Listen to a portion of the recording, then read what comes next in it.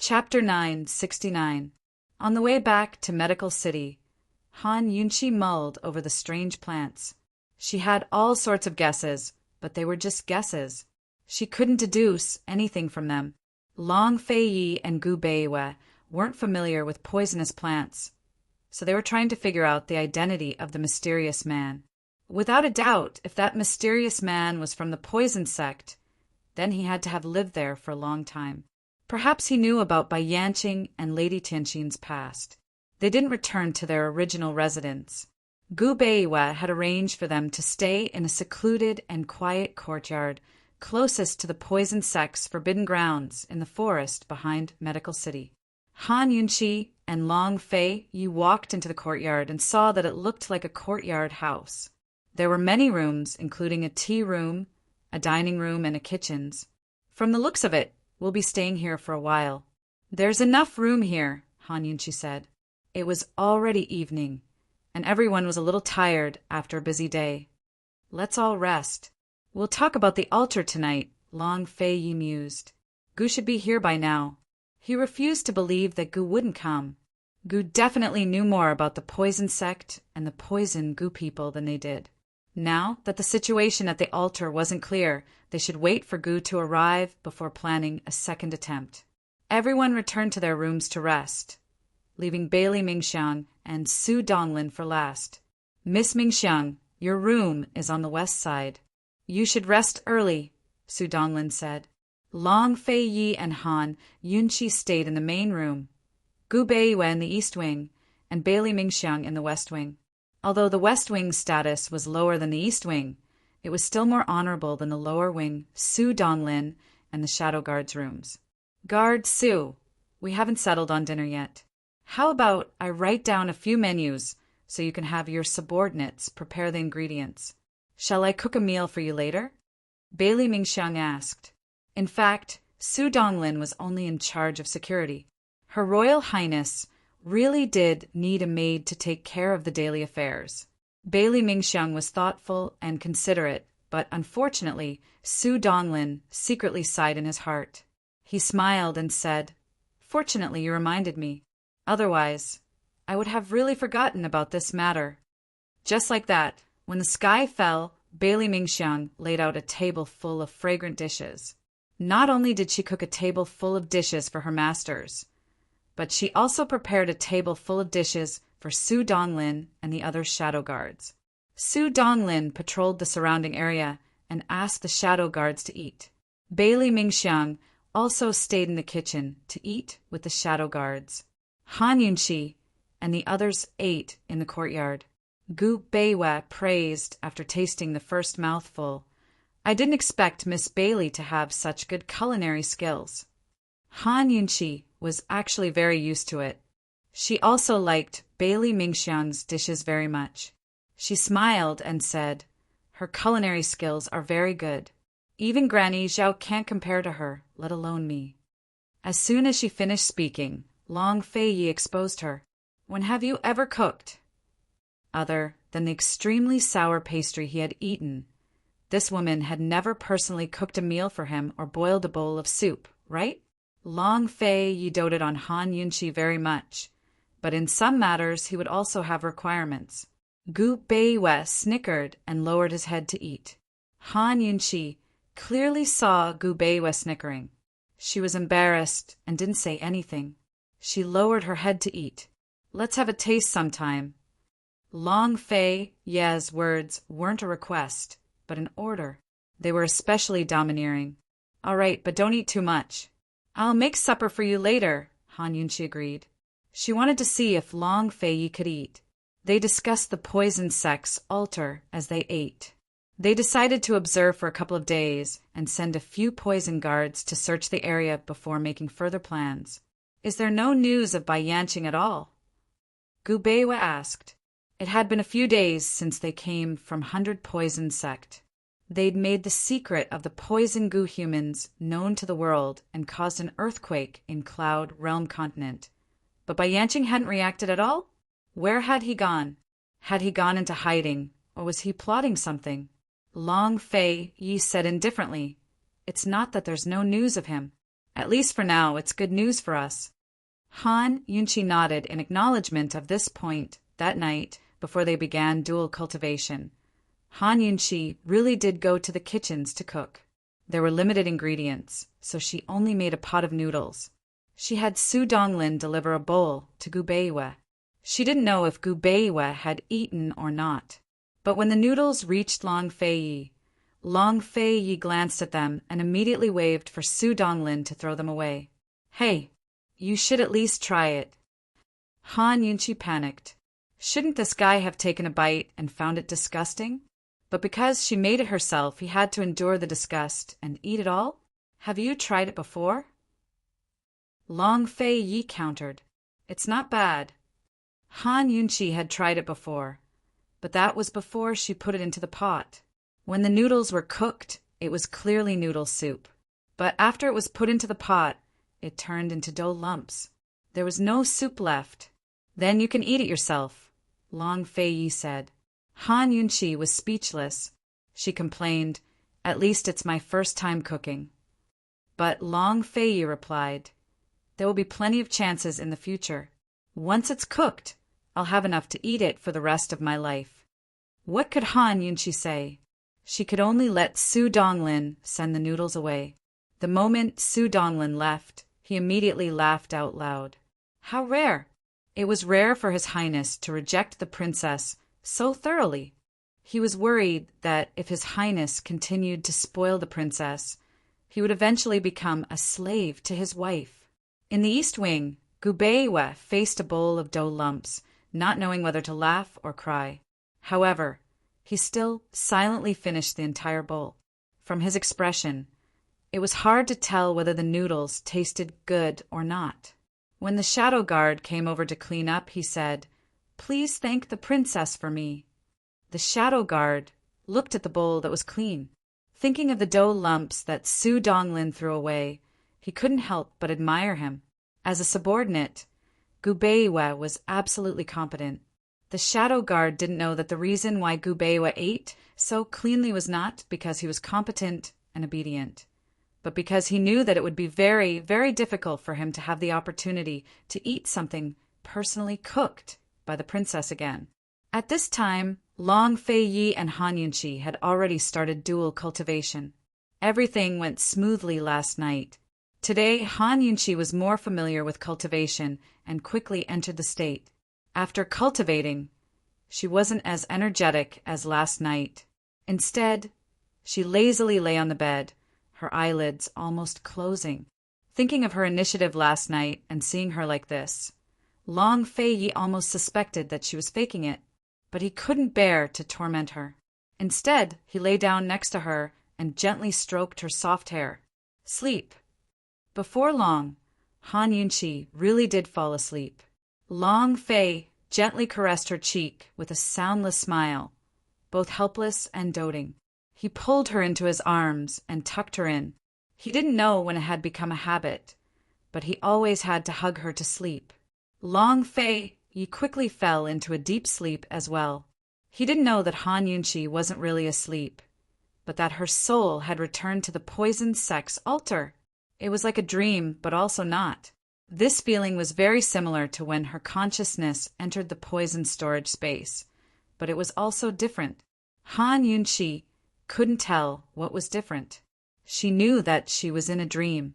She was clearly awake, but she couldn't wake up. At this moment, she was standing outside the ancient altar in the poisoned sex forbidden grounds, staring at the wordless steel from a distance. Last time when she returned from the altar, she also dreamed of the wordless monument and saw the words on the monument. Could it be that this time? Han Yunchi was overjoyed. She didn't care if she was dreaming or just letting her mind wander. She immediately ran over to the steel. When she got close, she saw that it was exactly the same as they'd seen during the day. The stone layer had been peeled off to reveal a steel made of Xian gold, but there were no words on it. Han Yunchi was disappointed. But at this time, the steel suddenly emitted a faint golden light. From top to bottom, words began to appear. Han Yunchi was overjoyed. She hurried to read and realized that the words were the same ones she'd seen last time. The words sped up. At first, they appeared word by word, but later, they appeared line by line, paragraph by paragraph. Han Yunqi skipped the first part and read 10 lines at a glance. She was so anxious that she couldn't help but hold her breath. In the end, she fell to her knees in front of the Xian gold stele. But when Han Yunqi finished reading, the words on the Xian gold stele didn't disappear. Han Yunqi was so nervous that her forehead was covered in sweat. She stood up and looked at the motionless words. She almost couldn't resist kicking the Xian gold door. These words were all about the secrets of the poison storage space. Part of it was about the poison storage space's cultivation, while the other part was about its rules.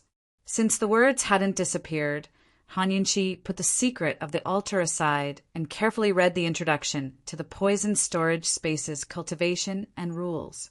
Han Yunqi had never been able to fully control the poison storage space before because she wasn't familiar with the rules. Now that she'd carefully read these words, she finally understood. Just as she'd guessed, every advancement in the poison storage space required an opportunity. This opportunity varied from person to person and wasn't fixed. In other words, she was now at the second level of the poison storage space. As long as she had enough foundation, she could advance once she encountered an opportunity. But if she didn't encounter an opportunity, no matter how hard she worked, it would be futile. After the third level of the poison storage space was cultivated to the maximum level, and once it reached the maximum level, she would be able to control the poison storage space's supreme power. But what kind of power this power was, the stele didn't say. Han Yunqi was very curious, but she didn't have the time to think about it. She continued to read carefully, because there was a mention of the poison beast's cultivation. Once the poison beast formed a contract, it wasn't just a contract with her, it was also a contract with her poison storage space. So, as long as she didn't forcefully interfere, the little thing could enter the poison storage space at will, and could sense everything outside the space. Once the master entered the second level of the poison storage space, the poison beast would be able to understand human language. In the first 2 levels, the master's cultivation would affect the poison beast's cultivation, and in the later levels, the poison beast's and the master's cultivation would affect each other, promoting each other. It was equivalent to cultivating the poison storage space's power together. With the poison beast's help, the speed of advancing to the third level would be faster. At the third level, the poison beast would be able to communicate with its master at any time through divine sense.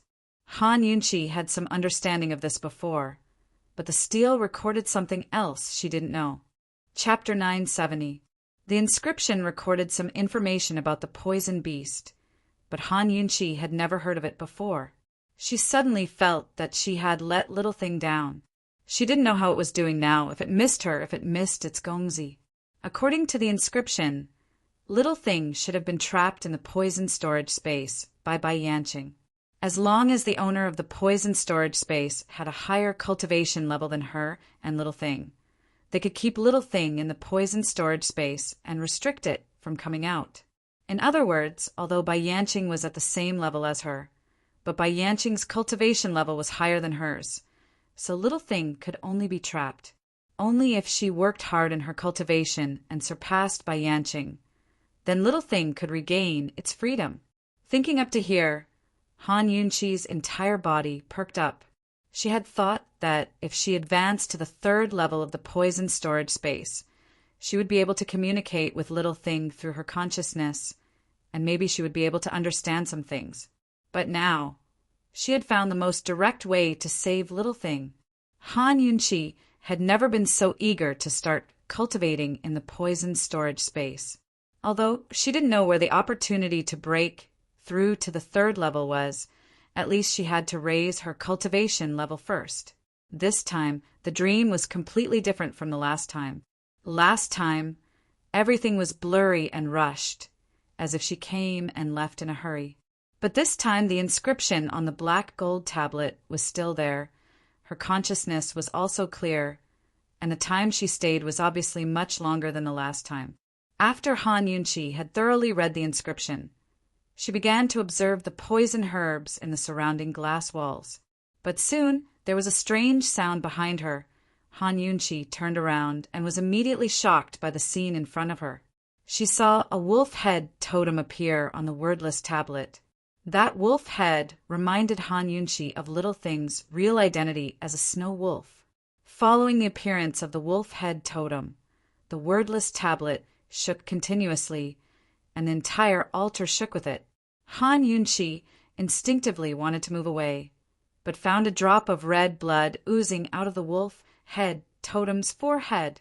In an instant, a crack appeared on the wordless steel.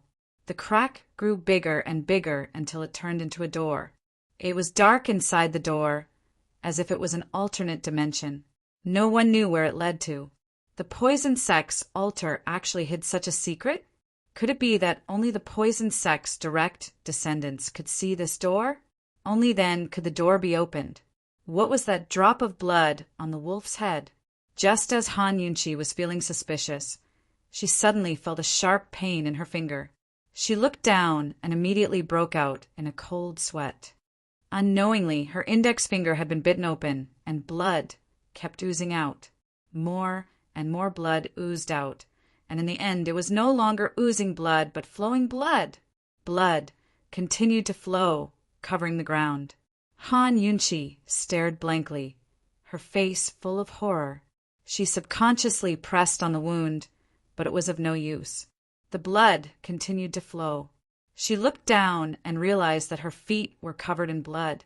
The grass around the altar was dyed red with blood. She raised her head and looked at the cracked door.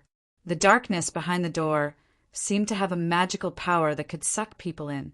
No. Frightened, Han Yunchi turned to flee.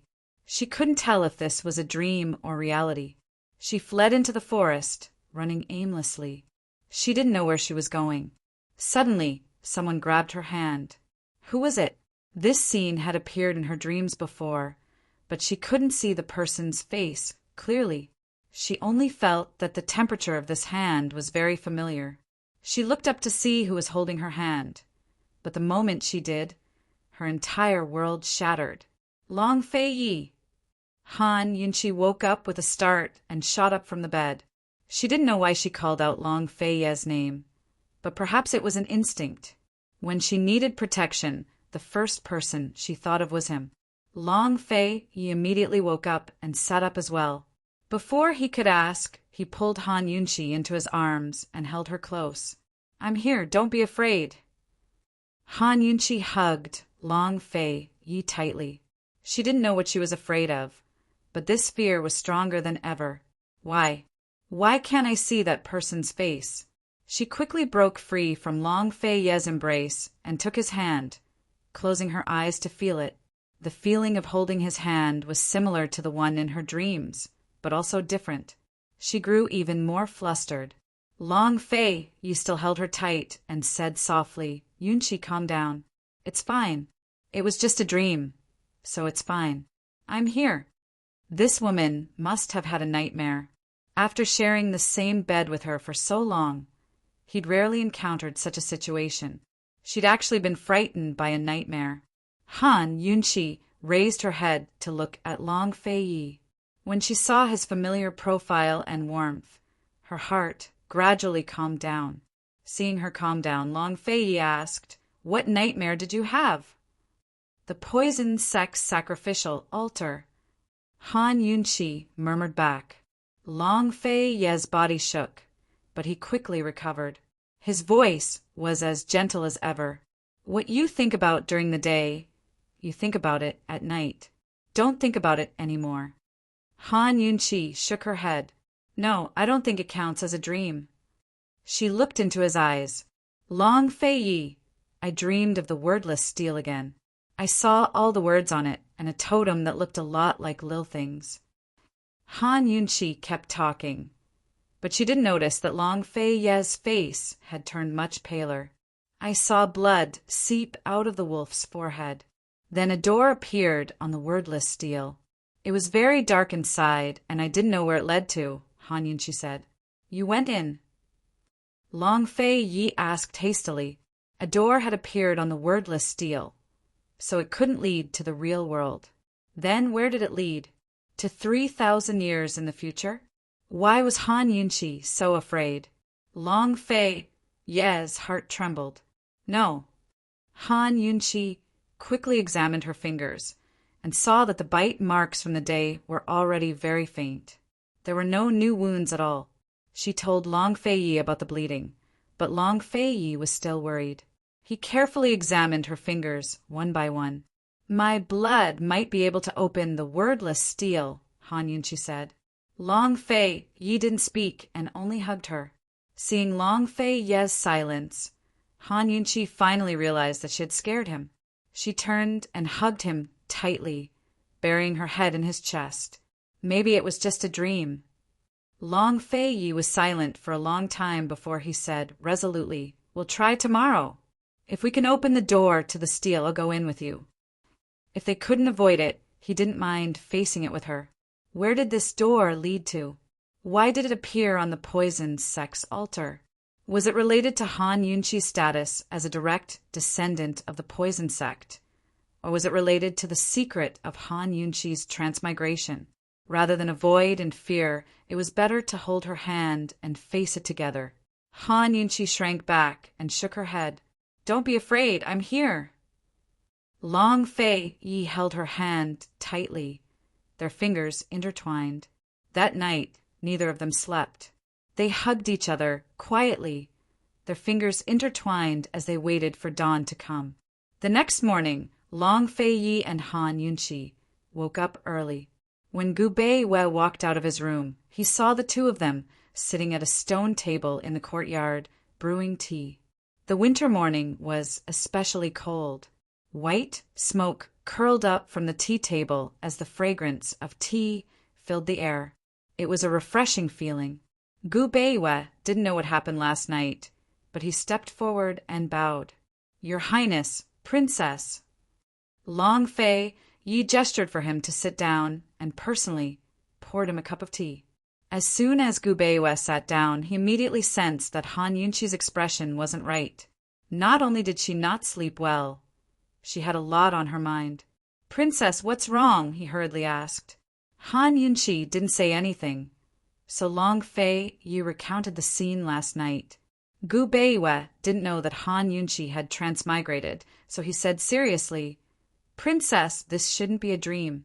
It's the poison sex inheritance, passing on the techniques of the poison storage space through their consciousness. Han Yunchi also didn't know if it was a dream or not. Otherwise, how could the contents of the wordless steel be real? However, she didn't understand why her nightmare of holding hands would appear in the poison sex inheritance. Could the door to the wordless steel lead to the poison sex secret grounds? Gu Beiwei asked. This was good news for him. Perhaps the secret of the poison Gu humans was hidden in the poison sex secret grounds. Perhaps the formula for the perplexing butterfly illusion was hidden there as well. Han Yunchi and Long Fei Yi naturally thought of this possibility. Get ready, we'll give it a try in a bit. Long Fei Yi had already made up his mind last night. Han Yunchi finally raised her head to look at him. Long Fei Yi's hand reached under the table and tightly grasped her hand. It was silent, but he gave her enough strength. Let's give it a try. If the door really opens, we'll go in together. Han Yunchi said seriously. Gu Beiwei could faintly sense that something was off with these few words. A complicated look flitted through his eyes. He wanted to ask, but after a moment's hesitation, he pretended that he had seen through everything and fell silent. He had always grasped the distance between him and Long Fei Yi, as well as the princess. There were some things that His Highness and the princess wouldn't talk about, so there was no need for him to ask. This was called doing one's duty. After breakfast, Han Yunchi and the others finished their preparations. Just as they were about to leave, they suddenly bumped into a person standing at the door. Gu! Han Yunchi exclaimed. She had forgotten how long it had been since she last saw this guy. Gu was dressed in red, luxurious and enchanting, and as elegant as ever. He just casually stood there, and the flowers that covered the mountains and plains were all overshadowed. He was laughing, laughing without a care in the world, laughing without restraint, laughing with incomparable joy. His long and narrow eyes narrowed into a line. "Poison girl, long time no see!" Before he could finish a sentence, Long Fei Yi seemed to know what he was going to say, and immediately interrupted him coldly. "What are you doing here?" It was clearly Long Fei Yi who threatened him to come, but he still had the cheek to ask him what he was doing here. Gu pretended not to hear Long Fei Ye's words and continued to speak to Han Yunqi. "Brother Qi misses you. Do you miss Brother Qi?" However, Han Yunqi's face was gloomy. She said angrily, "Gu, when will you remember what Ling said to you?" Tang Li had already complained to her and Long Fei Yi about the secret signal. Tang Li felt that the secret signal was purely a waste of time looking for people and missed the best opportunity to save them. Chapter 971. Long Fei Yi did not give any response to Tang Li's complaint. Han Yunqi was different. If she did not question Gu, she felt that Ling had been wronged. If this guy did not like Ling, why did he not be more straightforward and let Ling completely give up? Hurting her once was better than hurting her for a lifetime, right? Ling was still so young and unmarried. She would definitely meet someone who would cherish her in the future. Why did she have to fall into the hands of this evildoer Gu? Her infatuation was completely ruined. In fact, Gu had never seriously considered Mu Ling's feelings for him. He was used to being heartless, so he was not interested in thinking so much. He touched his nose and did not refute a word. He quietly took the scolding. If Long Fei Yi had questioned him, he would have 1,000 reasons to refute. However, Han Yunqi had questioned him. He would just treat it as her punching bag. Mu Ling was missing. This woman must be angry and sad. He changed the topic. Is Bai Yanqing really a poison Gu human? Long Fei Yi had threatened him and was still putting on an act. What else could he do? He could only cooperate. After all, they had something on him. Is there no news about the robbers? Han Yunqi had to clarify this matter first. Tang Li and Gu had used the Tang sect's secret weapon recipe and the medicine Ghost Valley as bait. The robbers should be tempted. No, either the two of them have fallen into the hands of another group of people, or Jingzi and Old Cheng have other uses for them. Gu finally said something serious. They should have other uses. At least their lives are not in danger for the time being. Now we can only wait for news, Gu Beiwei said seriously. Han Yunqi recalled Uncle Cheng's face and Deacon Jin's gloomy eyes. She thought viciously, these two had better not fall into my hands. Otherwise, I'll make them suffer a fate worse than death. He actually dared to kidnap Ningjing, a pregnant woman, and Mu Linger, an innocent person. This was simply unforgivable. You couldn't have come to the poison sect's forbidden grounds to find the secret of the poison Gu humans, right? Gu asked, could it be that you know something? Long Fei Yi asked, I know a lot about perplexing butterfly illusion, but as for poison Gu humans... Gu pretended to tremble. I'm scared too. Long Fei's disdain for him had reached its peak. He looked at him coldly with an expressionless face. Then you can scram. Gu walked to Han Yunqi's side and said with a smile, Poison lass, you've angered a poison Gu person, and you still dare to run around. If that bastard Bai Yanqing comes looking for you... As Gu spoke, he gave Long Fei Yi a disdainful glance before continuing. If that bastard Bai Yanqing comes looking for you, who'll be able to save you? Han Yunqi wasn't in the mood to joke with him. She said, seriously, we're going to the poison sect's altar right now and see if we can open the door to the wordless steel. Are you coming? The door to the wordless steel? Gu grew suspicious. He really didn't know such a thing existed. Are you going or not? Han Yunqi urged. With Gu around, they'd be safer. For one thing, Gu was familiar with the poison sect's forbidden grounds. For another, Gu's poison skills were stronger than any of her poison guards or mercenaries. If you're going, Chi Brother will naturally go as well. If anything happens, Chi Brother will protect you. Gu smiled. He looked like he was joking, but everything he said was true. Perhaps Long Fei Yi was the only one who understood him. He'd already decided to follow Poison Lass from now on in case Bai Yanqing came looking for revenge. Although he couldn't kill Bai Yanqing as a fellow immortal, he could at least keep him in check. Long Fei Ye's eyes were so dark that even Han Yunqi didn't dare to meet his gaze. She didn't waste any more words and said hastily, "It's getting late. Let's go. Everyone be careful." So speaking, she took Long Fei Ye's hand and led the way. Gu Beiwei and Bailey Mingxiang followed behind. Gu stood there for a while before catching up. Unlike Gu Beiwei and Bailey Mingxiang, Gu liked Han Yunqi very freely. He even dared to say it in front of Long Fei Yi. He snorted disdainfully at the sight of them holding hands, but he didn't interfere. As he walked at the very back, there was some distance between him and Han Yunqi's group. As he walked, he casually plucked a stalk of grass and held it in his mouth. His long, narrow eyes were deep, and it was impossible to tell what he was thinking. However, Gu Beiwei didn't get far before he stopped and waited for him to catch up. Gu didn't say a word as he walked shoulder to shoulder with Gu Beiwei. He knew that Gu Beiwei would definitely tell him about the door to the wordless steel. As expected, Gu Beiwei did. Not only did he tell Gu about what happened at the altar yesterday and the mysterious man they met, he also told Gu about what Long Fei had told him this morning. Gu Beiwei trusted Gu completely. As for Long Fei Yi, Gu Beiwei thought that the Long Fei Yi hadn't really told Gu to scram because he wanted Gu to know the situation and travel with them. Gu's eyes grew complicated after he heard everything. He said, "I've never seen any mysterious people appear in the poison sect's forbidden grounds, but I don't often go to the altar." He thought for a while, then said, "The people who appear at the altar are most likely from the poison sect.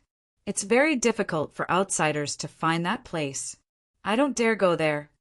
I hope it's not Bai Yanqing.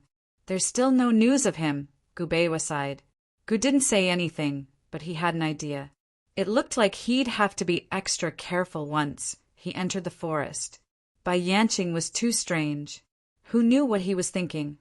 As the group walked, Long Fei Yi said to Han Yunqi, "I'll go ask Gu about Golden Wing Hall." Helpless, Han Yunqi was curious as well. She stopped and turned back to Gu, shouting, "Gu, come here for a second. I have something to ask you." Gu was delighted and ran over. He was about to show off to Long Fei Yi when Long Fei Yi spoke first. "When did Golden Wing Hall fall into your hands?" Gu finally realized that they were looking for him because of this, so he recounted how he'd gotten his hands on Golden Wing Hall from beginning to end. Han Yunqi listened attentively, but Long Fei Yi wasn't interested at all and didn't listen at all. If it wasn't for Golden Wing Hall, we wouldn't have been able to keep Myriad Merchant Hall in check. Han Yunqi spoke the truth. Gu smiled. "If you like it, I'll give it to you." Han Yunqi rolled her eyes at him, not knowing what to say.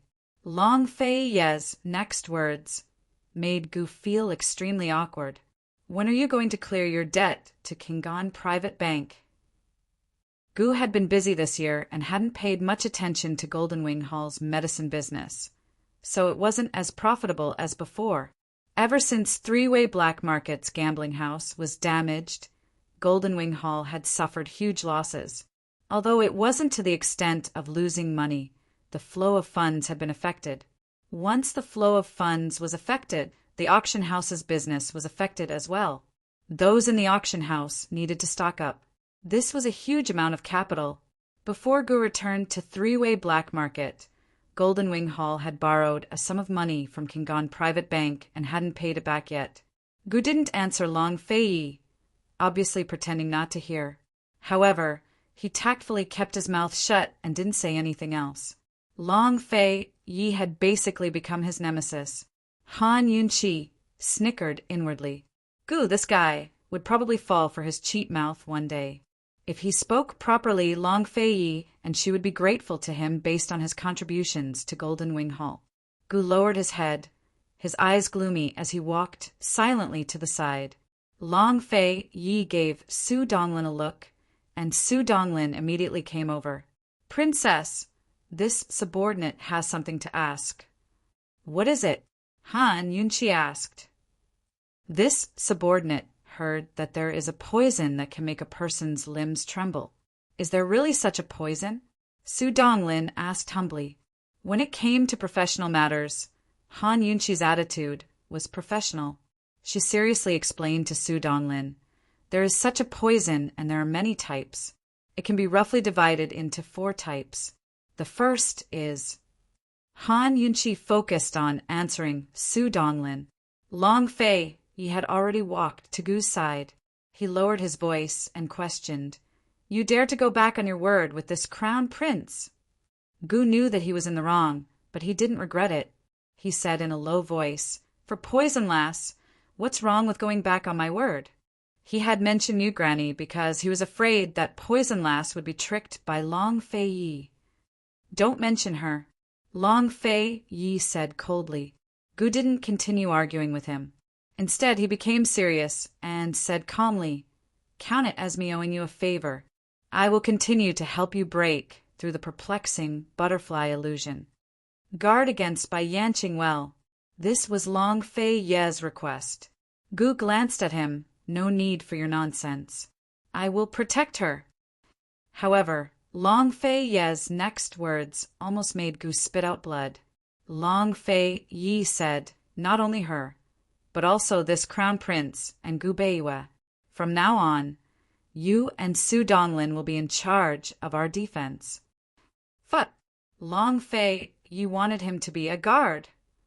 Gu stopped in his tracks. He finally realized that he had been tricked by Long Fei Yi. How was Long Fei Yi keeping his word?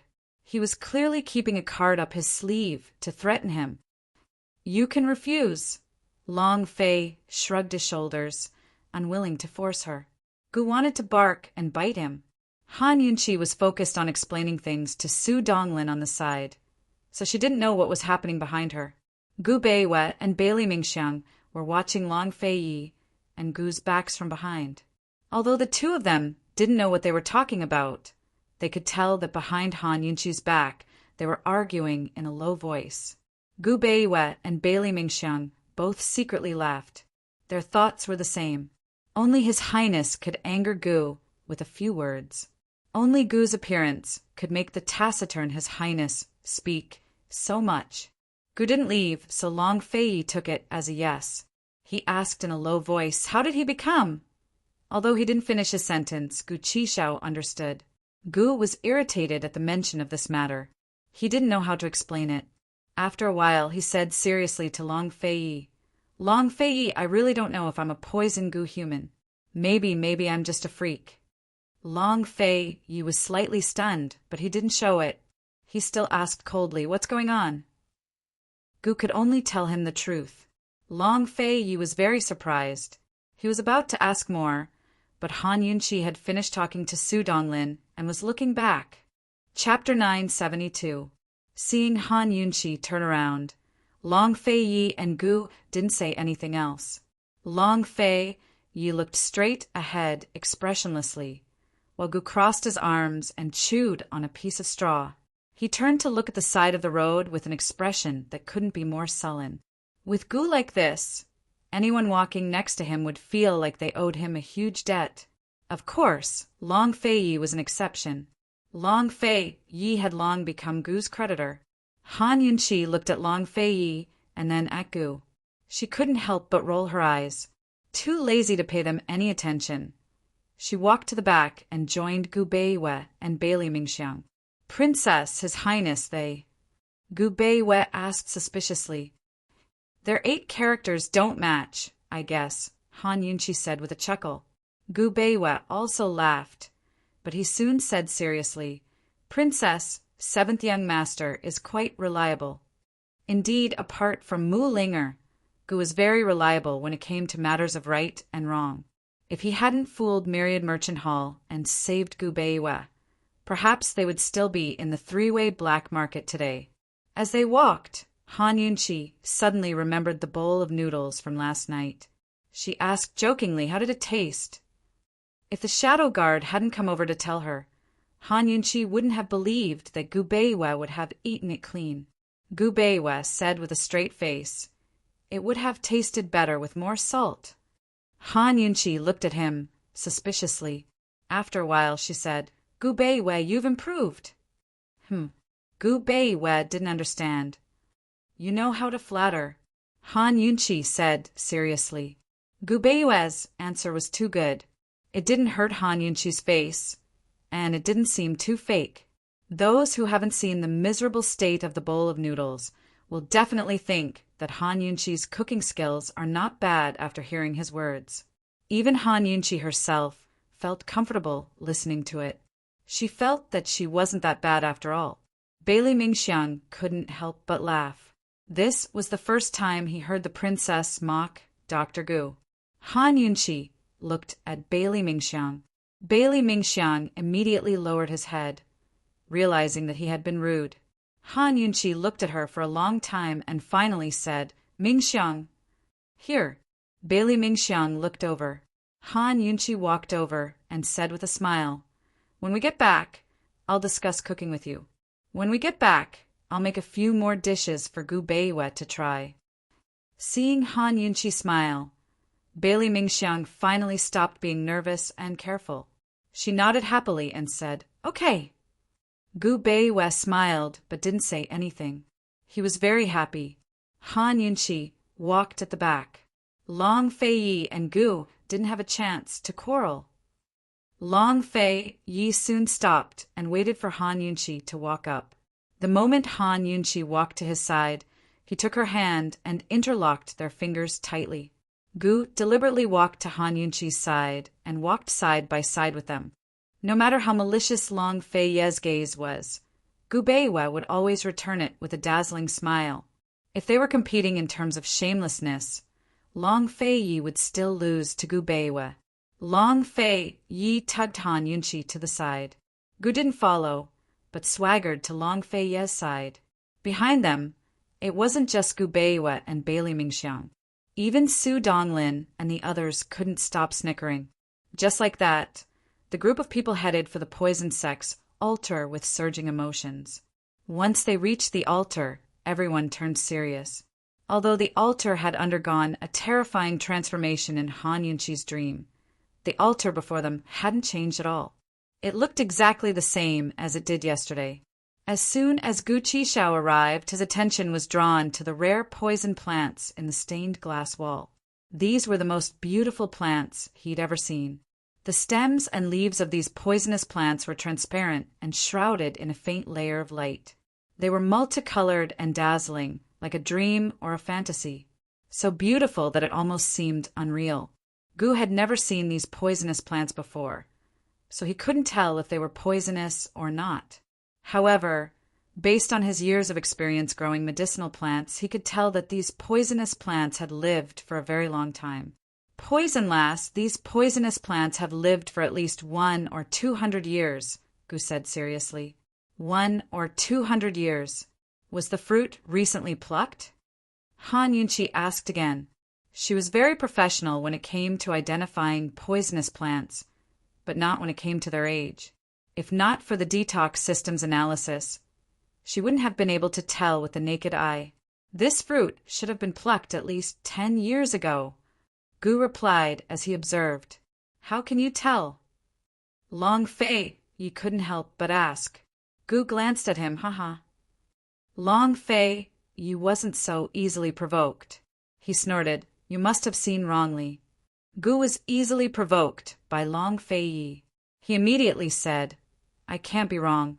The thickness of the roots, the size and color of the leaves, and the gears on the edges of the leaves. Different plants have different ways of identifying them, so I can only give a vague estimate. I can't be precise. Also, Gu wanted to continue explaining, but Long Fei Yi raised his hand and stopped him. All right, I understand. Gu was stunned. He then realized that he had fallen into Long Fei Ye's trap. His beautiful face immediately darkened, and the people around them almost laughed. Fortunately, they managed to hold it in. Long Fei Yi didn't expect Gu to figure out something that even Han Yunqi couldn't figure out. He asked seriously, "Where is the wolf head totem?" Han Yunqi walked to the front of the wordless monument and closed her eyes. She tried to find the location of the wolf head totem in her dream. Most of the time, she couldn't remember a dream. However, Han Yunqi remembered last night's dream very clearly. She closed her eyes and everything was vivid in her mind. She quickly found the location of the wolf totem on the wordless monument. Here, the blood on the forehead is at this location. She pressed her thumb on the wordless monument. Long Fei Yi and the others looked at the empty black gold monument in disbelief. If it wasn't for Han Yunqi's dream, who would be able to find the mystery behind this empty black gold monument? Han Yunqi looked at Long Fei Yi and the others. She asked, "Shall I start?" Everyone immediately looked at Long Fei Yi, including Gu. Long Fei Yi held Han Yunqi's other hand and nodded decisively. Han Yunqi was determined. She broke her finger and squeezed out a drop of blood. She was about to press down on the wordless monument when Long Fei Yi suddenly held her hand and pressed it down with her. Very quickly, they let go of each other. Unlike yesterday, this time, Han Yunqi's blood stayed on the wordless monument for a while before it was absorbed. Once the blood disappeared on the wordless monument, it started to tremble. Following that, the entire altar started to shake. The shaking became more and more intense, as if there was a huge earthquake. Long Fei Yi protected Han Yunqi and retreated. The others also retreated. However, their eyes were fixed on the wordless monument, afraid that they would miss something. As expected, before long, the scene from Han Yunqi's dream appeared. The wordless monument suddenly split open in the middle. At first, it was just a long and narrow crack, but the crack quickly widened as if pulled by some invisible force. Gradually, it turned into a door. Rather than calling it a door, it would be better to call it a cave that led to an unknown world. The cave was so dark that no light could be seen. No one knew where they'd end up after this cave. Good heavens, this is the poison sect's biggest secret. Gu walked very close. Everyone was on guard, but he was the only one who didn't sense any danger. He quickly reached the entrance of the cave and turned back to look at Long Fei Yi and Han Yunqi. "Are we really going in?" Long Fei Yi nodded. "Then what are you waiting for? I'll lead the way," Gu said as he pulled out a small, luminous pearl from his sleeve. The luminous pearl gradually grew brighter in the darkness, quickly illuminating their surroundings. "Let's walk in front." "Gu, be careful," Han Yunqi said seriously. "I'll lead the way, it's fine," Gu said as he prepared to step into the cave. Unfortunately, he couldn't get his foot in. It was as if he'd kicked something, for there was even a bang. "You kicked the Xian gold monument?" Han Yunqi asked suspiciously. "Seems like it. Is it really that incredible?" Gu refused to believe it and kicked at the cave. The kick almost sent him tumbling backwards. He staggered back a few steps before steadying himself. "It really is the Xian gold door." "Poison lass, this isn't an illusion, is it?" Gu asked in shock. "Princess, you should go and try," Gubeiwa said. His words reminded everyone. Han Yunqi was the one who'd opened the door, so perhaps she was the only one who could enter. A complicated look flashed past Long Fei Yi's eyes. He went forward and tried it himself. The result was the same as Gu's. Han Yunqi went forward and was about to try when Long Fei Yi grabbed her hand. Under the gazes of the crowd, Han Yunqi carefully took a step forward. This step actually made it inside. Moreover, the moment Han Yunqi stepped in, the cave exploded with a strong light. Following that was an invisible but strong suction force. It was as if it wanted to suck Han Yunqi in. Long Fei Yi was already on guard. Otherwise, Han Yunqi would have been dragged in by that force. However, Long Fei Ye's strength was soon unable to contend against the power of the cave. In the end, he gave up resisting and reached over with his other hand to hold Han Yunqi tight. As soon as Long Fei Yi gave up resisting, he and Han Yunqi were instantly sucked in. Catch them! Gu suddenly shouted and rushed over to grab Long Fei Ye's leg. Gu Beiwei immediately grabbed Gu's hand and flew into the cave with them. Bailey Mingxiang, Su Donglin, and the others were stunned. Then they heard Gu Beiwei shout, "Su Donglin, Miss Mingxiang, come here!" Su Donglin was waiting for this. He grabbed Bailey Mingxiang and pulled Gu Beiwei's sleeve just as Gu Beiwei was about to enter the cave. After everyone had entered, the black hole gradually shrunk and disappeared in a short while. The Xian gold door returned to its original appearance, as if nothing had happened. The surrounding shadow guard and poison guards looked at each other in disbelief. They could only stand guard and wait for Han Yunqi and the rest to return. Han Yunqi and the rest. Where did they go? Chapter 973. Falling in the darkness was like falling into a bottomless abyss, and it would never stop.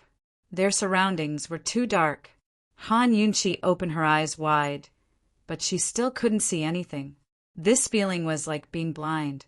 Only by hugging Long Fei Yi tightly did the uneasiness in her heart fade away. No matter where they were in life or in death, at least he would be by her side. At least he had never let go of her hand.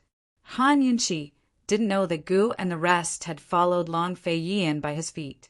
She also didn't know that there was no one under Long Fei Ye's feet. Gu and the rest were long gone. The wind whistled past their ears, causing their hair and robes to flutter in the wind. Han Yunqi wanted to talk to Long Fei, but as soon as she opened her mouth, her voice was drowned out by the wind. In the end, she gave up. She leaned into Long Fei Ye's embrace, thinking that since they were already here, she might as well take things as they came. She didn't want to think about anything else, and just quietly hugged him. However, she didn't know why, but she kept feeling that something was wrong, but she couldn't tell what was wrong. This feeling was wrong.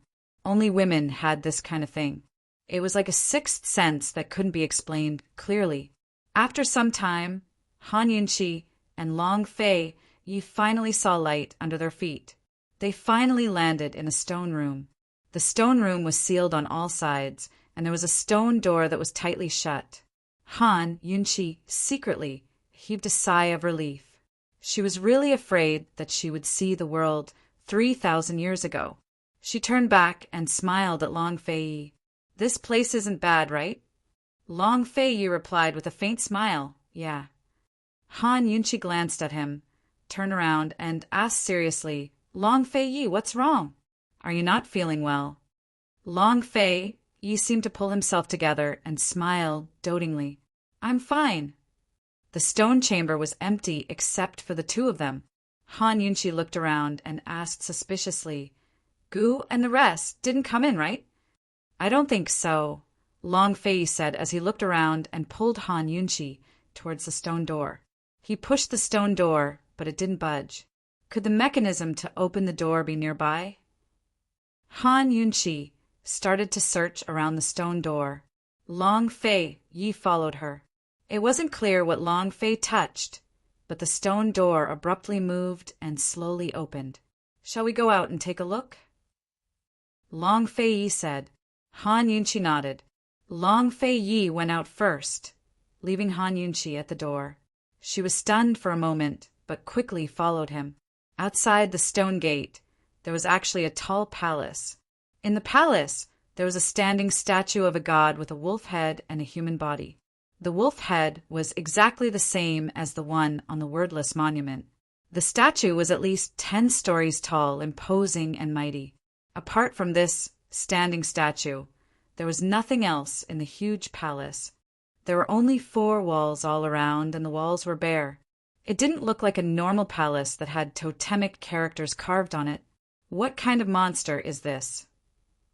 Han Yunqi opened her mouth, and her voice echoed from all directions. She couldn't help but feel her hair stand on end. She thought to herself that if the little thing became like this, she wouldn't be able to take it. There's no door here, Long Fei said. Han Yunqi's attention shifted away from the statue, and she also noticed this problem. Let's see if there's a mechanism, Han Yunqi said. She had an indescribable feeling that everything was very strange and unreal. They looked around, but didn't find any mechanism. Long Fei raised his head to look at the statue and said seriously, "Could it be the statue?" Han Yunqi looked at the statue and didn't move for a long time. Long Fei suddenly flew up to the statue and landed on the statue's shoulder. He started to search the statue. Han Yunqi raised her head to look at him, and a complicated look flashed past her eyes. With her current light body technique, she could fly up, but she didn't move. She just looked. Long Fei looked at her. "Are you coming up?" Han Yunqi wanted to answer, but who knew that the statue suddenly broke into pieces. Long Fei immediately flew up into the sky, and Han Yunqi hurriedly retreated. Who knew that the broken statue suddenly turned into a ball of blazing fire and shot up into the sky. It turned into a fire dragon and attacked Long Fei. Long Fei didn't seem to expect this and couldn't dodge in time. He was hit by the fire dragon. As soon as the fire dragon hit Long Fei, it immediately set his body on fire. Soon enough, Long Fei's entire body fell to the ground. The raging flames surrounded him and burned his body. He knelt on one knee and reached out a hand to Han Yunqi. Save me. Yunqi, save me. Han Yunqi stared blankly, but didn't move. How was she supposed to save Long Fei? There was nothing in this sealed stone room. Even if she wanted to, she didn't have the strength. Moreover, even if she had the strength, she might not save him. She simply watched as Long Fei was burned by the flames, completely unmoved. "Yunqi, come here. Yunqi, Han Yunqi, save me. Yunqi, come here. I can't take it anymore.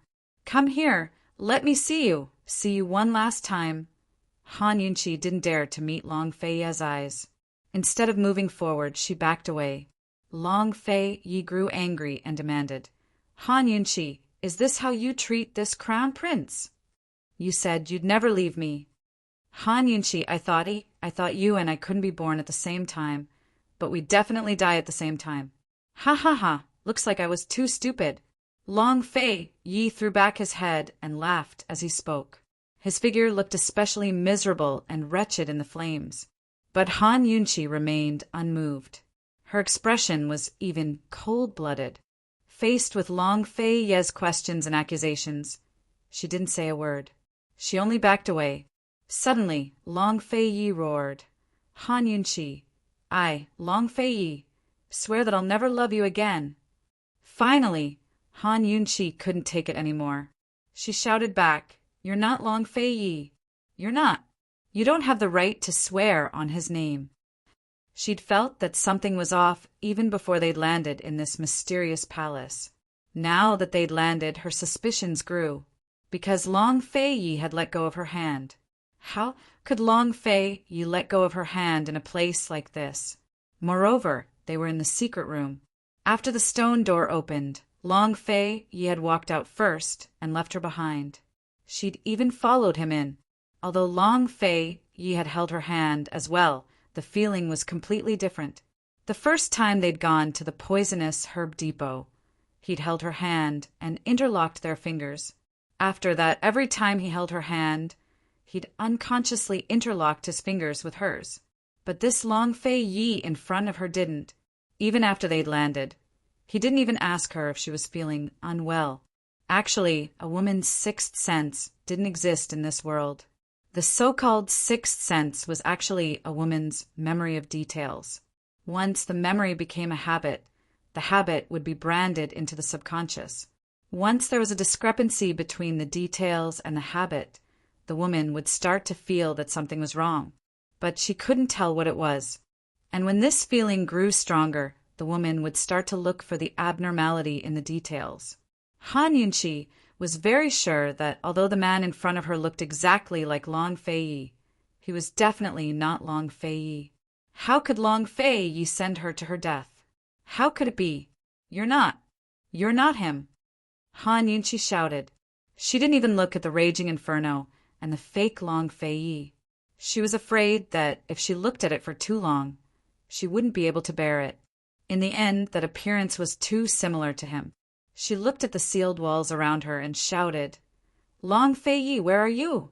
Long Fei Yi, how can you let go of my hand? Where are you? As soon as she said this, a miraculous thing happened. The raging inferno behind Han Yunqi, including the fake Long Fei Yi, suddenly disappeared. Unable to feel the temperature, Han Yunqi turned her head abruptly and found that a stone door had appeared on the wall where the statue was originally standing. The palace also disappeared, and the surroundings looked like an ordinary stone room. An illusion? Han Yunqi muttered to herself. Other than an illusion, what else would suddenly disappear? She should have entered an illusion, which was why she saw an illusion. Then what about Long Fei Yi? Where was Long Fei Yi at this moment? Would Long Fei Yi also experience such an illusion? Would Long Fei Yi recognize that all of this was fake? Han Yunqi couldn't care so much. She shook her head to keep herself awake. If she was really in an illusion, then it was most important to stay awake, because it was both real and fake. She didn't know what would happen or who she would meet. It was more appropriate for her to quickly find someone. She quickly touched the mechanism beside the stone door. However, when the stone door slowly turned and opened, she was stunned. She saw Long Fei Yi standing outside the door. Han Yunqi was stunned. She didn't move or make a sound for a long time. She couldn't be sure if this Long Fei Yi was real or fake. The Long Fei Yi in the illusion just now was clearly trying to kill her. That was an illusion that could take a person's life. It was an illusion that made use of emotions to kill people. And Long Fei Yi, outside the door, also seemed to be a little surprised. He didn't move and didn't make a sound. The two of them just stood like this, one inside the door and one outside the door. They looked at each other and stood for a long time. Han Yunqi hesitated for a long time, just as she was about to test him, who knew that Long Fei Yi would suddenly walk over. Han Yunqi subconsciously retreated. Long Fei Yi forced himself to stop in front of her. The two of them were so close that they were almost touching each other. Han Yunqi still wanted to retreat, but Long Fei Yi suddenly reached out his hand and rubbed her bangs. Han Yunqi was shocked. She looked at him in disbelief. Her heart suddenly jumped wildly. Could it be that this person in front of her was really Long Fei Yi? She hurriedly took his hand and interlocked her fingers with his. And the moment she grasped Long Fei Yi's hand, Long Fei Yi immediately tightened his grip and pulled her into his embrace without a word. This domineering aura was so familiar. This embrace was so familiar. Han Yunqi couldn't help but hug him tightly. Long Fei Yi, it's you. It's really you. Long Fei Yi hugged her for a long time. He let out a long breath before saying, Han Yunqi, I'm scared. He had just encountered an illusion. In the illusion, Han Yunqi was swallowed by a fire transformed from a wolf-headed idol. She was crying and begging him in the raging fire, asking him to save her. But he couldn't do it. The moment he checked in her hand, he felt that something was wrong. Now this woman was the real Han Yunqi. After he saw through the illusion, he searched for her like a madman. He barged through countless stone chambers and finally arrived here. Chapter 974. Long Fei Yi and Han Yunqi hugged each other tightly. It would be a lie to say that they weren't afraid when they saw each other's illusion being burned by the fire. Han Yunqi told Long Fei Yi about her experience, and Long Fei Yi also told Han Yunqi about his experience. The illusion they encountered was actually the same. It had to be said that this illusion was very cruel. In this world, there was nothing more cruel than watching the person you loved being burned alive. Is this illusion testing us? Han Yunqi asked suspiciously. Testing what? Long Fei Yi was also pondering. This illusion was indeed like a test. He didn't know if he would die or receive other punishments if he really jumped into the fire to save the fake Han Yunchi. I don't understand. Han Yunchi didn't want to recall this cruel thing. She asked seriously, what about Gu and the rest? Did they follow us in? The fake Long Fei Yi told her that Gu and the rest didn't come in. She didn't know whether it was true or not, so it was better to confirm it. Others don't know. Gu Qishao should have. He grabbed my leg. Then I don't know how he disappeared. Long Fei Yi said. Their fall had been so strong that their hair and robes fluttered in the wind. He couldn't remember when Gu Qishao had let go of his leg, either. Strange.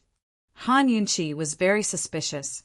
Long Fei Yi, when did you let go of me? Long Fei Yi immediately shook his head. Absolutely not. He could ignore Gu, but he must have protected Han Yunchi well. He had been holding her hand tightly all this time. Strange, I didn't let go of you either. Han Yunchi was more and more confused. At this time, they didn't have time to think about this problem. It was good that both of them were safe. They had to figure out where they were, and where Gu was. Also, how are they supposed to leave this godforsaken place? Hurry up and find Gu. Han Yunchi said seriously. There was only one secret room behind her, and there was nothing else to look for. Thus, Long Fei, you brought her back the way they came. They passed through several stone rooms and finally arrived at a palace. There were stone doors on all four sides of the palace. Long Fei Yi took the east gate. Take a look at the west gate, Han Yunchi said. The fastest way was to split up and search. But she didn't dare to let go of Long Fei Ye's hand. Long Fei, you wouldn't let go of her hand either. Just as the two of them were about to open the western stone door, the southern and northern stone doors opened at the same time. Gu Beiwe walked out from the southern stone door, while Su Donglin and Bailey Mingxiang walked out from the western stone door. This, Han Yunchi and Long Fei Yi simultaneously became alert. Gu Beiwe and the other two also came in. Were the three people in front of them real or fake? When Gu Beiwe and the other two saw Han Yunchi and Long Fei Yi, they were overjoyed. Princess, your highness, are you all right? Gu Beiwe strode over. Bailey Mingxiang and Su Donglin also hurried over. Bailey Mingxiang didn't say anything, but the joy in his eyes couldn't be concealed. Su Donglin was extremely excited. Your Highness, Princess, we finally found you. Long Fei Yi and Han Yunchi didn't say anything. Gu Beiwe and the other two quickly realized that something was wrong. The three of them looked at each other in confusion. Princess, your Highness, are you all right? Gu Beiwe asked tentatively.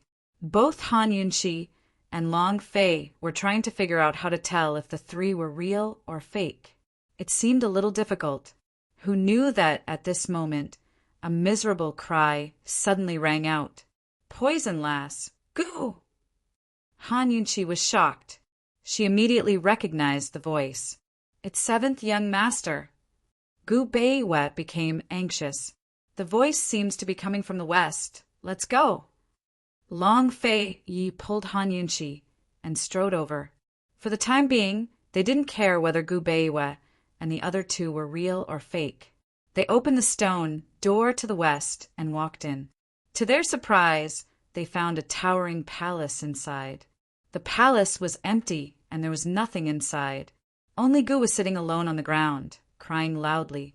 His hand seemed to be hugging something, and his actions were as strange as they could be. Seeing this, everyone felt their hair stand on end. Long Fei Yi and Han Yunchi glanced at each other. They couldn't tell if this was an illusion or reality. Gu seems to be hugging someone, Su Donglin muttered. Indeed, Gu Qishao's actions made it seem like he was holding someone in his arms. Was he possessed? No one dared to make a sound. Just as they were about to walk closer to take a look, Gu suddenly cried even louder. Poison lass, wake up, will you? I'm begging you. Poison lass, no matter what you've done to me, I've never blamed or resented you, but if you don't wake up this time, Chi brother will never forgive you for the rest of his life. for the rest of his life. Gu's tears really kept falling. He cried heartbreakingly, hoarsely, and soundlessly. When everyone heard this, they were all stunned. Han Yunchi was at a loss. What's wrong with this guy? He's crying over me like I've done all sorts of wrong things to him. It's like I've died. Soon enough, everyone slowly turned to look at Long Fei Yi. Long Fei Ye's face was so cold that it could freeze all of Cloud Realm Continent, especially when Gu shouted, "Poison lass, don't die, will you?" Long Fei Ye's last shred of reason crumbled as he roared, "Gu!" His roar echoed throughout the palace, echoing for a long time without stopping. Gu Qishao, who had been crying his heart out, suddenly gave a start before his cries stopped abruptly. He looked at his hands and seemed frightened as he shot to his feet and backed away a few steps. He stared blankly at the floor, his face filled with fear. "Gu, what are you doing?" "Long Fei," Yi roared again. Gu finally looked back, only to see Han Yunchi standing perfectly fine by Long Fei Ye's side. He rushed over and pulled Han Yunchi into a tight embrace. His speed was godlike. Even Long Fei Yi couldn't stop him in time. "Poison lass, you!" Gu hugged her so tightly that he couldn't speak. "Let go! Let go!" Han Yunchi struggled, not because she was afraid of Long Fei Ye's anger, but because if Gu didn't let go, she'd suffocate to death. Very soon, Long Fei Yi grabbed Gu's hands and yanked them away without a word. This force didn't break Gu's bones, so it could only be said that Gu was lucky. Gu seemed to have completely regained his senses as he looked at Long Fei Yi in a daze. Long Fei Yi didn't care what had happened to him as he shook violently and sent him flying. Gu crashed heavily against the stone wall and bounced back before he hit the ground and fell flat on his face. Han Yunchi took deep breaths, not knowing why Gu was crying for her, but she had almost been strangled to death. Gu Qishao raised his head, 2 streams of breath trickling down his nose to mix with the tears on his face. His devastatingly beautiful face was now a blur. But when he saw Han Yunchi standing there perfectly fine, he suddenly smiled. The smile that bloomed amidst the blood and tears was so pure and bright. He even forgot to quarrel with Long Fei Yi and muttered to himself, "Poison lass, it's so good to see you." Long Fei Yi was about to speak when Gu Beiwe beat him to it. "Seventh young master, what happened to you just now?" Gu glanced at the original spot and hurriedly stood up, wiping his face with his large hands to sober himself up. He recounted what had just happened. He had pulled Gu Beiwe in, but for some reason, he had suddenly fallen here alone. There was a tall statue of a god with a wolf head and a human body. Poison Lass was kneeling in front of it in worship. He had even chatted with Poison Lass about something, but later on, the statue suddenly turned into a fire dragon and swallowed Poison Lass whole. He threw himself into the sea of flames to save her, but the moment he jumped into the raging flames, the flames were immediately extinguished, but Poison Lass had also stopped breathing. He had been hugging Poison Lass and crying for a long time. And just now, when Long Fei Yi had shouted at him, Poison Lass had immediately disappeared from his embrace. Only then did he realize that everything was fake. As Gu Qishao spoke, he kept his eyes on Han Yunchi, afraid that she'd suddenly disappear. He was afraid that everything before him was nothing more than a beautiful dream he'd had because of his grief, so he could comfort himself. After hearing this, Han Yunchi and Long Fei Yi looked at each other at the same time, feeling a lingering fear. So this was the consequence of jumping into the fire to save her. If they hadn't found this place, would Gu have always thought that Han Yunchi was dead? Han Yunchi couldn't imagine what would have happened if she had mistakenly thought that Long Fei Yi was dead. Perhaps she would have been 100 times more heartbroken than Gu. Perhaps she wouldn't have lived. Long Fei Yi wasn't as angry as before. He looked at Gu with a particularly deep gaze. Everyone needed time to digest what Gu had said. Although Han Yunchi and Long Fei had experienced it firsthand, they couldn't help but reflect on Gu Qishao's bitter tears and his true feelings. What exactly was this illusion testing? Why was Gu immersed in the illusion and unable to wake up when he had thrown himself into the sea of flames to save her? And the two of them had hardened their hearts to not save her and had instead succeeded in shattering the illusion? Gu Beiwe broke the silence. Seventh young master, it was an illusion just now, wasn't it? Upon hearing this, Han Yunqi and Long Fei Yi heaved a sigh of relief. It seemed that this Gu was real and what they had seen wasn't an illusion. Why was Gu the only one who encountered it? Su Donglin couldn't help but ask, "You didn't encounter it either?" Han Yunqi asked hurriedly. Su Donglin and Bailey Mingxiang shook their heads. Han Yunqi was even more certain about this. It seemed that the Su Donglin and Bailey Mingxiang in front of her were also real. Gu asked suspiciously, "Why, Poison Girl, you encountered it too? What kind of illusions did you encounter?" Since everyone was here, there was nothing to hide. Long Fei Yi immediately told them about the illusion that she and Han Yunqi had encountered. However, after they finished speaking, everyone fell silent and the atmosphere suddenly became awkward. What's wrong? Chapter 975. The atmosphere grew awkward, for no other reason than the fact that Han Yunqi and her husband had encountered the same illusion as Gu Qishao. This illusion was like a test of love, whether to choose a lover or to live an ignoble life. Long Fei Yi and Han Yunqi were actually so cold-blooded and indifferent as they watched the person in their heart being burned by fire.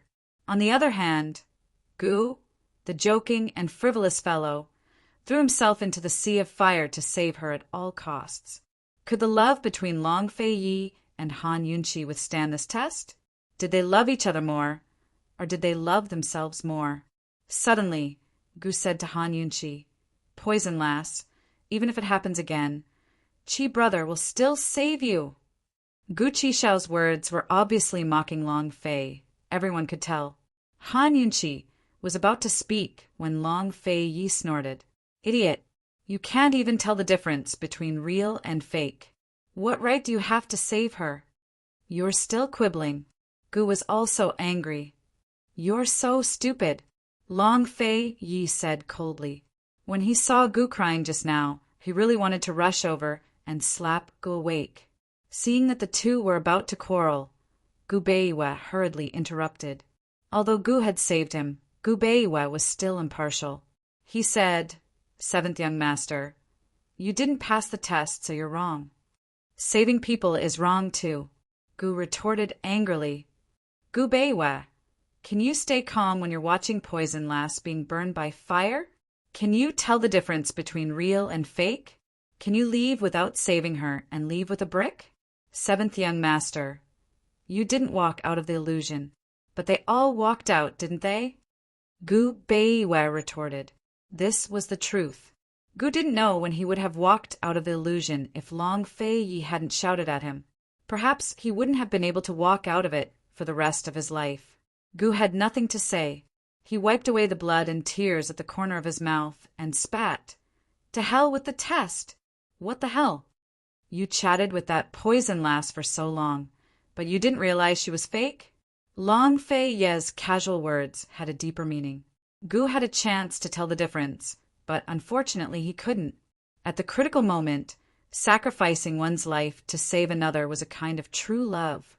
However, this illusion was testing their familiarity with each other. It was testing whether they were familiar enough with each other, whether they understood each other, and whether they could distinguish between reality and illusion in a short time. Love was blind, but this illusion test was a test of rationality. How interesting. If they didn't even understand each other, how could they talk about love? Han Yunqi fell silent. She was also thinking about this problem. Gu Qishao was a quick-witted man, so he understood Long Fei's sarcasm. He glanced at Han Yunqi and saw that Han Yunqi was also looking at him. He immediately averted his gaze. He complained coldly in his heart, "Do I have a chance to understand?" He didn't know if he didn't want to quarrel with Long Fei Yi or if he didn't want to make things difficult for Poison Lass, but he kept his complaints to himself. Seeing that the atmosphere had improved, Su Donglin quickly changed the topic. That's strange. Why are you the only ones who entered the illusion? The three of us didn't? Han Yunqi and the others had only met their sweethearts in the illusion. Could it be that Gu Beiwe and the others didn't have sweethearts in mind? How strange. Han Yunqi looked around. What the hell is this place? Everyone tacitly avoided the topic of the illusion. Long Fei Yi said, "We still haven't seen anything related to the poison sect. Let's keep looking." They'd already passed through the stone doors in the north, south, and east, but they'd all led to dead ends. Now, the only one left was Gu's western door. Han Yunqi and the others also found a stone door in Gu's palace. However, when the stone door was opened, something unexpected happened. Beyond the door was an ocean. In the blink of an eye, everything around him changed. There were no more stone walls, stone rooms, or palaces. All the walls had turned into mirrors that clearly reflected their figures. It was as if they were standing in a maze of mirrors. They couldn't tell who was who and who was who, which was the real path and which was the middle of the mirror. Long Fei Yi was very surprised, but he wasn't afraid or flustered. He gripped Han Yunqi's hand tightly and reached out to Gu Beiwe. Gu Beiwe naturally took his hand, not surprised at all. He also reached out to Gu. Gu didn't mind shaking hands with Gu Beiwe. He arched a brow at Long Fei Yi and didn't waste any words. Instead, he grabbed Gu Beiwe's cold hand. Seeing this, Su Donglin took Gu Qixiao's hand as well. Gu Qixiao didn't mind and didn't say a word. Although they'd never seen the mirror maze before, they'd all heard of it. It was easier to get lost in the mirror maze than in the other half of the maze. Moreover, if an illusion had appeared before, it could appear again now. In this way, it was possible to get lost in the mirror maze. Therefore, before they got separated and lost, the best way was to move together. Even if they got lost, they should get lost together. If they got lost, at least someone would remind them. Han Yunqi was happy. Long Fei Yi was holding her hand. Gu Beiwe and Gu were also holding hands with them. Only Bailey Mingxiang was left standing alone at the side. If it wasn't for Gu Beiwe's words, Su Donglin wouldn't have dared to bring her in. Gu Beiwe asked her to come in because he was worried that Bai Yanqing would suddenly appear when they weren't around. It would be disadvantageous to her. Su Donglin soon realized that Bailey Mingxiang was alone. He pulled his sleeve and was about to let Bailey Mingxiang grab it when Han Yunqi reached out to Han Yunqi. "Mingxiang, come here." Bailey Mingxiang looked over. Her eyes were sore. "Thank you, princess." She was a little timid and carefully reached out her hand. Han Yunqi grabbed her hand and held it tightly. "Hold it properly. Don't get lost." "Your Highness, could it be that we've been in an illusion all this time?" Gu Beiwe asked suspiciously. They weren't in a hurry to find the exit. They had to at least figure out the situation. "It should be." Long Fei Yi agreed. If they weren't in an illusion, how could there be such a strange place with so many changes? Could it be that they were hallucinating because of the poison? This thought flashed through Han Yunqi's mind. She couldn't be sure and couldn't speculate too much. If it was a hallucination caused by the poison, then the people she saw weren't real.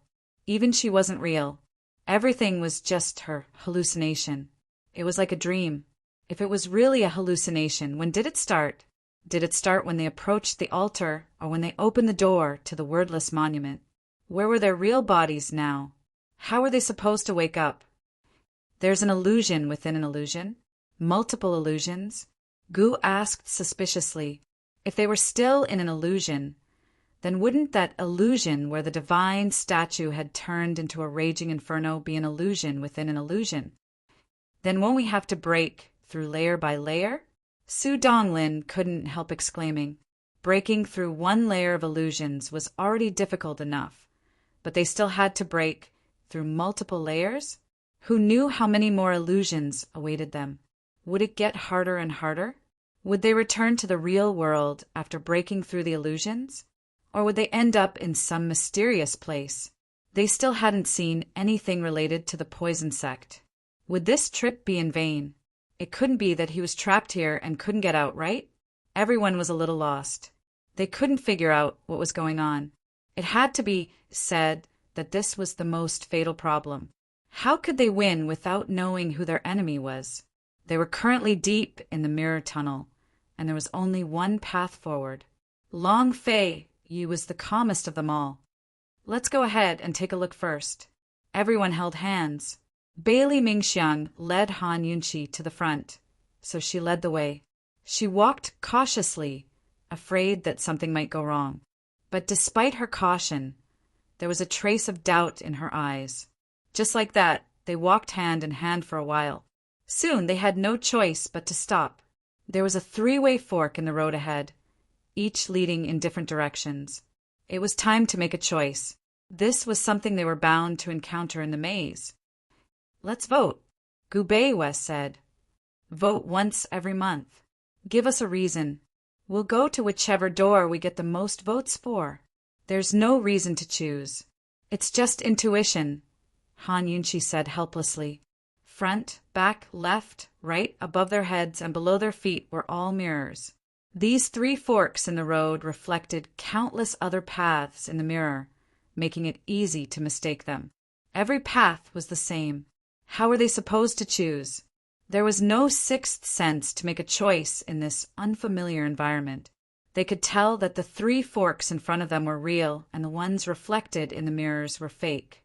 Their minds were already very clear. Let's try it out one by one. We'll leave a mark on the path we've taken, Gu Beiwa said. How do we leave a mark? Su Donglin couldn't help but ask. There was nothing here. It was all flat and smooth mirrors. His words reminded Long Fei Yi. He turned back to look at everyone and said, No need to walk. Break these mirrors. Of course, they couldn't break all the mirrors around them. If they broke all of them, they would be the ones injured. Long Fei Yi stepped on the mirror under his feet. His meaning was obvious. Long Fei Yi didn't need to explain. His gaze was enough for everyone to understand what to do. Everyone gripped each other's hands tightly. At Long Fei's command, all of them stomped viciously on the mirrors beneath their feet. At the same time, they rose into the air with the same rhythm, their legs straddling the mirrors on either side of the tunnel until they were suspended in midair. The cracks on the mirrors below quickly spread like ice breaking. They cracked 1,000 miles and spread rapidly in all directions. Soon, you will see the water under the broken mirror. Heavens, it was all water. It was very, very deep. Thinking back to the vast ocean they saw behind the stone door, everyone was shocked. Could this mirror maze be in the middle of the ocean? At this moment, the water under their feet suddenly began to rise. The bottom of the mirror maze was breaking and the water kept rising. There was a limit to the height of the mirror maze. If this continued, they would be forced to the bottom by the water and drown. He only had one choice, and that was to find the exit of the maze as soon as possible before the water rose above their heads. Quickly find the exit, Han Yunqi said seriously. However, Chapter 976. Just as everyone was anxiously looking for the exit of the maze, Bailey Mingxiang, who had been silent for a long time, timidly opened her mouth. She said, Your Highness, Princess, I'm not afraid of water. Once she said this, everyone immediately looked over. Although Bailey Mingxiang's voice was very soft and even timid, her words shocked everyone. That's right, Bailey Mingxiang wasn't afraid of water. She was a mermaid. With her around, no matter how big the water was, it wouldn't be a big problem for them. Gu asked in confusion, Bailey Mingxiang, why didn't you say so earlier that you have such great abilities? What are you afraid of? Gu didn't know Bailey Mingxiang at all. If Bailey Mingxiang hadn't said something that could save their lives, perhaps Gu wouldn't even look at her. Indeed, Bailey Mingxiang could save everyone, but why was she so timid? She should have said it openly and proudly, shouldn't she? Han Yunqi and Long Fei Yi looked at each other. She smiled bitterly. Bailey Mingxiang was right beside her. How could she have forgotten about this girl? Gu Beiwa had spent the most time with the three of them, so he knew Bailey Mingxiang much better than Gu. In addition to Su Donglin's previous words, he could more or less see some clues. It's great that Miss Mingxiang is here. Miss Mingxiang, our lives are all in your hands, Gu Beiwa said seriously. He was entrusting her with an important task and also giving Bailey Mingxiang confidence. She was the daughter of the first wife of the mermaid clan. She definitely had the ability to protect people underwater, and she would far surpass those mermaid soldiers. After hearing Gu and Gu Beiwa's words, Bailey Mingxiang was much more confident. She looked at Long Fei Yi and Han Yunqi and said seriously, "Your Highness, Princess Mingxiang will definitely not disappoint you. Please believe in Mingxiang." Han Yunqi not only nodded, but also patted her shoulder. Han Yunqi had seen the abilities of mermaids underwater, so she believed in Bailey Mingxiang. Although Long Fei Yi was expressionless, he also nodded. He had indeed made a mistake and forgot about Bailey Mingxiang. "Princess, let go of me first. There's still some time. Mingxiang will go into the water first to see what's going on," Bailey Mingxiang said. Han Yunqi, Bailey Mingxiang, and Bailey Mingxiang's mermaids, Bailey Mingxiang and Bailey Mingxiang. For Bailey Mingxiang, Bailey Mingxiang, and Bailey Mingxiang's for Bailey Mingxiang for maids. For Mingxiang for Bailey. Is she really a fish? Gu Qishao asked doubtfully. Han Yunqi could not help but chuckle. Mermaids and fish were very different. Of course, Bailey Mingxiang only adapted to the water for a while. Soon, she was no longer so relaxed and slow. Instead, she quickly dove down and disappeared from everyone's sight. Gu immediately let go of Gu Beiwa's hand, jumped into the water and chased after her. Soon, he emerged from the water again. "The water is very deep. I can't see the bottom. Bailey Mingxiang is gone." Gu did not hide the suspicion in his heart. She's just looking around. Why did she run so far? Gu Qishao couldn't help but feel that there was something wrong with Bailey Mingxiang's timidity just then. He just couldn't understand why she was so awkward when she could save people. Therefore, he was not very relieved. After all, they were in a very dangerous situation. There was no time to maneuver or retreat. "She has her reasons," Gu Beiwa answered. "Miss Mingxiang is reliable. Don't worry." Naturally, he could hear Gu Qishao's suspicions, but he didn't suspect Bailey Mingxiang at all. Firstly, he had worked with Bailey Mingxiang for a long time and knew Bailey Mingxiang's character. Secondly, the mermaid clan would not dare to betray Long Fei Yi, especially Bailey Mingxiang. She had never betrayed Han Yunqi, let alone betray Long Fei Yi. Seeing that Gu Beiwa was so sure, Gu looked at Long Fei Yi and Han Yunqi. Seeing that they were very calm and did not say anything, he could not be bothered to say anything. Since all three of them believed in him, there shouldn't be any problems. At this moment, the water had already covered half of the mirror wall. There was not much space left for them to leave. In a few moments, the water was over their legs. Han Yunqi and the others simply jumped into the water. Like Gu, they floated on the water and stuck their heads out. Long Fei Yi pulled Han Yunqi over and let Han Yunqi borrow his strength to float to the surface. Han Yunqi firmly refused. "It's okay. I can hold on." To float on the water like this, her feet had to keep paddling. It was very difficult. She did not want to add to Long Fei Ye's burden. Everyone waited, but who knew that after waiting for a long time, the distance between the water and the top of the mirror maze was only ahead. If they waited any longer, the water would drown their heads. However, Bailey Mingxiang had not arrived yet. "Long Fei Yi, is that subordinate of yours reliable?" Gu had never been so patient. He finally directly questioned Long Fei Yi. If they had not listened to Bailey Mingxiang earlier, they might have been able to find the exit. But now, the entire mirror maze was about to be flooded. Bailey Mingxiang had not returned yet. What the hell did she do? Since she was a mermaid, she should be able to sense how high the water level was rising. She should know that their situation was getting more and more dangerous. She should have come back long ago. Although they were not completely submerged, it was already too late for them to find the exit. They were basically waiting for death here. The water continued to rise, and the speed did not slow down all. They were really about to be submerged. Long Fei Yi took out the tear of holding. This thing was like a teardrop. It was a token to summon mermaids. Who knew that the tear of holding actually failed? Although they were in an illusion, Bailey Mingxiang was also in an illusion.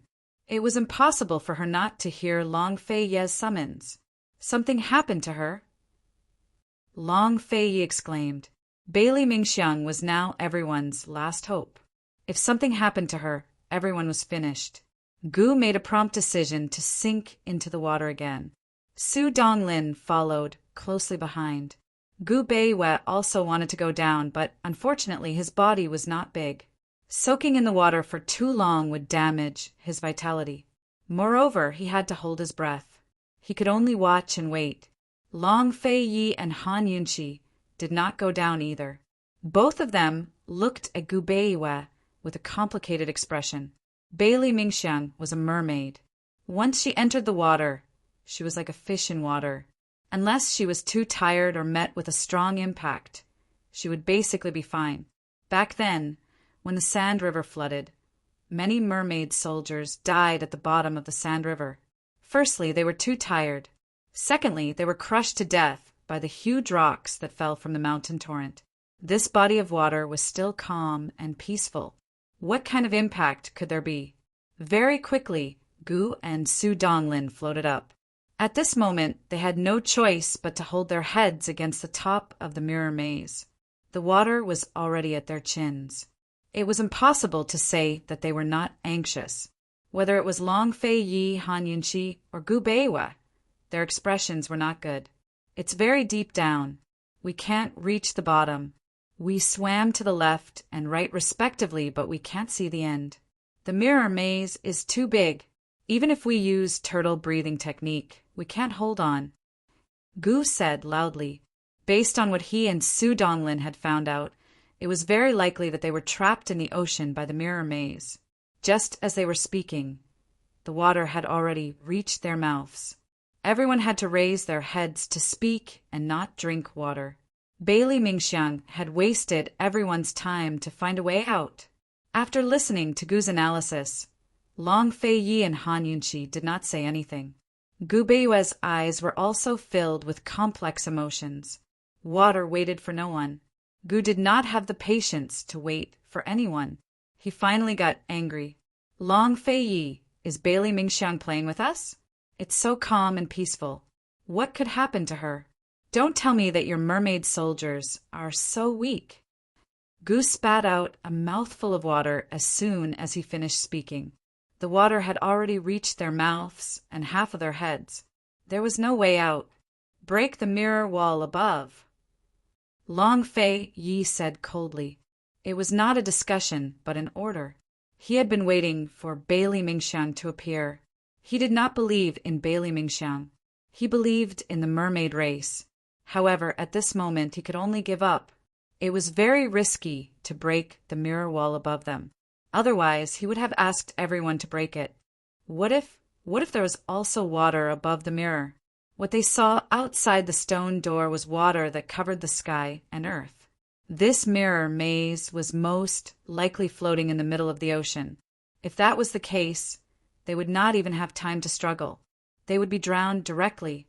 Now there was no other way. Long Fei Yi could only take a gamble. Actually, Han Yunqi and Gu Beiwe had already thought of this way out. When Bailey Mingxiang was not their only hope, the mirror wall above them became their last hope. Smash it. Han Yunqi made a prompt decision. Gu Qishao was too lazy to speak. He punched at the mirror above his head and immediately dodged out of the way. Before Han Yunqi and the rest could hit it, water gushed in crazily from the hole that Gu had created. At the same time, the top of the mirror wall began to crack. It looked like it was about to collapse. It was over. Long Fei Yi held Han Yunqi's hand tightly. The two of them held their breaths. The moment the water flooded them, they both sank into the water. Su Donglin protected Gu Beiwe and also sank into the water. Gu did not move. He held his breath and let the water flood him with a gloomy face. When the water flooded, the entire ceiling of the mirror maze collapsed. Once the ceiling collapsed, all the mirror walls collapsed as well, silently breaking apart in the water and scattering everywhere. Countless mirror fragments floated in the water, like snowflakes flying in the sky. It was very beautiful. However, all of this was very cruel to Han Yunqi and the rest. They floated in the vast water. They could not see the top or the shore. They could not see anything. There was only water in all directions. This seemed to be a world of water. There was no shore. However, they were not fish. They were not mermaids. They could not live in the water for a long time. They would die. Time would kill them. Long Fei, you pointed to the front and gestured for everyone to swim over and take a look. Who would have thought that just as everyone gathered together, the mirrors flying in the sky shattered, as if they were suddenly controlled by some kind of power and attacked them? Chapter 977. Just as the mirror fragments were flying towards Han Yunqi and the rest from all directions, there was a sudden burst of light which was so dazzling that everyone unconsciously closed their eyes. When everyone opened their eyes again, they realized that they were no longer soaked in water. They were surrounded by a gigantic light ball. The outside of the light ball was filled with water, but there were no water stains inside the light ball. Everyone was dry. Everyone did not need to hold their breath, and their breathing was very smooth.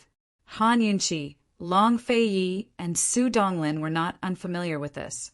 This was the mermaid clan's flowing light ball, which could separate people from water. When the mermaid soldiers rescued Han Yunqi and Long Fei Yi from Lost Void Lake, they also used the flowing light ball. Flowing light ball was a skill that every mermaid had, but the size and duration of the flowing light ball varied from person to person. As the first daughter of the mermaid clan, Bailey Mingxiang's ability in this aspect was much stronger than ordinary mermaid soldiers. And the energy of the flowing light ball would also change according to the condition of the owner's body. From the brightness and stability of this flowing light ball, Long Fei Yi could tell that Bailey Mingxiang should be injured. Gu Beiwe and Gu were unfamiliar with this. Initially, they thought that this was another illusion, but when they saw Bailey Mingxiang swimming outside, they understood what was going on. Thank goodness! At the last moment, this lass had finally rushed over.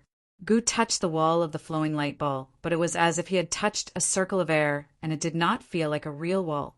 He sized it up in disbelief and muttered to himself, "So powerful. Why didn't you appear earlier?" That's right. With Bailey Mingxiang's ability, it would be easy for her to save them in the water. What was she doing just now? Why did she only rush over now? Long Fei Yi and Han Yunqi looked at Bailey Mingxiang without saying anything. Bailey Mingxiang circled around the light stream ball and waved at Long Fei Yi and Han Yunqi. Then she immediately turned around and swam quickly to the side. As she swam away, the light stream ball seemed to have been ordered and flew after her. At first, the water was calm, but not long after, Long Fei Yi was the first to sense that something was wrong. There's something under the water. Less than half the time it took to brew a cup of tea, Long Fei's words were followed by the sight of bubbles rising from the depths of the water. Gradually, more and more bubbles appeared, growing denser and denser. What was going on? What happened? Han Yunqi asked. Long Fei Yi shook his head. He rarely went into the water and had never encountered such a thing in the water. Ask Bailey Mingxiang. Why didn't she say anything?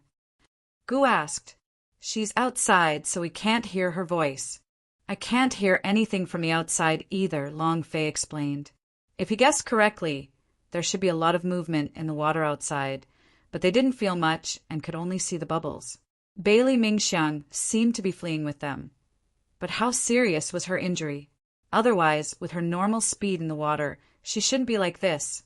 Just as everyone was talking, suddenly, a huge wave rose from the depths of the water, lifting the entire light stream ball high and flying upwards. Long Fei Yi quickly hugged Han Yunqi tightly and squatted down in a horse stance. Only then did the two of them not fly out. Gu and the other two weren't spared. The three of them flew over and over in the light stream ball and couldn't stop at all.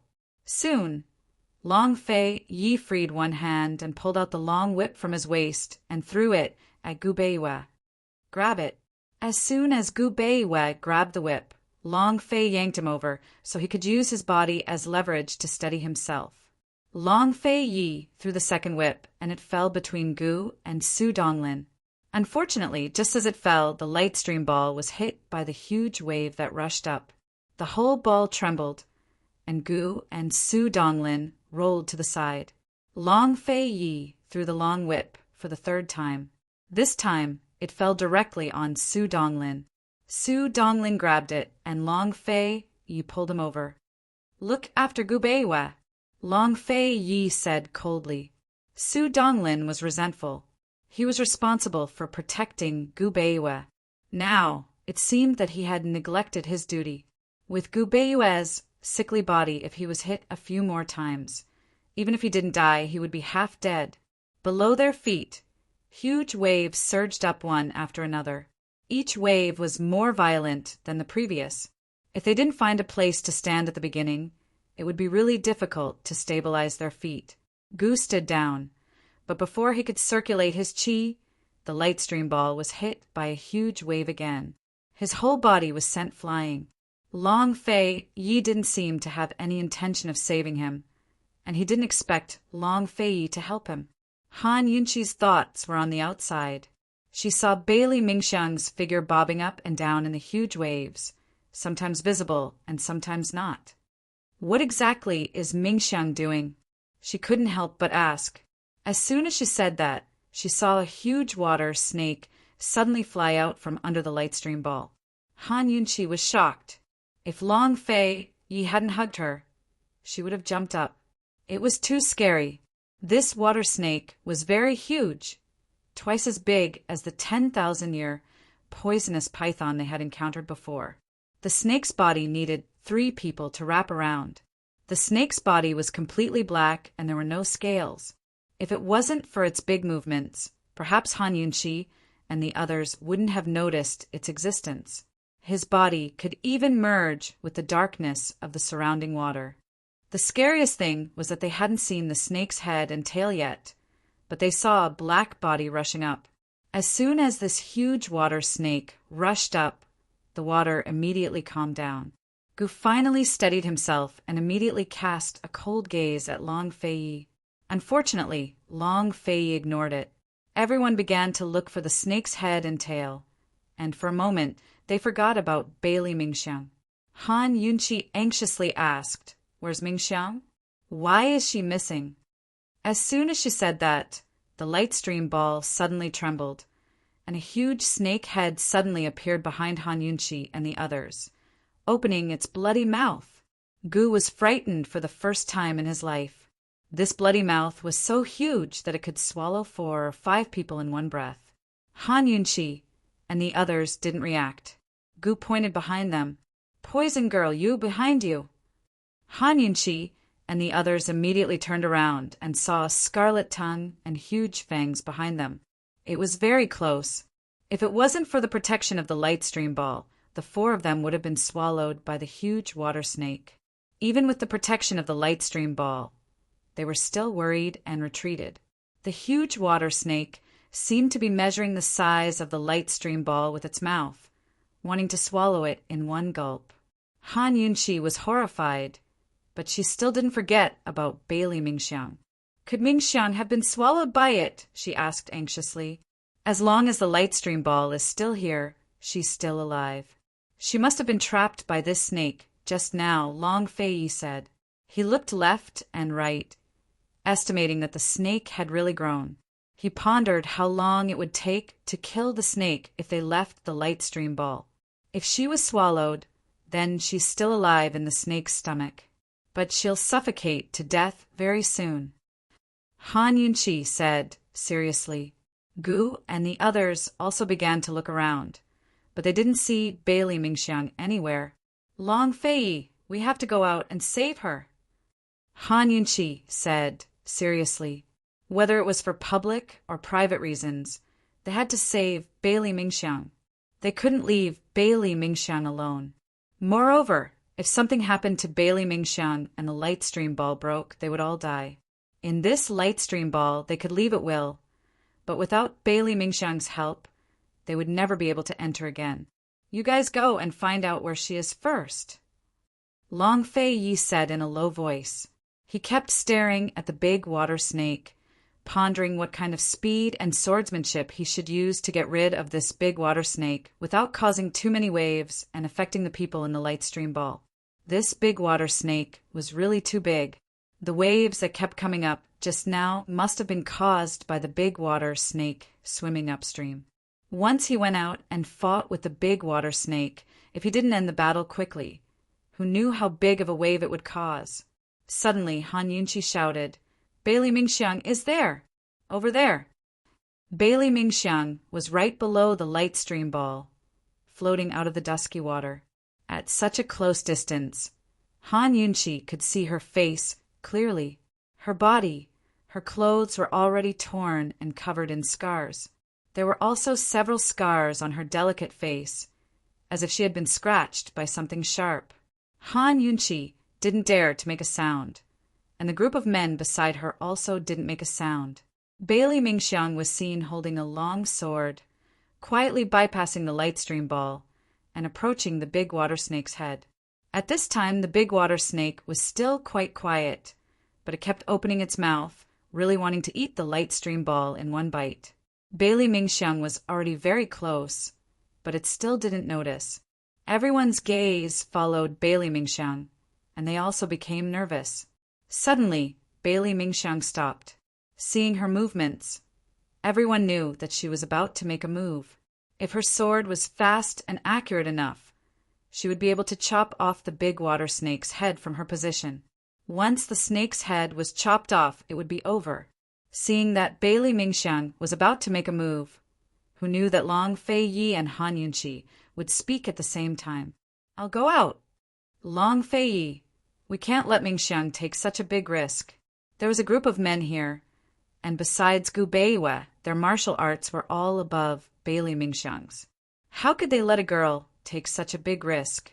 If she couldn't kill the big water snake with one strike, wouldn't the big water snake bite her and not let her go?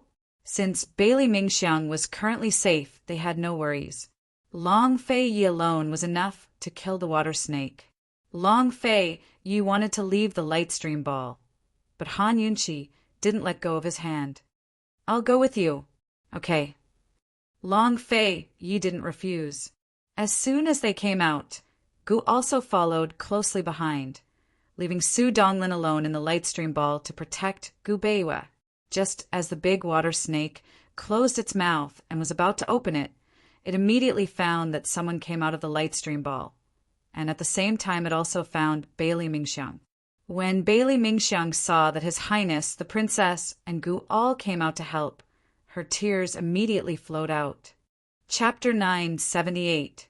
Bailey Mingxiang rarely cried.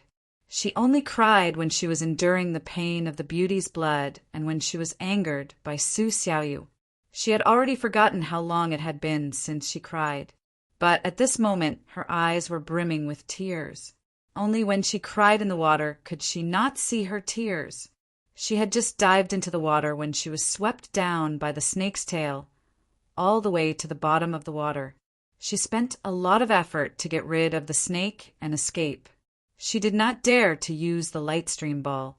She was afraid that once she used it to protect herself, she would not be able to protect His Highness and the princess.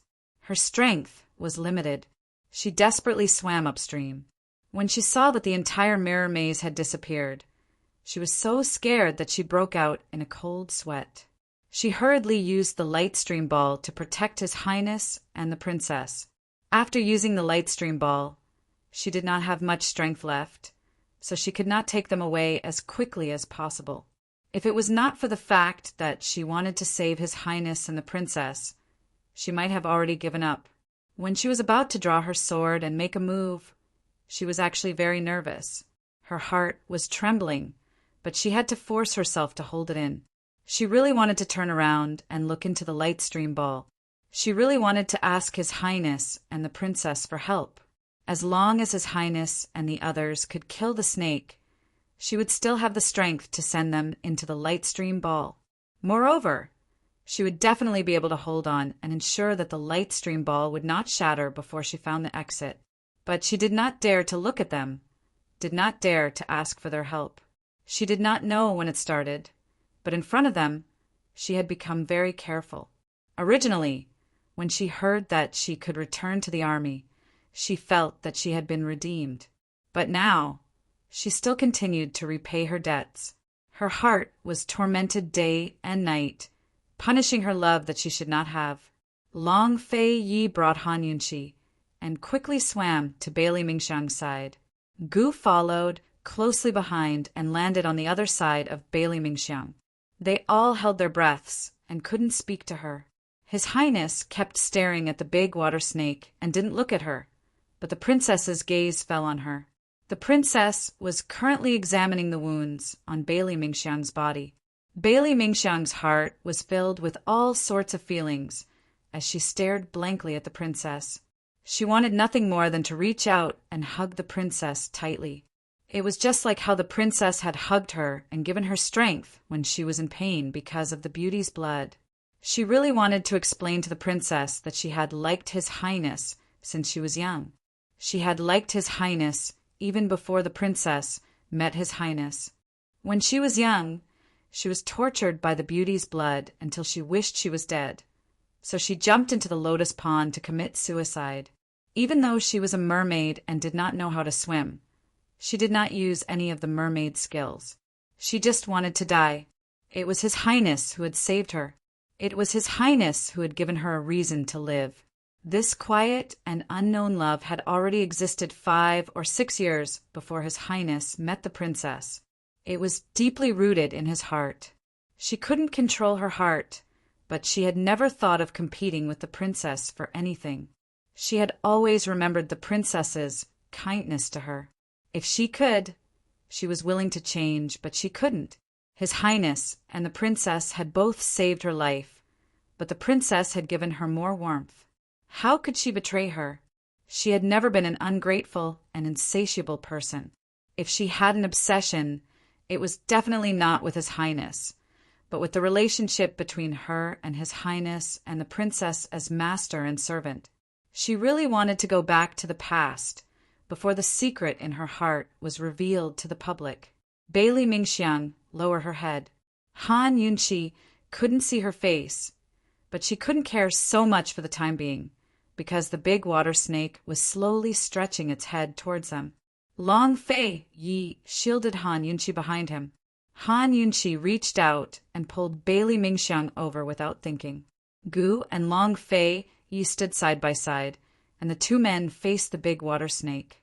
However, just as Long Fei Yi raised his sword, in an instant everything shattered. It was as if the whole world had shattered. The big water snake disappeared into thin air, and the water seemed to be disappearing too. Everyone only felt waves of dizziness, and very soon, everything around them changed, turning into a stone room.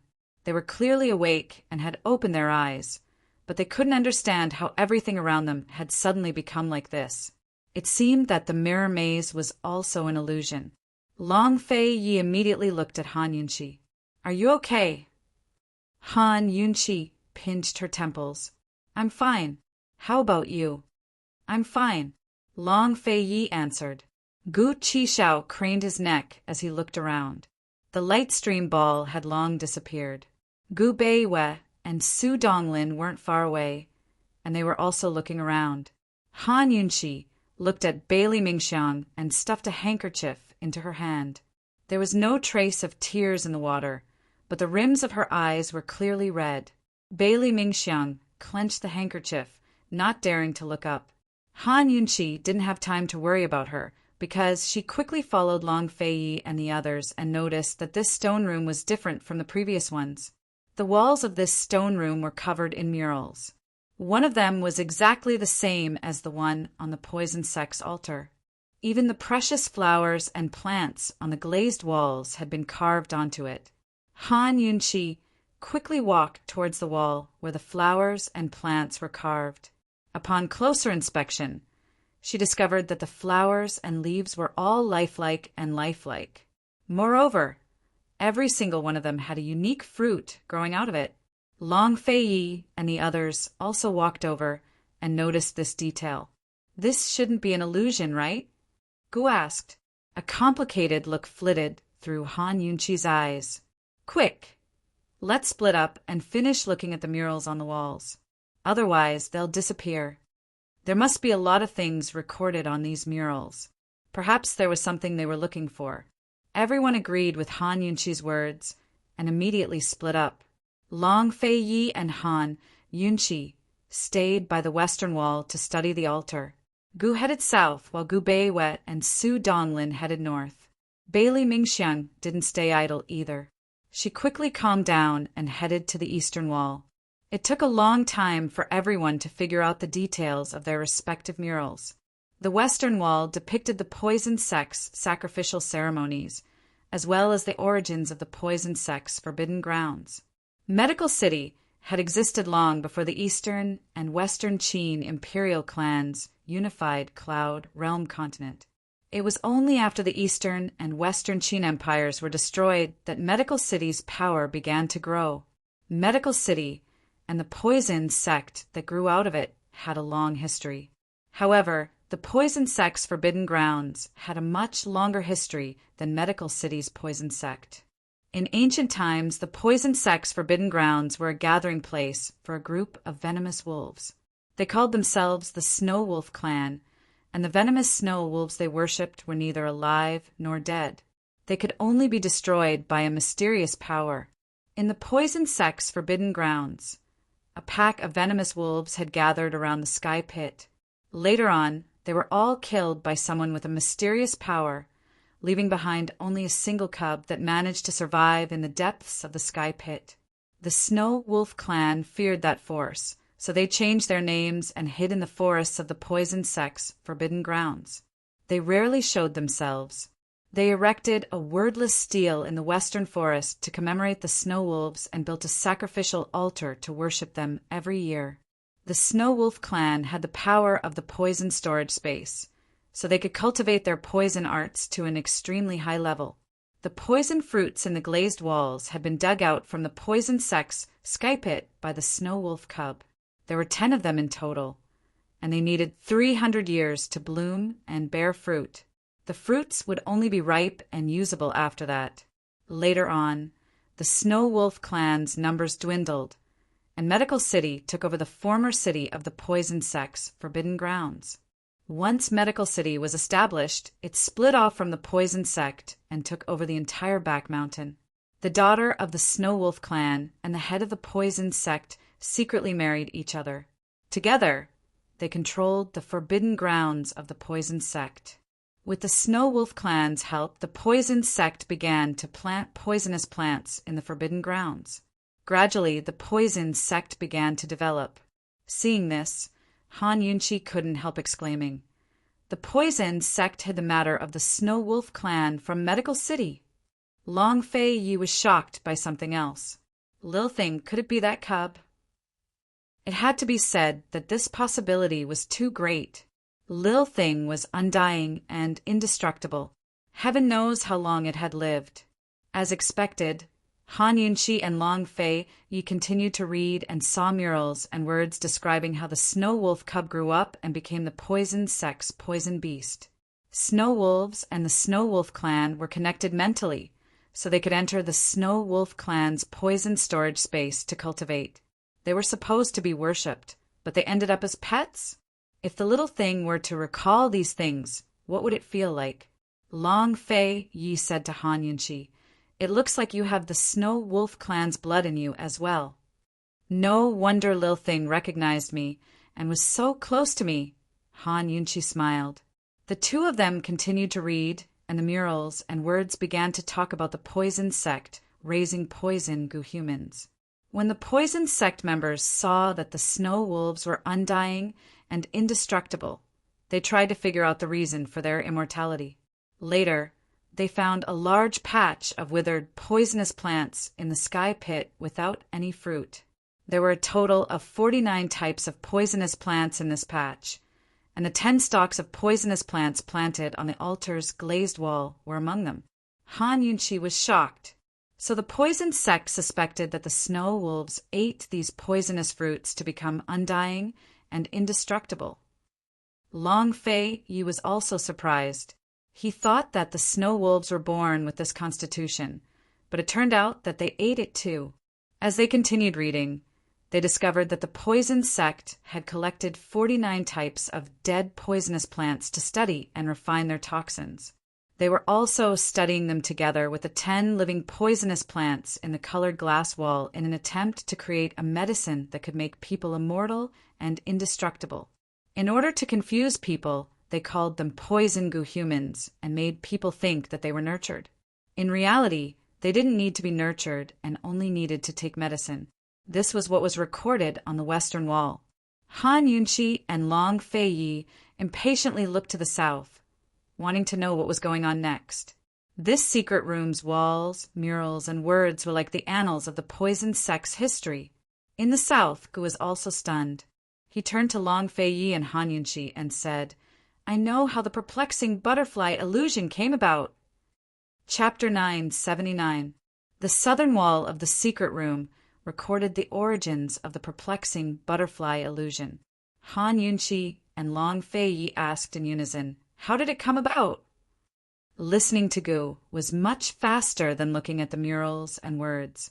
Those murals and words had to be combined to understand them, so understanding them was a bit taxing. If they didn't know the poison sect's past, they really wouldn't understand. Gu's expression was rarely this serious as he said, "The poison sect really did come up with a secret recipe for raising poison Gu humans." Long Fei Yi and Han Yunchi had only seen the murals say that the poison sect was developing something. They didn't expect them to actually succeed. Han Yunchi turned to look at the murals on the southern wall as she asked Gu, "What does this have to do with the perplexing butterfly illusion?" The poison sect's people collected 49 dead poisonous plants and refined them into toxins, together with the 10 living poisonous plants in the colored glass wall. They developed a medicine called the poison pill. After taking this pill, a person will gradually turn into a poison goo human within a year. They won't die, and will only age. Gu glanced at Long Fei Yi as he spoke. The perplexing butterfly illusion is made from the remains of 49 poisonous herbs. They mashed them up and mixed them with 10,000-year corpse water. It took them 3 years to create this pill. The perplexing butterfly illusion can cure. Before Gu could finish, Long Fei Yi murmured to himself, "It can cure the poison of the poison pills." Gu Beiwe and the others all looked over at these words. Everyone was stunned. They hadn't expected that the antidote they'd spent so much effort on guarding against and searching for was actually perplexing butterfly illusion. Who would have thought that perplexing butterfly illusion and poison goo humans had such a complicated relationship? Where did those 49 poisonous herbs come from in the sky pit? Are there any more of them in the pit? Gu Beiwe asked hastily. If there are still poisonous herbs in the sky pit, doesn't that mean they can concoct more perplexing butterfly illusion and poison pills? Han Yunchi immediately told them about the contents of the murals, the origins of the Bloodwolf clan, and how the poison sect and Bloodwolf clan merged into one. Everyone was even more incredulous after hearing this. "Then we don't have to fear by Yanqing anymore," Su Donglin said excitedly. Long Fei Yi continued, "The perplexing butterfly illusion can cure goo humans, but it has to be paired with the poison of the 5 elements and the 4 poison blood. That's why we still can't do anything to Bai Yanqing." Han Yunchi smiled bitterly. Perplexing poison, goo's poison, poisons and earth, SSSS. Among the 5 elemental poisons, the metal of 10,000 poisons and the fire of 10,000 poisons were still missing. Of the poison beast, beast, beast, beast, beast, poisons. Lil Thing hasn't recovered from the poison beast's blood yet, and it's still trapped by Yanqing. At this, everyone looked towards Gu Qishao. Long Fei asked coldly, Gu Qishao, how did you know how to break through perplexing butterfly illusion? The perplexing butterfly illusion was a mystery. There was a legend that whoever obtained the perplexing butterfly illusion would own the world. How did this legend come about? And how did Gu know that the blood of the 5 elements and the 4 poison blood were needed to break the perplexing butterfly illusion? I dug it out from the ruins of Watercloud Palace. Gu recalled. I was 15 years old at the time. I dug up many treasures in Watercloud Palace and sold them for silver at the black market. I happened to stumble upon a sheepskin scroll that said that only the poison of the 5 elements and the 4 poison blood could break the perplexing butterfly illusion. Could it have been left behind by the poison sex ancestors? Han Yunqi asked suspiciously. Although they didn't know where this place was, the secrets wouldn't have stayed here forever.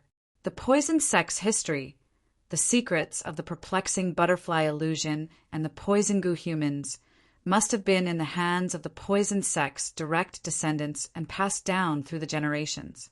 Perhaps Yanqing, a direct descendant of the poison sect, knew everything as well, which was why he was so anxious to find the perplexing butterfly illusion. The murals didn't contain any detailed information about the poison fruit's recipe. Could it be that Yanqing had taken control of the recipe and plucked the fruit from the glass wall to make the poison pills? Long Fei Ye's mother had expended a great deal of effort and even sacrificed Long Fei Ye's father to obtain the perplexing butterfly illusion. If Yanqing was a direct descendant of the poison sect and had the recipe for the poison fruit, why hadn't he taken control of the perplexing butterfly illusion back then? Yanqing had too many mysteries about him. Han Yunqi's doubts were the same as everyone else's. However, they didn't have time to think too much about it. Han Yunqi continued to read the records and saw that the murals on the southern wall no longer contained any information. They were all about preparations for the sacrificial ceremony. Your Highness, Princess, come over here and take a look. The wordless steel and the poison storage space are mentioned here, Gu Beiwa said. Although Han Yunqi had already understood the rules and cultivation of the poison storage space from the dreamscape of the wordless steel, the records on the wall were definitely different from the ones on the steel. Otherwise, the wordless steel's records would be unnecessary. Han Yunqi and the others hurried over to the northern wall. The murals took up most of the space, but there were very few words. Only someone as smart as Gu Beiwa would be able to figure it out so quickly. The murals on the northern wall recorded the origins of the poison storage space. The poison storage space wasn't owned by the poison sect, but a skill unique to the Snow Wolf clan's priests. After the Snow Wolf clan and the poison sect merged through marriage, the priests became the direct descendants of the poison sect and inherited the poison storage space. Only those with talent could activate the poison storage space and use it for themselves. In that case, Poison Lass and Yanqing aren't just direct descendants of the poison sect. They're also descendants of the Snow Wolf clan. Gu said, Nonsense. Long Fei, you didn't seem too happy to classify Han Yunqi and Yanqing as the same kind. Gu suddenly exclaimed, That's not right. If the descendants of the Snow Wolf clan's priests didn't marry someone from Medical City's poison sect, they could also have a poison storage space. These words reminded Long Fei Yi and Han Yunqi of something. That was indeed possible. Han Yunqi and Yanqing, one was a direct descendant of the poison sect while the other was a pure descendant of the Snow Wolf clan priest. In that case, they might not be related by blood. Long Fei gave Gu Qishao a rare nod of approval. I hope so. Although it was just a guess, it was better than having no hope at all. Gu Beiwa pulled everyone back to reality. Now wasn't the time to speculate. There were more important matters at hand. Princess, Your Highness, look over here. Gu Beiyue's hand lightly touched a mural on the northern wall. It depicted none other than an altar and a wordless stele. There was a large paragraph of strange text around it that Han Yunqi couldn't understand. What are these words? Su Donglin had never seen them before. Bailey Mingxiang also looked over and shook his head. These are ancient Sanskrit. Gu looked sloppy, but he was actually quite knowledgeable. Long Fei Yi didn't say a word as he continued to read line by line. These words recorded the secret of the wordless stele. Back then, there was a high priest of the Snow Wolf clan who broke through to the 3rd level of the poison storage space. However, he continued to cultivate until his cultivation suddenly went berserk. His blood spilled over the wordless stele and he died beside it. However, something inconceivable happened. His poison storage space didn't disappear with his death, but attached itself to the wordless stele. Any high priest's blood could open a door to the wordless stele and enter the space. After the 3rd level, the poison storage space turned into a sealed stone room that had nothing to do with poison. Here, Han Yunqi asked incredulously. Everyone wanted to know the answer as well. Could this stone room they were in be the high priest's poison storage space? It should be here. Long Fei Yi said indifferently, "It is here." Gu Beiyue was also certain. Later on, the Snow Wolf clan merged with the poison sect. They were afraid that the power that destroyed the Snow Wolves would notice them again, so they hid the Snow Wolf clan's past, including their name. The Snow Wolf clan carved their origins and subsequent history into this space, hoping that their history wouldn't be forgotten by future generations. Anyone who could open the door to the wordless stele and enter this space had to be a descendant of a high priest. Blood was the key to opening the door. However, not every awakener could enter the stone room. Many of the high priest's descendants had entered this space, but because they were trapped in an illusion created by their obsessions, they were thrown out of the space after 7 days and 7 nights, never to see the stone room again. As for those who successfully entered the stone room, they only needed to leave a bloodstain in the stone room to reopen the door to the wordless stele. Obsessions! Han Yunqi muttered to herself. Thinking back to the illusion they'd created earlier, could it have all been caused by obsessions? At first, it was her, Long Fei Yi, and Gu's obsessions that had created the illusion. She and Long Fei Yi had broken through their obsessions, but Gu hadn't. If they hadn't woken Gu up, wouldn't Gu have been trapped for 7 days and 7 nights before leaving? And whose obsessions were the labyrinth of mirrors and the deep-sea serpent? Han Yunqi didn't have time to think about it. At the very least, they'd managed to break through their obsessions and reach this place. It wasn't just this question. They'd learned too much here, but there were also many, many questions that they didn't have time to consider or investigate. Right now, the most important thing was to clarify everything that was recorded here. Everyone walked towards the eastern wall, but Bailey Mingxiang had already looked over the entire wall. The eastern wall's painting was the simplest and had no words. It was a painting of a person cultivating beside the wordless monument. Other than that, there was nothing else. That's it. What does it mean? Gu asked curiously. Who is this cultivating person? Gu Beiyue got to the crux of the matter. The poison sect's poison techniques weren't cultivated, but practiced. Thus, this person must be cultivating the poison storage space. Was this painting meant to emphasize the location of cultivation, the person cultivating, or the matter of cultivation itself? Since the stone wall had records of the poison Gu humans, it meant that after the Snow Wolf clan and Medical City's poison sect had secretly merged, someone else had entered this space and recorded the poison sect's events. Had the recording stopped after the poison sect was destroyed? Was that why the painting on the wall hadn't been completed? Han Yunqi's group searched around in all directions, but didn't find any hidden passageways or hidden messages. This was all they could learn in this stone room. Although they knew a lot, the more they learned, the more questions they had. Long Fei Yi said indifferently, "Let's go out first and discuss more. It's getting dark outside." At these words, Han Yunqi understood. It really was time for them to leave. Chapter 980. Long Fei Yi said that it was dark and it was time to go out. Han Yunqi understood. Gu Beiwa also understood. Bailey Mingxiang and Su Donglin also faintly guessed the reason. But Gu Qixiao was completely lost.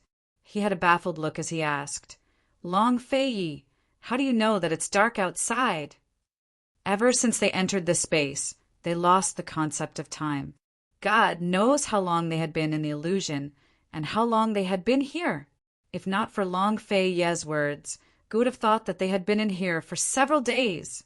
Long Fei Yi shot a glance at Gu, but didn't answer.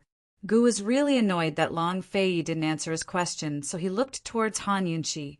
"Poison, lass, it's dark. Why are you in such a hurry to go out?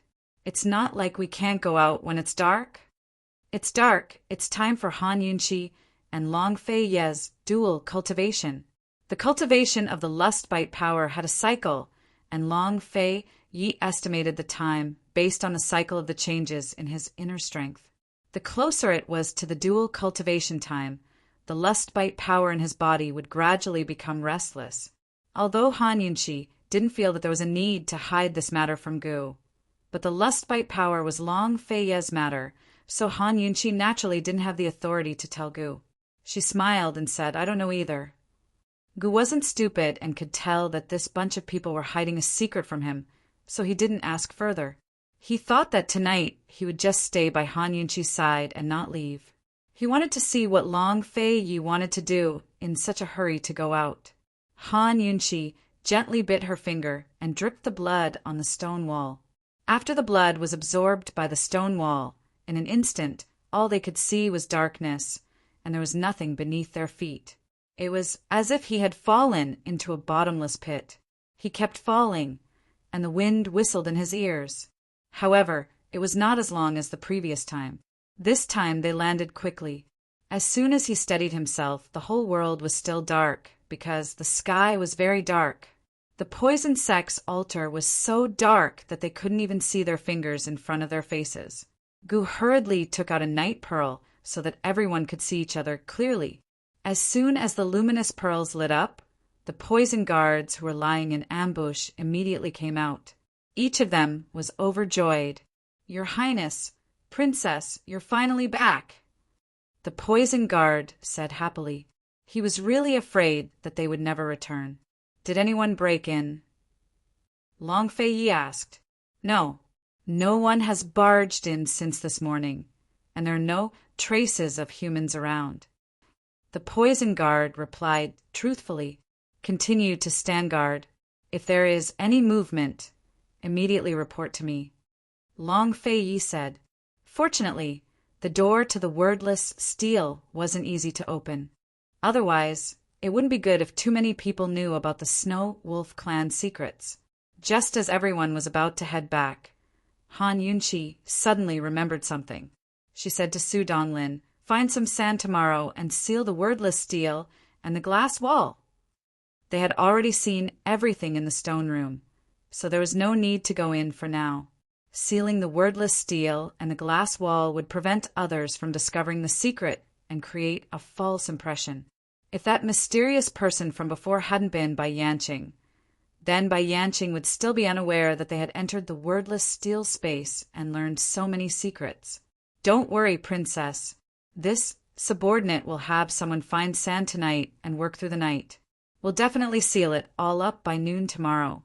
"I guarantee that it'll be exactly the same as before," Su Donglin replied.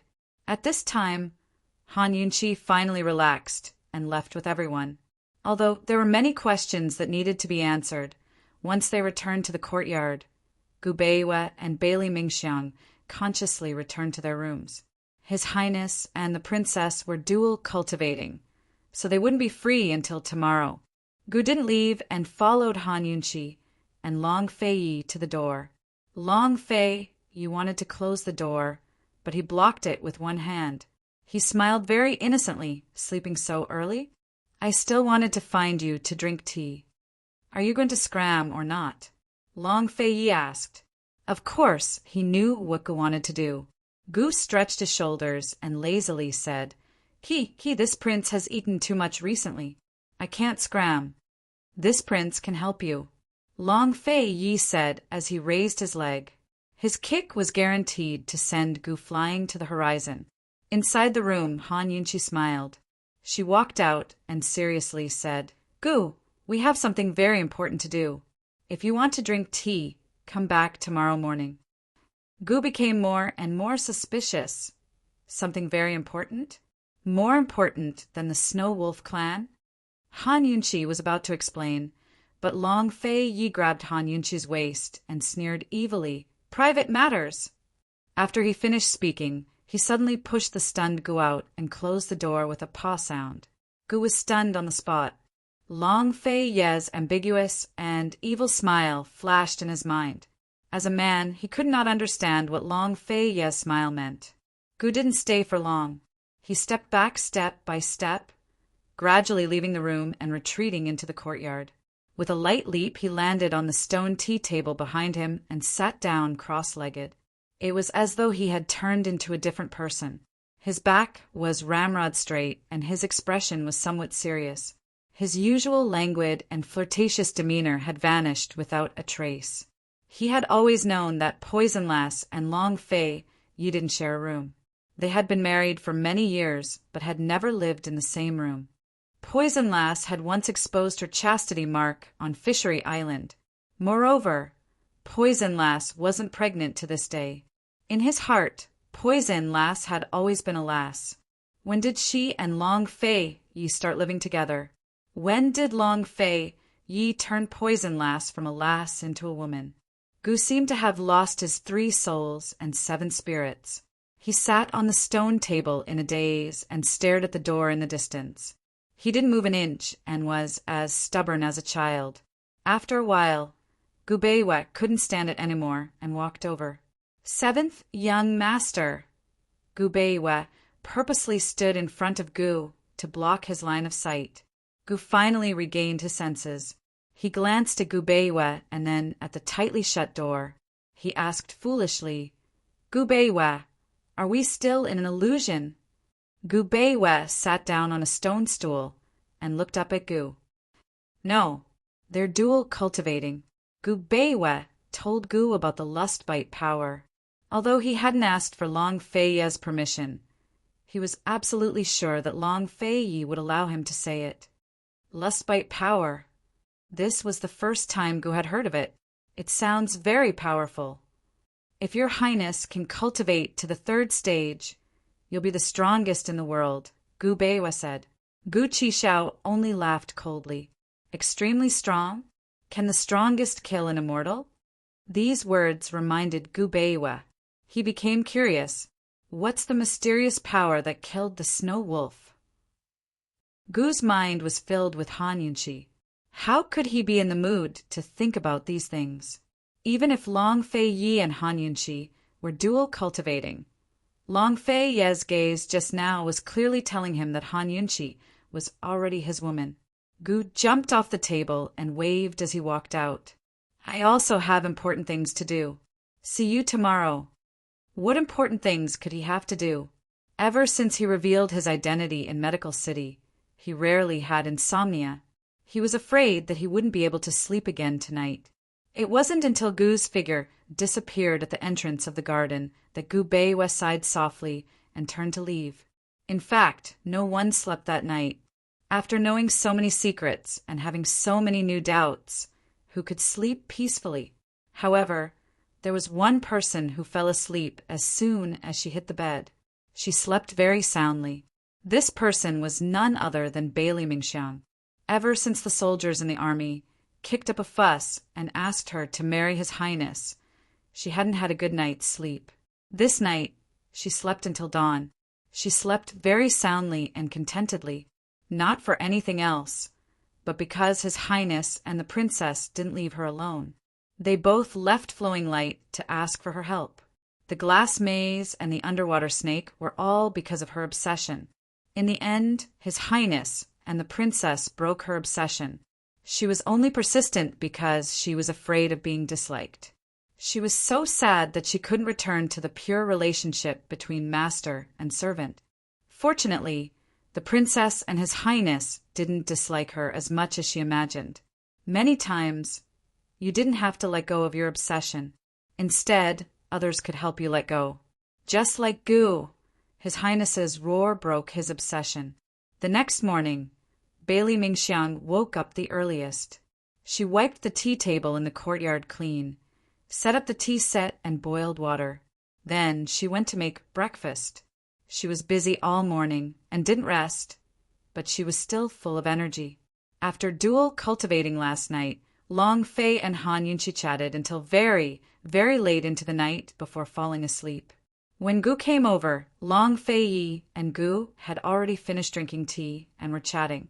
Han Yunqi was still sleeping. Gu casually sat down beside Gu Beiwe. He lowered his head and didn't seem to be in good spirits. Long Fei didn't look at him, but he still glanced at Gu from the corner of his eye. He casually poured a cup of tea for him.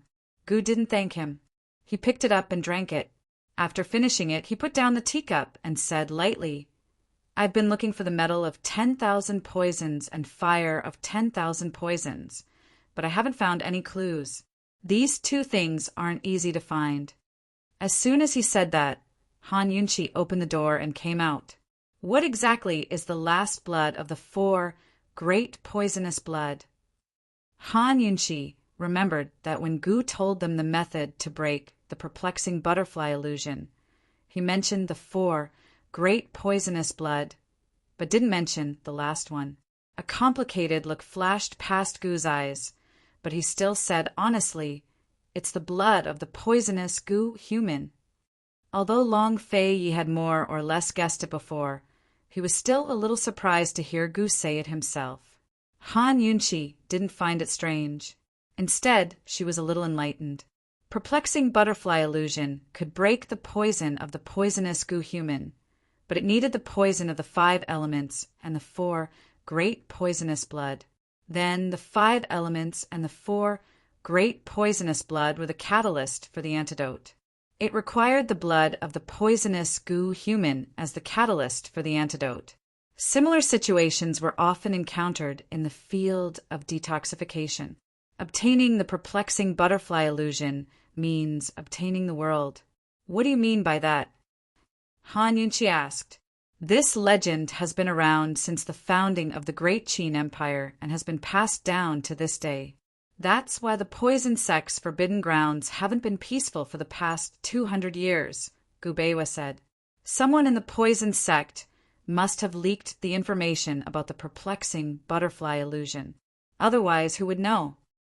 Gu said, Chapter 981. If the poison sect hadn't been destroyed and its bloodlines still existed, then the problems Han Yunqi and the others were facing today wouldn't have been a problem at all. The Snow Wolf clan would never reveal their clan's secrets. But after the poison sect and the Snow Wolf clan merged and gradually gained power, the Snow Wolf clan no longer had the final say in many matters. Both the poison pills and the perplexing butterfly illusion were developed after the poison sect and the Snow Wolf clan merged.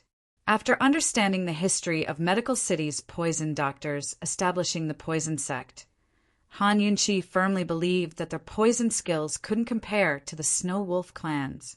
In other words, if the Snow Wolf clan wanted to develop the poison pills and the perplexing butterfly illusion, they wouldn't have waited until the poison sect got involved. Why did they only develop the poison pills and the perplexing butterfly illusion after the poison sect got involved? The reason couldn't be simpler. The Snow Wolf clan had no ambitions. They only wanted to conceal their identities and protect the poison beasts. The poison sect's poison doctors were ambitious. There was no smoke without fire. Back then, Medical City didn't destroy the poison sect on the grounds that they were poison Gu humans. It was just that the poison sect hadn't been using poison the entire time. Medical City must have never expected the Snow Wolf clan to exist. Even they hadn't expected the truth to be like this when they tried to rehabilitate the poison sect. Since they had the secret recipe, why didn't they use it? Gu Beiwe muttered to himself. Could it be that they couldn't find the poison, or, before Gu Beiwe could finish, Gu cut in? They were waiting for the poison plants in the glass wall to bear fruit and ripen. Everyone suddenly understood a lot. Han Yunchi said with certainty, "So Bai Yanqing ate those fruits." The poison Gu humans' immortality actually meant that they couldn't be killed, nor could they be injured or sick to death. It wasn't true that they were immortal. They couldn't beat time and would die of old age. Based on the time it took for the fruits to ripen, Bai Yanqing was probably the first poison Gu human in the history of the poison sect. Now, even if he had the secret recipe, it would be impossible for him to grow another one. This was because it would take at least a few hundred years for those poisonous herbs to blossom and bear fruit to ripen. If Bai Yanqing couldn't wait, they couldn't wait either. Long Fei Yi didn't make a sound. He silently poured tea for everyone. Although he was serving everyone, his elegant movements and noble sitting posture didn't look like he was serving at all. Instead, it looked like he was bestowing rewards. Gu Beiwe looked at Long Fei Yi. "Your Highness, if you were to choose between the two, would you choose the poison Gu human or the perplexing butterfly illusion?" Perplexing butterfly illusion. Long Fei Yi answered without hesitation. "That's right. Perplexing butterfly illusion can restrain the poison Gu man," Gu Beiwe said. At these words, everyone understood. Bailey Mingxiang and Su Donglin had appeared at some point and nodded in understanding. If they could control and restrain the poison Gu man, then seizing control of Cloud Realm Continent wouldn't be a problem. If the poison Gu man wanted to return to normal, he had to rely on perplexing butterfly illusion. If the poison Gu man wanted to remain undying, he had to be wary of perplexing butterfly illusion. In the end, the poison sect's strongest weapon was perplexing butterfly illusion, not its poison pills. The one who has perplexing butterfly illusion controls the world. These words must have come from the poison sect, Han Yunchi said with certainty. Only the poison sect knew of the secret of perplexing butterfly illusion. Why would the poison sect spread such a rumor while researching the poison Gu man? Logically speaking, the poison sect should have kept perplexing butterfly illusion a secret. It looks like the poison sect is divided internally. Interesting. Long Fei Yi said indifferently. Only the poison sect's orphans knew the truth. Of course, Han Yunchi was an exception. After a round of discussion and speculation, Han Yunchi and the others had a rough idea of the poison sect's past and what the perplexing butterfly illusion and the poison Gu man were all about. Although they hadn't found the catalyst yet, they at least knew how to restrain Bai Yanqing. Their goal for this trip had been achieved. Now, all their questions were focused on Bai Yanqing. Had Bai Yanqing learned of the poison pill's secret from the wordless steel? Or had he dug it out from the ruins of the poison sect's Cloudwater Palace like Gu? Or had the poison sect's orphans passed the secret down through generations? Just how many orphans were left in the poison sect? Who was that mysterious person in the forest? These matters didn't affect their plan to deal with Bai Yanqing, but they were related to Han Yunchi's origins. The clues they had were limited, so this was all they could speculate. Han Yunchi suddenly wished she could quickly ascend to the 3rd rank so she could communicate with Lil Thing through her consciousness and ask it about the Snow Wolf clan and the poison sect. Lil Thing looked small, but it was already very old. It had experienced everything that had happened in the poison sect, so it must know much more than Bai Yanqing and the murals in the wordless steel. Gu Beiwe was also thinking about Lil Thing. He suddenly smiled and said, "It looks like Lil Thing is also very old." If Lil Thing heard this, would it be in a bad mood? Is the gentleman disdaining me for being old? Actually, I might be old, but my heart is still young. Gu smiled. He had a good impression of Lil Thing. The snow wolf's true form is actually a squirrel. Did it eat those poisonous plants and turn into a wolf? Gu Beiwen nodded with a smile. Those poisonous plants in the sky pit have all withered. What a pity. At this moment, Han Yunchi fell silent. She was really conflicted about her origins. She wanted nothing more than to kill Bai Yanqing, but she also didn't want to bear the infamy of patricide. Right now, Mu Xan was pregnant and had left because the poison sex young master had an affair with another woman. The poison sex young master had once given Mu Xan a 10,000-year-old blood jade as a token of love. Later, Mu Xan gave it to Lady Lianqin, who then arranged for Han Kongan to become a director. If this poison sex young master really was Bai Yanqing, then which woman had Bai Yanqing been with back then? If this poison sex young master wasn't Bai Yanqing, then who was Bai Yanqing to the poison sect? How was he related to the poison sex young master? How did Bai Yanqing know that Mu Xan had gone to the Han family and gotten pregnant? Moreover, how did Bai Yanqing know that she had a birthmark on her back? How did he know that she was a descendant of Western Qin's imperial clan? Han Yunqi was a little tired from knowing and speculating too much. She shot a pitiful look at Long Feiyi, asking for help. She wanted Long Feiyi to help her think things through. Han Yunqi didn't know that this was the first time she'd acted so coquettishly. She also didn't know that a woman's coquettishness was the best way to capture a man's heart. Seeing her inadvertent, pitiful expression, Long Feiyi couldn't help but stroke her bangs and say dotingly, "Don't worry, I'll figure out Bai Yanqing's background." Goose saw all of this and pursed his lips. He didn't disturb them like before. However, his gloominess was written all over his face. He secretly thought that he had to figure out a way to investigate Bai Yanqing's background. Seeing Long Feiyi withdraw his hand, Goose said loudly, "Hey, now let's discuss what to do next." They had to face Bai Yanqing and guard against the D clan and Northern Li at the same time. They couldn't do two things at once. If Gu didn't have to protect them, he could focus on finding the fire and metal of 10,000 poisons. However, Gu couldn't be too far away from Han Yunqi now. He had to guard against Bai Yanqing's revenge at all times. Bai Yanqing hasn't done anything for so many days. There must be something else going on, Long Feiyi said calmly. Let's wait a few days and see what he does. Long Feiyi's style had always been to deal with changes by sticking to the status quo. He wanted to deal with the D clan and Northern Li more. It was at this moment that Su Donglin suddenly received a secret missive from the Shadow Guard. Seeing that it was from Northern Li, he hurried over and interrupted Long Feiyi. "Your Highness, an urgent missive from Northern Li," Su Donglin said respectfully. Long Feiyi was slightly alarmed. An urgent missive from Northern Li at this time couldn't be anything good. He opened it and was still surprised by the contents. Ning Qing is at Jun Yixie's place. He and Jun Yixie are working together. Last night, they started moving 30,000 battle horses. Long Fei, you read the letter. Everyone was stunned. The D clan had really rebelled. If it had been the elders of Cloud Realm Trade Consortium or the deputy generals of the Ning clan troops, Han Yunqi might still have some hope. Ning Qing was her last hope. But neither Cloud Realm Trade Consortium nor Ning Jing's troops had openly betrayed her.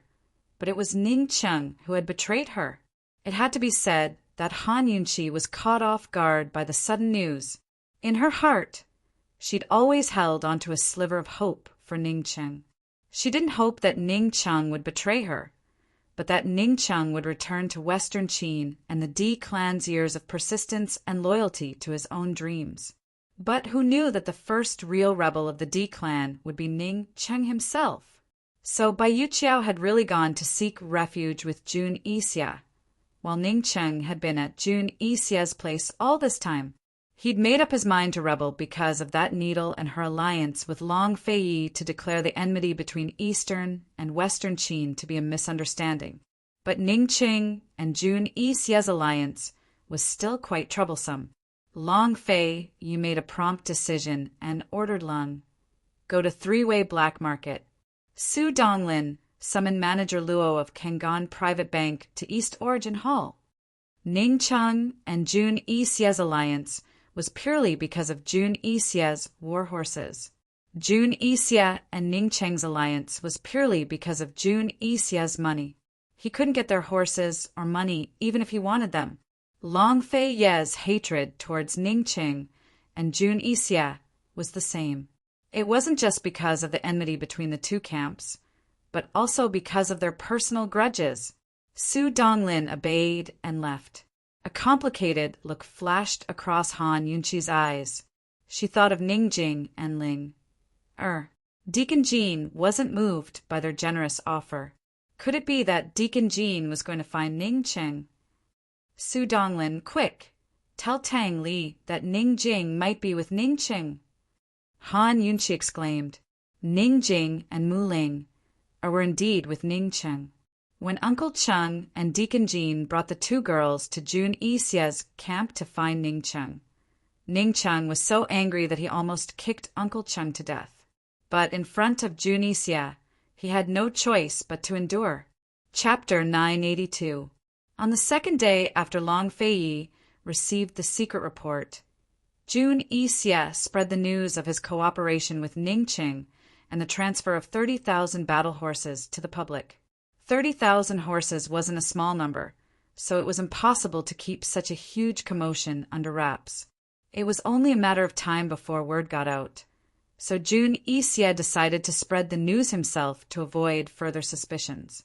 Moreover, as he saw it, this would not only serve as a warning to Long Fei, but also intimidate the Northern Dynasty's emperors. He'd tell his enemies from both north and south that he, Jun Yixia, wasn't someone to be trifled with. With the D-clan support, Jun Yixia really didn't have to fear Long Fei or Emperor Kongcheng. Uncle Cheng was actually still observing from the sidelines. As soon as he heard news of Ning Cheng and Jun Yixia's cooperation, he stopped hesitating and immediately brought along Deacon Jean with him to Jun Yixia's camp with Mu Ling, and Ning Jing. He openly announced that he wanted to see Ning Cheng. Mu Ling, and Ning Jing were left in the carriage outside the camp while Uncle Cheng and Deacon Jean met with Jun Yixia and Ning Cheng inside. Although Uncle Cheng didn't reveal that he'd kidnapped Ning Jing and Mu Ling, in front of Jun Yixia wasn't deaf or blind. Gu and Tang Li had issued bounties all over the world recently. One offered up the secret recipe for the Tang clan's assassination weapons, while the other offered up the medicine Ghost Valley. The news had spread like wildfire and was still the hottest topic in Cloud Realm continent even now.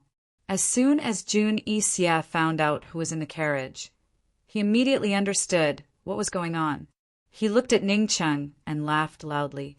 Ning Cheng was furious in his heart, but he had no choice but to pretend to be very calm. He looked at Uncle Cheng coldly and said, Hee, old Cheng, I didn't expect you to bring me a gift. This family head wants to reward you properly. This is what I should do. Uncle Cheng was very happy and did not notice Master Ning's hidden anger. In fact, when Uncle Cheng knew that Master Ning was with Jun Yixia, he was not sure whether Master Ning was robbed or cooperated with Jun Yixia. He came here with the purpose of persuading Master Ning to betray the Western Qin royal family. That was why he had stayed in Heavenly River City for so many days to observe the situation. Now, Master Ning had thought things through. Not only did he cooperate with Jun Yixia, but he also received Jun Yixia's 30,000 war horses. Uncle Cheng felt that he had made the right choice in coming here. He had brought a lot of bargaining chips for Master Ning. If Master Ning cooperated with Jun Yixia, he would have the upper hand. With such a merit, perhaps it could make up for his mistake of colluding with outsiders to cheat myriad merchant haul of money and disrespect to Ning Jing, right?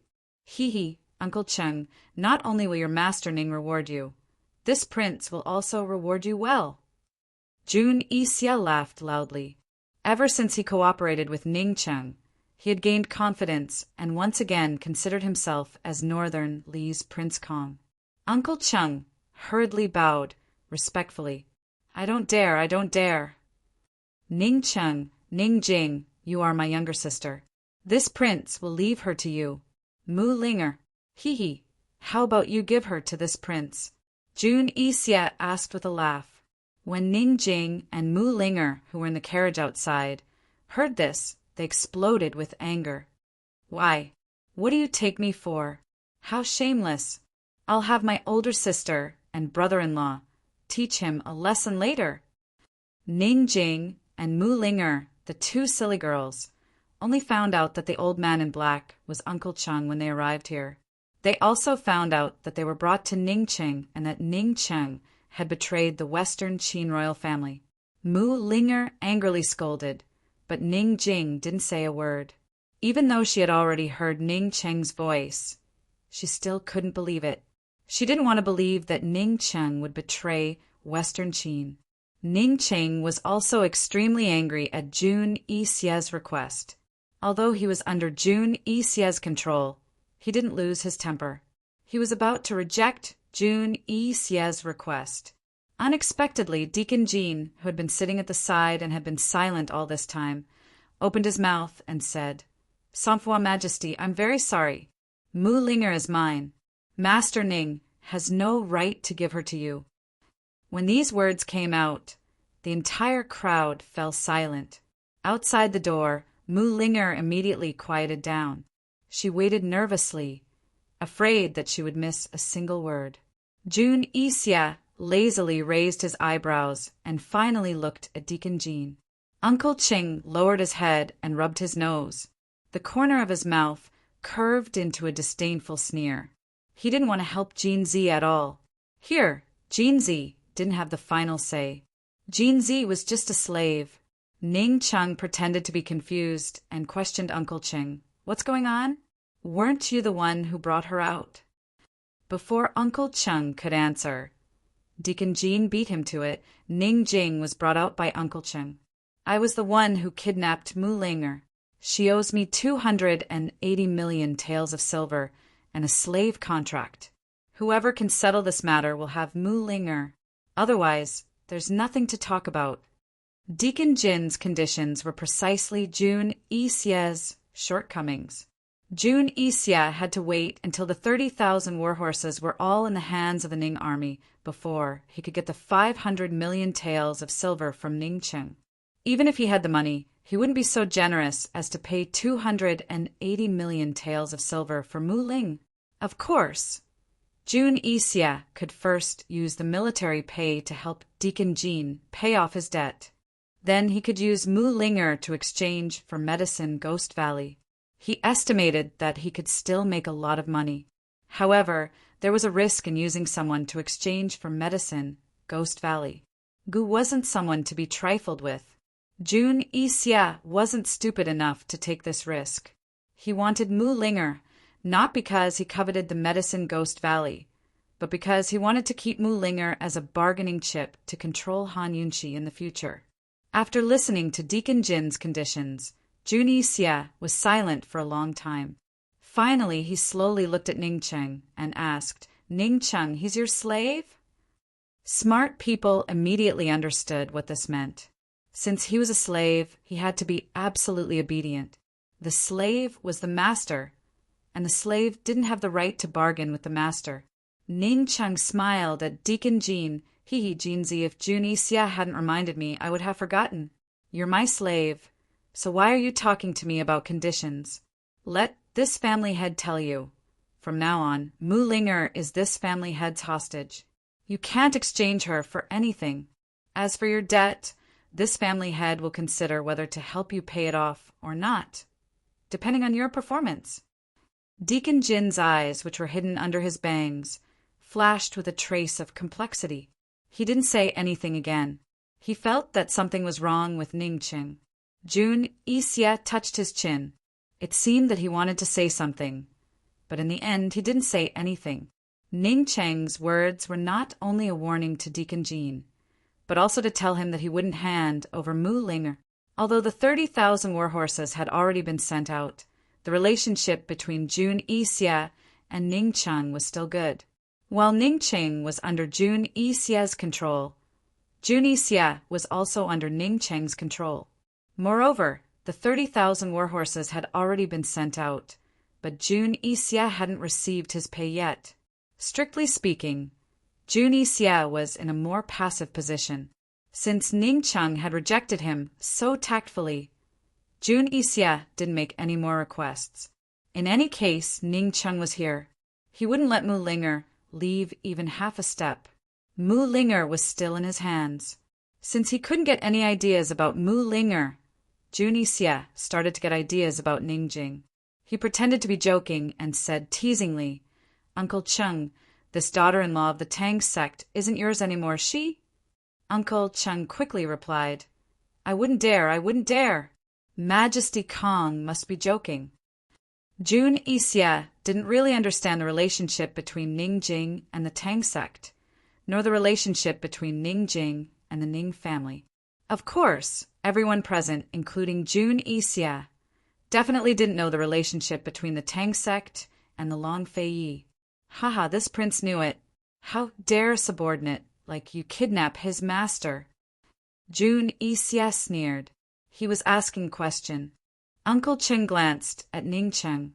Seeing that Ning Cheng didn't say anything, he quickly explained, Majesty Kong, you might not know this, but Miss Jing used Deacon Jin's kidnapping of Mu Linger to put on a show. As a matter of fact, Tang Li believed it and panicked. As long as we keep our cool, Tang Li will definitely be able to offer better terms.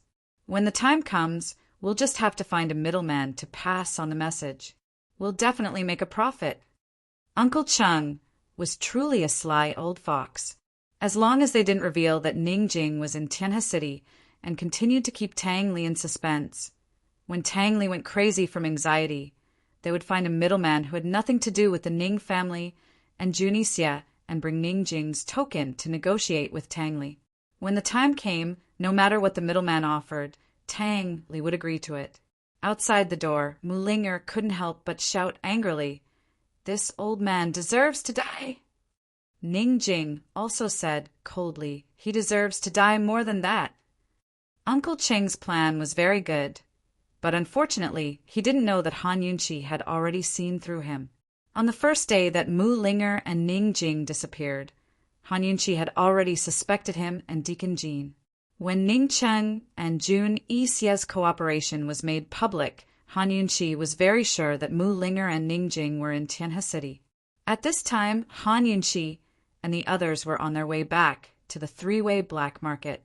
They had already sent the news to Tang Li, and Tang Li was also on his way to the three-way black market to meet up with them. Ning Cheng glanced at Uncle Cheng, but still didn't say anything. Jun Yixia assumed that what Uncle Cheng said was Ning Cheng's idea. Good, we can keep calm and wait. Jun Yixia was in an extremely good mood. Cooperating with Ning Cheng was already a great thing. Now that there were two more important hostages in the army, his chances of success increased.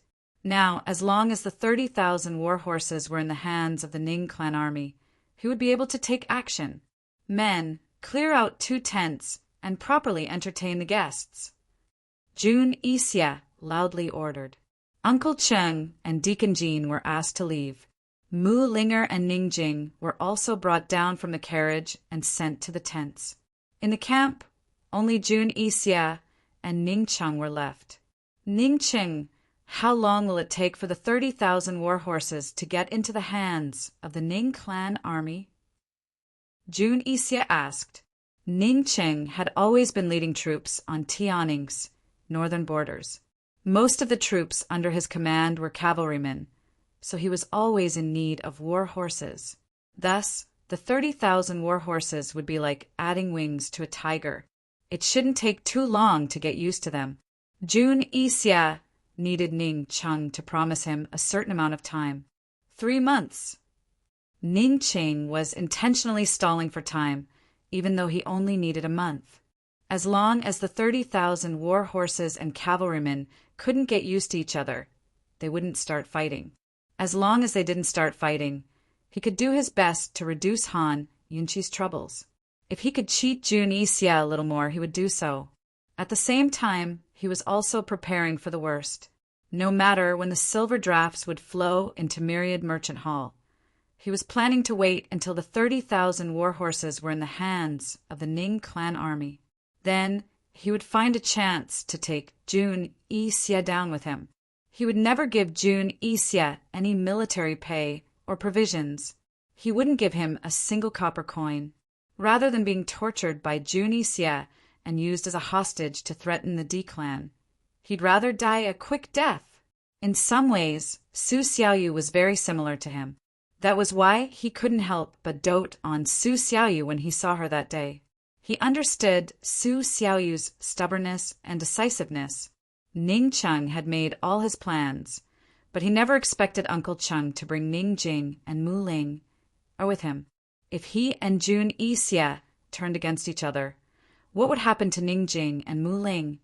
Or then, Chapter 983. Ning Cheng knew very well that once he fell out with Jun Isya, Ning Jing and Mu Linger would definitely become Jun Isya's hostages. Ning Jing could sacrifice herself for the D clan and Western Qin just like him.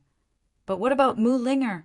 Mu Linger had nothing to do with the enmity between Eastern and Western Qin. Mu Linger was innocent. Mu Linger was also Han Yunqi's cousin. Ning Cheng couldn't imagine how much Han Yunqi would hate him and the D clan if he couldn't protect Mu Ling.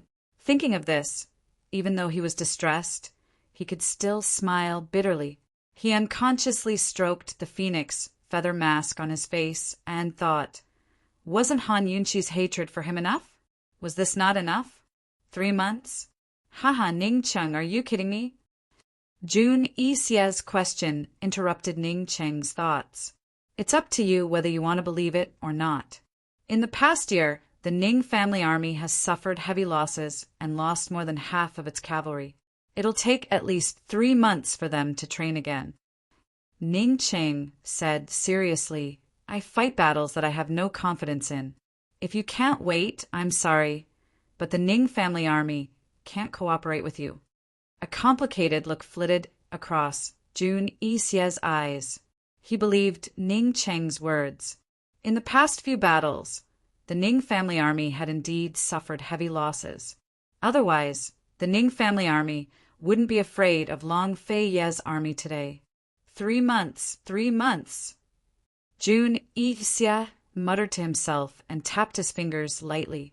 He pondered for a long time, then suddenly stood up and asked seriously, Ning Cheng, with the Ning family army's current strength, how long can they resist Long Fei Yi? What do you want to do? Ning Cheng asked. Jun Isya sneered. Once your military pay arrives, this prince will definitely take the heads of the Northern Dynasty's emperors within 3 months. Ning Cheng understood everything. Jun Isya planned to rebel in 3 months and take over Northern Li. Therefore, he needed to ensure that the south was safe. In other words, Jun Isya's real military strength and influence in Northern Li were not as strong as he had boasted. If the Ning family army couldn't hold off the Long Fei Yi within 3 months, Jun Isya wouldn't be able to deal with the Northern Dynasty's emperors with all his might, and he wouldn't have an absolute chance of winning. Ning Cheng's eyes flashed. He had finally found the best opportunity to trick Jun Isya. Originally, he didn't want the Ning family army to go to war with the East Qin army, but it looked like he'd have to adjust his plans now. Perhaps he could even buy some time for Ning Jing and the rest. It'll be the 15th of the 10th month in 3 days, right? Ning Cheng pretended to think for a while before he spoke again, his face serious. The Ning family army has an absolute advantage in winter battles. Long Fei Yi has 2 armies under his command. One is the Southern Army, while the other is the Bailey Army. Neither of them are familiar with winter battles. Hearing this, Jun Isya rejoiced. No matter what, your Ning family army will be able to last through this winter. Definitely. Ning Cheng laughed. After this winter, the 30,000 cavalrymen will be able to enter the battlefield next spring. Hee. Jun Isya rejoiced and patted Ning Cheng on the shoulder. Brother, after this winter, Cloud Realm Continent will be ours next spring. By now, Ning Cheng was used to Jun Isya's constant probing. He avoided Jun Isya's hand and said coldly, when the time comes, just leave Han Yunqi to me. There's no need to waste words on anything else. Ning Cheng's words made Jun Isya's heart fill with sweetness. Ning Cheng wasn't interested in fighting for the world with him, which was something he rejoiced over. With Ning Cheng's guarantee, Jun Yixia kept Ning Cheng around to discuss the details of their cooperation. In order to win Jun Yixia's complete trust, Ning Cheng gave him plenty of practical suggestions. It wasn't until late at night that Ning Cheng finally left the main tent and returned to his own. He should have gone to see Uncle Cheng and Deacon Jean as well as Ning Jing, but he didn't. Under the watchful eyes of the soldiers, his every move was very cautious and careful. Jun Yixia seemed to trust him a lot, but he was always on guard. If he made one wrong move, all his previous efforts would be for naught. Ning Cheng could only hope that Uncle Cheng and Ning Jing would be on the same page, so that Jun Yixia wouldn't be suspicious. At this very moment, Ning Jing was in Uncle Cheng's tent. Ning Jing sat high above and sneered coldly, "Old Cheng, how dare you? You acted first and reported later. You even dared to rob me. Miss Jing, Han Yunqi is so brazenly seducing Long Fei Yi. Why should the D clan still be loyal to him? Master Ning can rule the world. Why should he forever be at the feet of a woman?" Uncle Cheng said righteously, "Miss Jing, you definitely don't know, but Tang Li has already offered a bounty and is willing to exchange the secret recipe of the Tang sect's hidden weapons for you. Tang Li has you in his heart. As long as you remain calm, you will definitely be able to take down the Tang sect. Miss Jing, you are now the biggest bargaining chip for Master Ning and Jun Yixia's cooperation. Why are you still so calculative?" Ning Jing was shocked.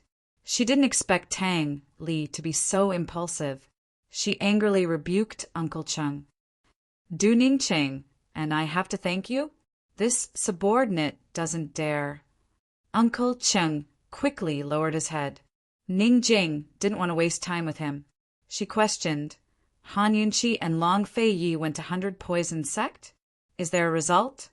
This was the thing she was most concerned about. Uncle Cheng sneered.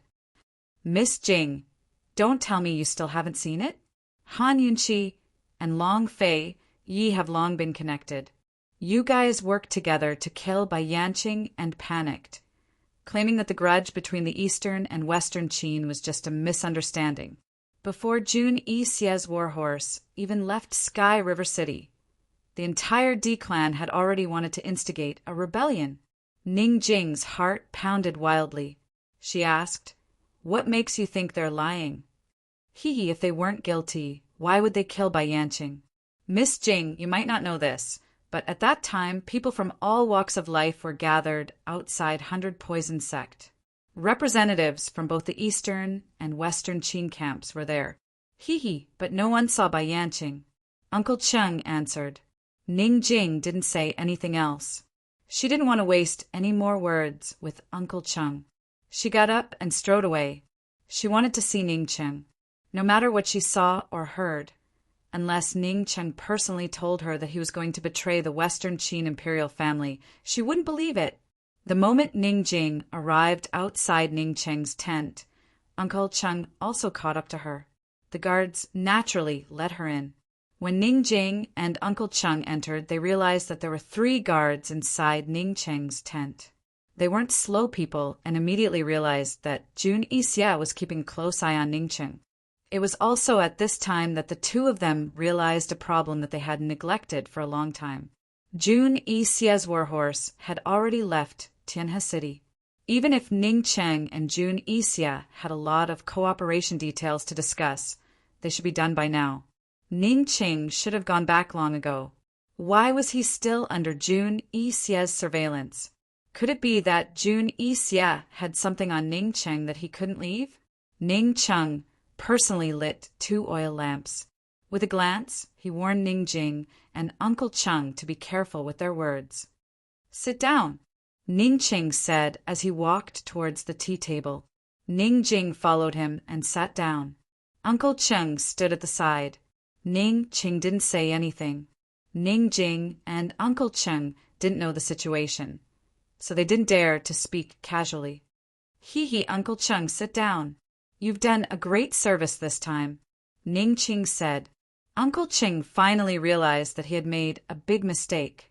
If Ning Cheng was under Jun Yixie's control and couldn't leave this damned place, then he would be causing trouble for Ning Cheng by bringing Ning Jing and Mu Ling here. Whether Ning Cheng and Jun Yixie were really cooperating or not, Ning Jing and Mu Ling wouldn't be Ning Cheng's bargaining chips. Instead, they would be his stumbling blocks. Uncle Cheng's face turned completely pale. This subordinate doesn't dare. Ning Ching didn't ask him to sit down again. Instead, he said to Ning Jing, our big brother believes that you can take down Tang Li. You really didn't disappoint, big brother. As he said this, he looked meaningfully at Ning Jing and continued. Do you believe that big brother will definitely take down Han Yunqi? Ning Jing almost cried. She understood what Ning Cheng meant. Ning Cheng asked her again if she believed that he wouldn't betray Han Yunqi and the Western Qin royal family. I believe, big brother, no matter what, I believe in you. She deliberately paused for a moment before continuing. I believe that you can take down Han Yunqi. You definitely can. The soldiers nearby stopped and listened to their conversation. Nothing out of the ordinary happened. It's good that you believe. Stay here. Ning Cheng knew that Ning Jing understood. Uncle Cheng also understood. He was too disappointed. Master Ning was simply foolishly loyal. It wasn't convenient to talk here. No matter what, he had to find an opportunity to persuade Master Ning. Ning Cheng and Ning Jing talked about some irrelevant things before Ning Jing took her leave. Ning Jing pondered about how to find an opportunity to meet Ning Cheng alone and understand the situation, hear clearly. Ning Cheng was also thinking of ways to find an opportunity to clear up the misunderstanding between Eastern and Western Qin with Ning Jing, Uncle Cheng, and even Mu Ling. He wanted to clarify Jun Yixie's identity and his partnership with Jun Yixie. Ning Jing returned to the tent and told Mu Ling everything she knew. Mu Ling was very surprised. Ning Jing, if my sister knew about your brother's loyalty, she would definitely find a way to save him. Mu Ling said seriously. The news here can't be sent out. Han Yunqi must have guessed that we are here. She will hate my brother to death. Ning Jing was very upset. Don't worry. Be careful of the baby. Mu Ling hurriedly persuaded. At this juncture, Ning Jing's belly couldn't be harmed again. Once something happened, her pregnancy couldn't be concealed. At that time, Jun Yixie wouldn't let her go. Ning Jing, don't worry. Let's wait for 2 more days. Maybe your brother already has a way to deal with Jun Yixie. Let's find an opportunity to ask him clearly first. Mu Ling persuaded again, who knew that for 3 days, neither of them could find an opportunity. Jun Yixie personally came to see Mu Ling and Ning Jing. Mu Ling ignored him, but Ning Jing calmly cooperated with Uncle Cheng to put on a show. On the 4th night, someone brought Ning Cheng an opportunity. This person was none other than Bai Yuqiao.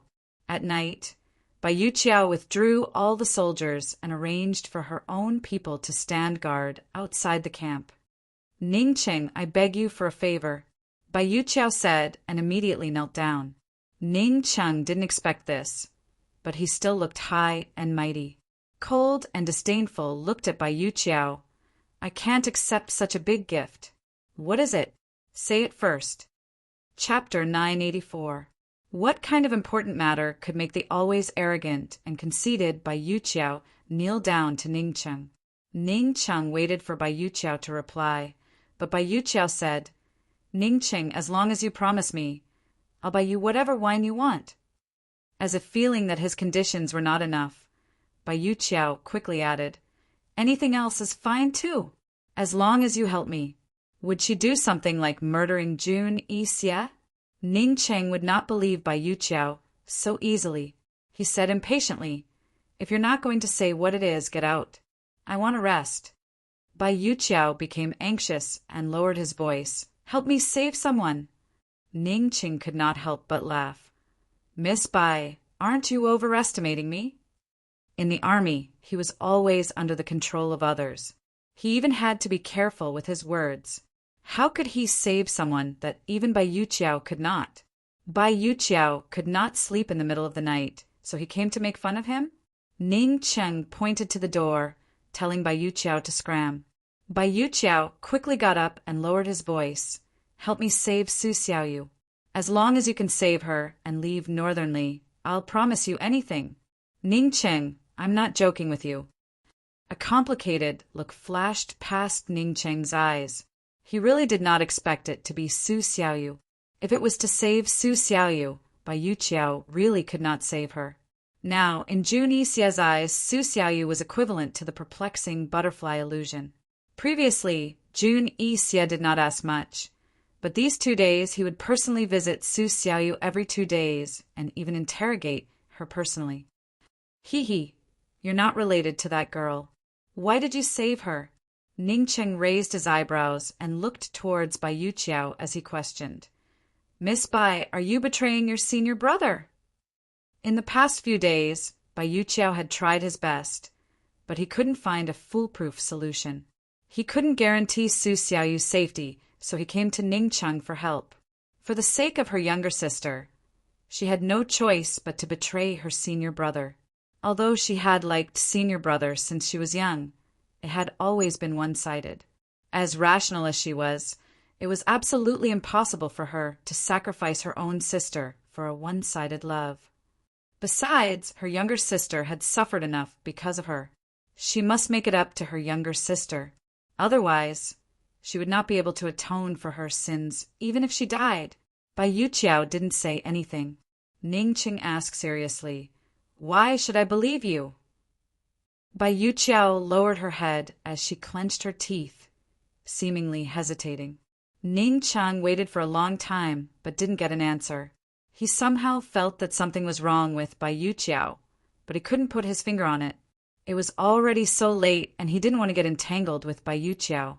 If this lass really had something to ask of him, she would definitely come back again. Ning Cheng didn't chase him away as he turned around to leave. Bai Yuqiao finally spoke the truth. Ning Cheng, I beg you to save my younger sister. Su Xiaoyu is my younger sister. That day, I realized that she has half a jade rui tattoo on her back, which is a pair with the one on my back. She must be my long-lost sister. Ning Cheng turned back in disbelief. Whoever knew that Bai Yuqiao actually turned around and took off his clothes, revealing his bare back. Ning Cheng abruptly opened his eyes as he angrily said, Put on your clothes! Ning Cheng, if you don't believe me, I can see it with my own eyes. Su Xiaoyu and I have a pair of tattoos on our backs. I've already arranged everything. I can take you to see Su Xiaoyu's tattoo now. Bai Yuqiao said seriously. Although Ning Cheng didn't want to see it, he still caught a glimpse of Bai Yuqiao's large tattoo when he turned around. He didn't see the shape clearly, but he knew it was there. Bai Yuqiao's matter might really be true. How do you want me to save her? Ning Cheng asked. Bai Yuqiao hastily put on his clothes and came forward.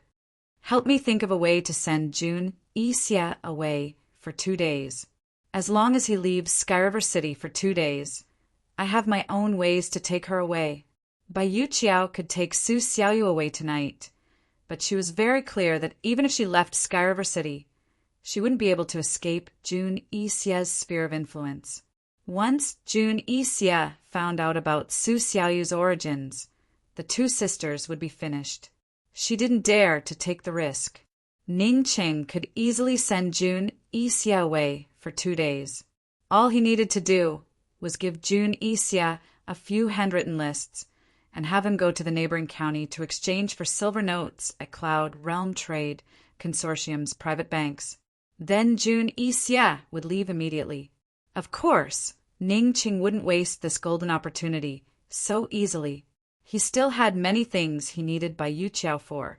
He said cautiously, Find Ning Jing and have her see the tattoo clearly. I only trust Ning Jing. All right, I'll do it right away, Bai Yuqiao rejoiced. Many things were much more convenient in the dead of night. Bai Yuqiao immediately went to find Ning Jing. Ning Jing was just as cautious as Ning Cheng. She followed Su Xiaoyu to Ning Cheng's tent to make sure Bai Yuqiao wasn't tricking her before following Bai Yuqiao to the prison cells. Bai Yuqiao had the female doctor use an excuse to administer acupuncture, while she and Ning Cheng hid in the shadows to watch. Su Xiaoyu was still half asleep. The female doctor had been coming to administer acupuncture and medicine to her frequently these days. Moreover, her 3 meals a day had improved greatly. She had no idea that Bai Yuqiao was behind all of this, but assumed that Ning Cheng had helped her. Ning Jing watched carefully before carefully examining the tattoo on Bai Yuqiao's back. She discovered that the 2 tattoos matched each other perfectly. Moreover, they both had traces of deformation, indicating that they hadn't been added recently. Ning Jing sighed in her heart. She never expected something like this to happen. It had come too suddenly, but it was just in time for them. With Su Xiaoyu's weakness in their hands, she believed that Ning Cheng would be able to make good use of Bai Yuqiao. Bai Yuqiao and Ning Jing returned to Ning Cheng's tent. Ning Jing didn't explain anything. She just nodded at Ning Cheng, and Ning Cheng understood what had happened. Like Ning Jing, he felt both incredulous and fortunate at the same time. Bai Yuqiao was about to speak, but he said, Jun Yixia won't be able to leave the military camp in the near future. This matter needs to be considered at length. How long will it take? Bai Yuqiao asked quickly. That's hard to say. Perhaps I'll consider it before discussing with you, Ning Cheng said. Tonight, she was able to make Ning Cheng believe in this matter and agree to help her. Bai Yuqiao was already satisfied.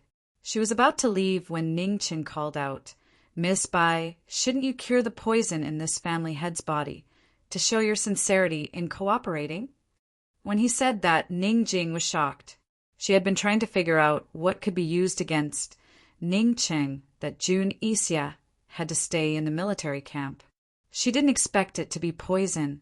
Bai Yuqiao looked awkward. Ning Cheng, I won't hide it from you. The antidote that you take daily is both an antidote and a slow-acting poison. So I don't know what kind of poison you're suffering from. The antidote is in my senior brother's hands. You.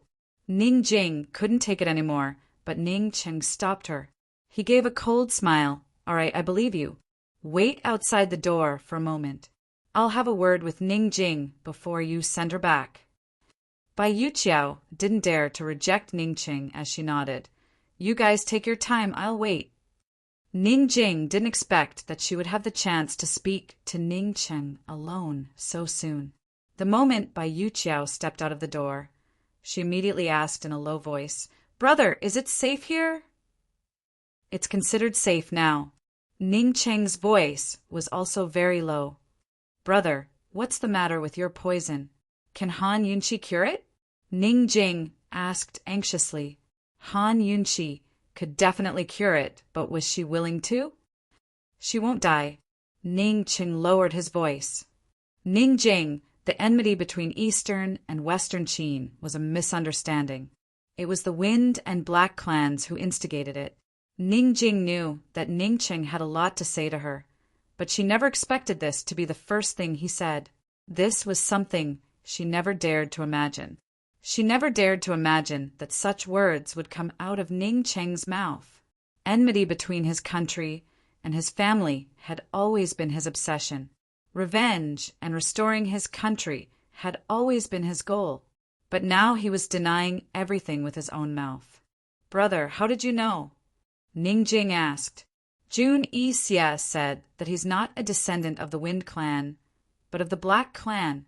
He was tricked by Bai Yanqing. Bai Yanqing only wants to sow discord between Eastern and Western Qin. He wants Cloud Realm continent, Ning Cheng continued. Ning Jing was even more shocked. The Black clan that had been missing for so long was actually Jun Yixia. Who knew what Han Yunqi would think if she heard the news? Ning Jing didn't have time to think, and Ning Cheng didn't waste any time either. Although Bai Yuqiao was helping them keep watch, Bai Yuqiao wouldn't be able to do so for long. If they stayed too long, Jun Yixia would be suspicious if the soldiers on night patrol saw them. I wrote this in secret on a silver note and sent it out. I'm afraid the note hasn't reached Myriad Merchant Hall yet. Once the 30,000 horses reach the Ning clan troops, I'll have to give Jun Isia 500 million in military pay and provisions. Jun Isia will definitely attack Northern Li's capital within 10 days. Ning Jing didn't dare to make a sound, but listened quietly. Ning Chung continued, "It'll take 20 days for the 30,000 horses to reach the Ning clan troops, so we only have a month's time." "Brother, you're thinking of—" Ning Jing couldn't help but interrupt.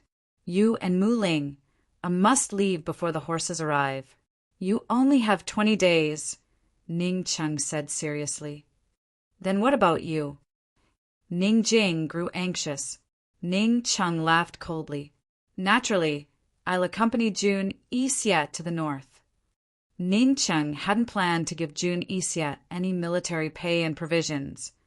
But if Jun Isia attacked the north as soon as he got his pay and provisions, he didn't mind giving him some and letting him continue to be arrogant. Within this month, Myriad Merchant Hall will definitely receive the banknotes. They'll do their best to cooperate with the princess. Ning Ching was very confident. He'd written 2 sentences in the secret text in the banknotes. The first was the truth about Eastern and Western Qin and Jun Isia's identity. The second was for the D clan to obey Han Yunqi's orders unconditionally, and to see Han Yunqi was the same as seeing him. As long as Jun Isia attacked, the D clan and East Qin's army would join hands and wait to reap the benefits. Ning Chung hadn't given the order, so no one in the D clan would dare to attack. Therefore, Ning Chung wasn't worried about the D clan. His only worry now was that news of him colluding with Jun Isia would spread. Long Fei Yi and Han Yunqi would attack the D clan first. In that case, they would have internal friction. Moreover, when Myriad Merchant Hall received the banknotes, the misunderstanding would be resolved, and both sides would stop fighting. Jun Isia would inevitably be suspicious. If he could quickly tell Han Yunqi and the others the truth now, the D clan and Great Qin's army would be able to maintain a stalemate. First, there wouldn't be internal friction, and second, Jun Isia's side would be able to justify it. Long Fei Yi is preparing his army for war because he's afraid of the 30,000 war horses, but he doesn't dare to rashly attack.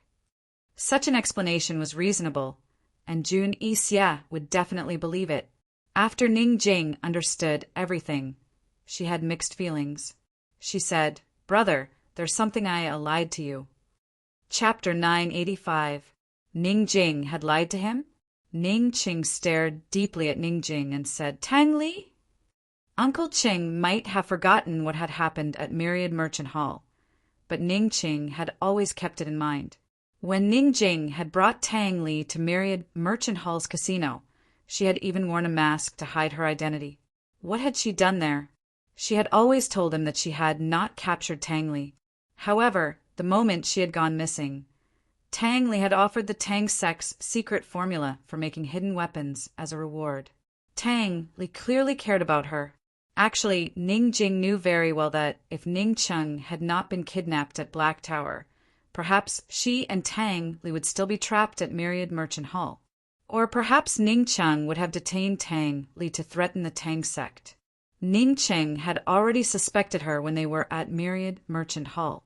"Big brother, I didn't know it was Tang Li." Ning Cheng lowered his head. "Big brother, Although revealing this matter now would not cause too much harm to the D clan and Ning Chung, Ning Jing still found it difficult to say it. "Speak."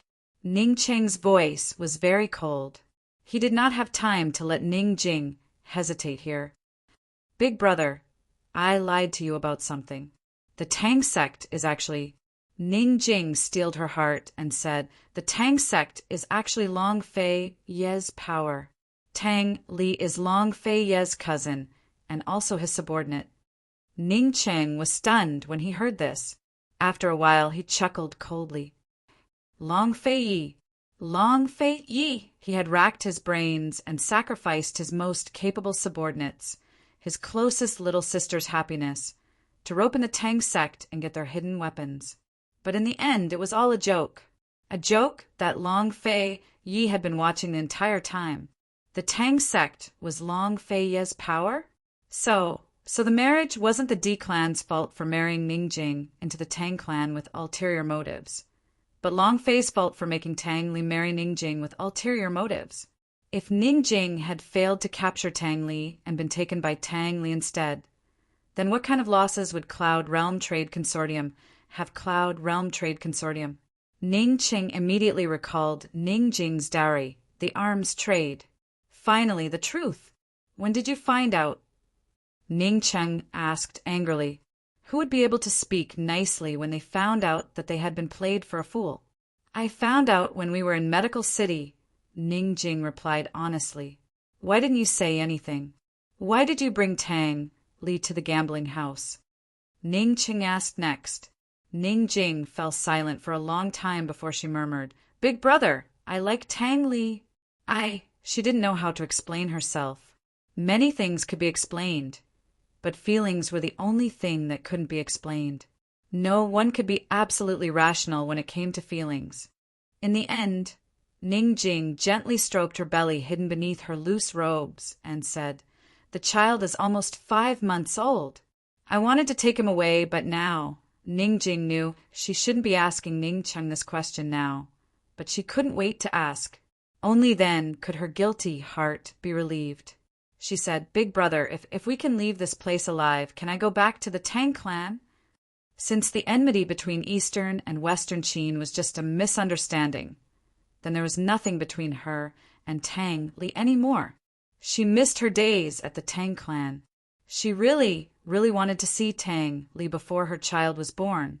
Ning Qing looked at her for a long time before he suddenly broke into a wry smile. Ning Jing didn't know what he was laughing about, but she felt uneasy. No matter what, she had betrayed the D clan. But Ning Qing only said, It's enough for you and me to know about this. If we can leave this place alive, don't forget to send me an invitation to my nephew's 1-month-old birthday party. Ning Jing was so moved that she almost threw herself at Ning Cheng, but she didn't dare. She nodded repeatedly. Big brother, we will definitely leave this place alive. Big brother, Han Yunqi didn't mean to hurt you. She gave that needle to Bai Yanqing.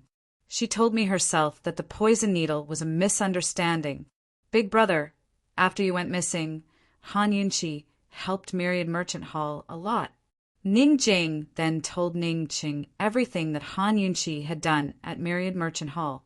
Ning Cheng listened quietly, his hand caressing his phoenix feather mask. Big brother, we not only have to guard against Han Yunqi and Long Fei Yi attacking the D clan first, but we also have to guard against Han Yunqi cutting off the D clan's source of income. Once Myriad Merchant Hall's source of income is cut off, you might not even be able to give Jun Yixia the money you promised. Ning Jing grew anxious. Big brother, we have to find a way to contact Han Yunqi as soon as possible. Ning Cheng's face turned pale as he listened. He muttered to himself, East Origin Hall. Kangon Bank. His reaction was even more shocking and despairing than when Gu found out that Kangon Bank was Long Fei Ye's property. After all, the few gold cards he had, including a limitless gold card, all came from Kangon Bank. Actually, there was no need for Han Yunqi to cut off Myriad Merchant Hall's source of income. Long Fei might have sealed off his gold cards long ago, leaving him with no soldier's pay and provisions to give Jun Yixia. If he didn't give Jun Yixia any military pay, Jun Yixia wouldn't be able to deal with the Northern Dynasty's emperors. Then Northern Li would remain in a stalemate between the North and the South. Thus, unless the Northern Dynasty's emperors and Jun Yixia joined forces, Long Fei, you wouldn't have to worry about any changes in Northern Li that could threaten the South. Moreover, the D clan's current wealth could only support them for a year or so. If they supported Jun Yixia as well, they could only last for half a year at most. Even if the D clan and Jun Yixia joined forces, they wouldn't be able to defeat Long Fei, even if they didn't have to worry about the Northern Dynasty's emperors attacking the South. Ning Qing finally realized a fact he'd never considered before. The truth was that Long Fei Yi was Cloud Realm Continent's richest man. No matter how Cloud Realm Continent changed, it couldn't escape the palm of his hand. If Myriad Merchant Hall hadn't been embroiled in that crisis, they might have been able to hold out a little longer. The D clan might have been able to seize some of the initiative as well. What's the relationship between Golden Wing Hall and Long Fei Yi? Ning Cheng asked coldly. The Golden Wing Palace was directly responsible for the fact that the D clan had fallen into the hands of others. Ning Jing shook her head. She only knew that East Origin Hall belonged to Long Fei Yi. She'd asked Han Yunqi about Golden Wing Hall's origins, but Han Yunqi had been puzzled as well. She'd even sent people to investigate. Ning Jing hadn't slept a wink when she learned so much from Han Yunqi. Moreover, what about Ning Cheng, the head of the D clan and head of Cloud Realm Trade Consortium? This kind of feeling was as if his pride had suddenly been trampled under someone's foot. It would hurt, it would hurt. It felt like he'd suddenly discovered that his opponent was many times stronger than he'd imagined. He was so strong that he had no chance of turning the tables. He wasn't willing, but there was nothing he could do. No matter what, even if the enmity between Eastern and Western Qin was just a misunderstanding, Ning Jing knew that Ning Cheng would feel terrible. Han Yunqi, that woman, she made the right choice again. Ning Cheng smiled as he looked away into the darkness of the tent. Ning Jing couldn't see his expression clearly, but it was dark and gloomy. Ning Cheng didn't look back at all. "Let's go back," he said simply. "I know. Wait for my news." Time was tight. As long as Han Yunqi and Long Fei Yi made a move, he'd be in a lot of trouble and danger, whether it was sending troops or cutting off Myriad Merchant Hall's source of income. Thus, he couldn't pin his hopes on those silver drafts anymore. He had to send the secret missive out as soon as possible and deliver it straight to Han Yunqi's hands. "Big brother, Mu Ling, is taking care of my pregnancy for me," Ning Jing reminded him before she left. Ning Qing nodded in understanding and waved her out. Ning Jing watched his lonely back and couldn't bear to see him leave. She stood there for a while before saying, "Big brother, get out." Ning Cheng's voice was very cold. Ning Jing had no choice but to leave. Bai Yuqiao stood by the door. Although she was curious as to what the siblings had been talking about for so long, she didn't dare to ask too many questions. She was afraid that Ning Cheng would be on guard against her and refuse to help her if she did. When Ning Jing returned to the tent, Ning Cheng's lonely back appeared in her mind again and again. She tossed and turned, unable to fall asleep. Mu Ling, on the other hand, slept very soundly. Mu Ling, didn't know when she left, and Mu Ling, still didn't know when she returned. Ning Jing sat up. With her big belly, she couldn't sleep as comfortably as before. In private, her movements were very careful. She looked at Mu Ling's clean and pure smile and felt very envious. Who said that Gu was heartless? This girl was the real heartless one. She could still sleep like this in such a situation. Ning Jing couldn't sleep and finally woke Mu Ling up. Mu Ling shot up from the bed. "What's wrong? What's wrong? What's wrong?" Ning Jing, who had been sulking, suddenly laughed. "It's nothing. I can't sleep. Can you talk to me?" Mu Ling patted her chest and let out a long sigh. "You scared me to death. It's the middle of the night. Ning Jing, can you not scare me?" "I just went to see my brother." Ning Jing recounted the incident in detail. Mu Ling was stunned as she listened. "Su Xiaoyu has an older sister? Does she know?" Ning Jing shook her head. "Wouldn't it be bad if she knew?" "It's better if she doesn't know." Mu Ling nodded and muttered to herself, "That's true." If she knew that the person torturing her was her own sister, based on her personality, she would definitely not admit it. As Mu Ling spoke, she suddenly grabbed Ning Jing's hand. "So we're going to be saved soon? Let Bai Yuqiao send a letter to my sister. Let my sister and brother-in-law come and save us. Then I'll be able to see Chi brother. Yes, Ning Chang will think of a way. Don't worry. As Ning Jing spoke, she thought of something. I'll tell you a piece of good news. Do you want to hear it? Hurry up and say it. Mu Ling, I was very excited. However, when Ning Jing said it, Mu Ling, I was so excited that she almost went crazy. Ning Jing said, on the way back, Bai Yuqiao said that Gu put a bounty on Medicine Ghost Valley and is looking for you everywhere. Ah, ah, ah, Mu Linger shrieked. She lifted the covers and jumped barefoot onto the ground, scurrying left and right. She was just short of running out of the tent in a frenzy. She screamed nonstop. Ning Jing covered her ears. What's going on? Ladies, what's wrong? Say something. The soldiers did not dare to barge in and shouted outside the camp commander's tent. Ning Jing had no choice but to grab Mu Ling and forcefully cover her mouth. It's nothing. Mu Ling just had a nightmare. It's nothing. After saying this, Mu Ling pulled Ning Jing's hand and continued. Chapter 986. Mu Linger grabbed Ning Jing and kept screaming.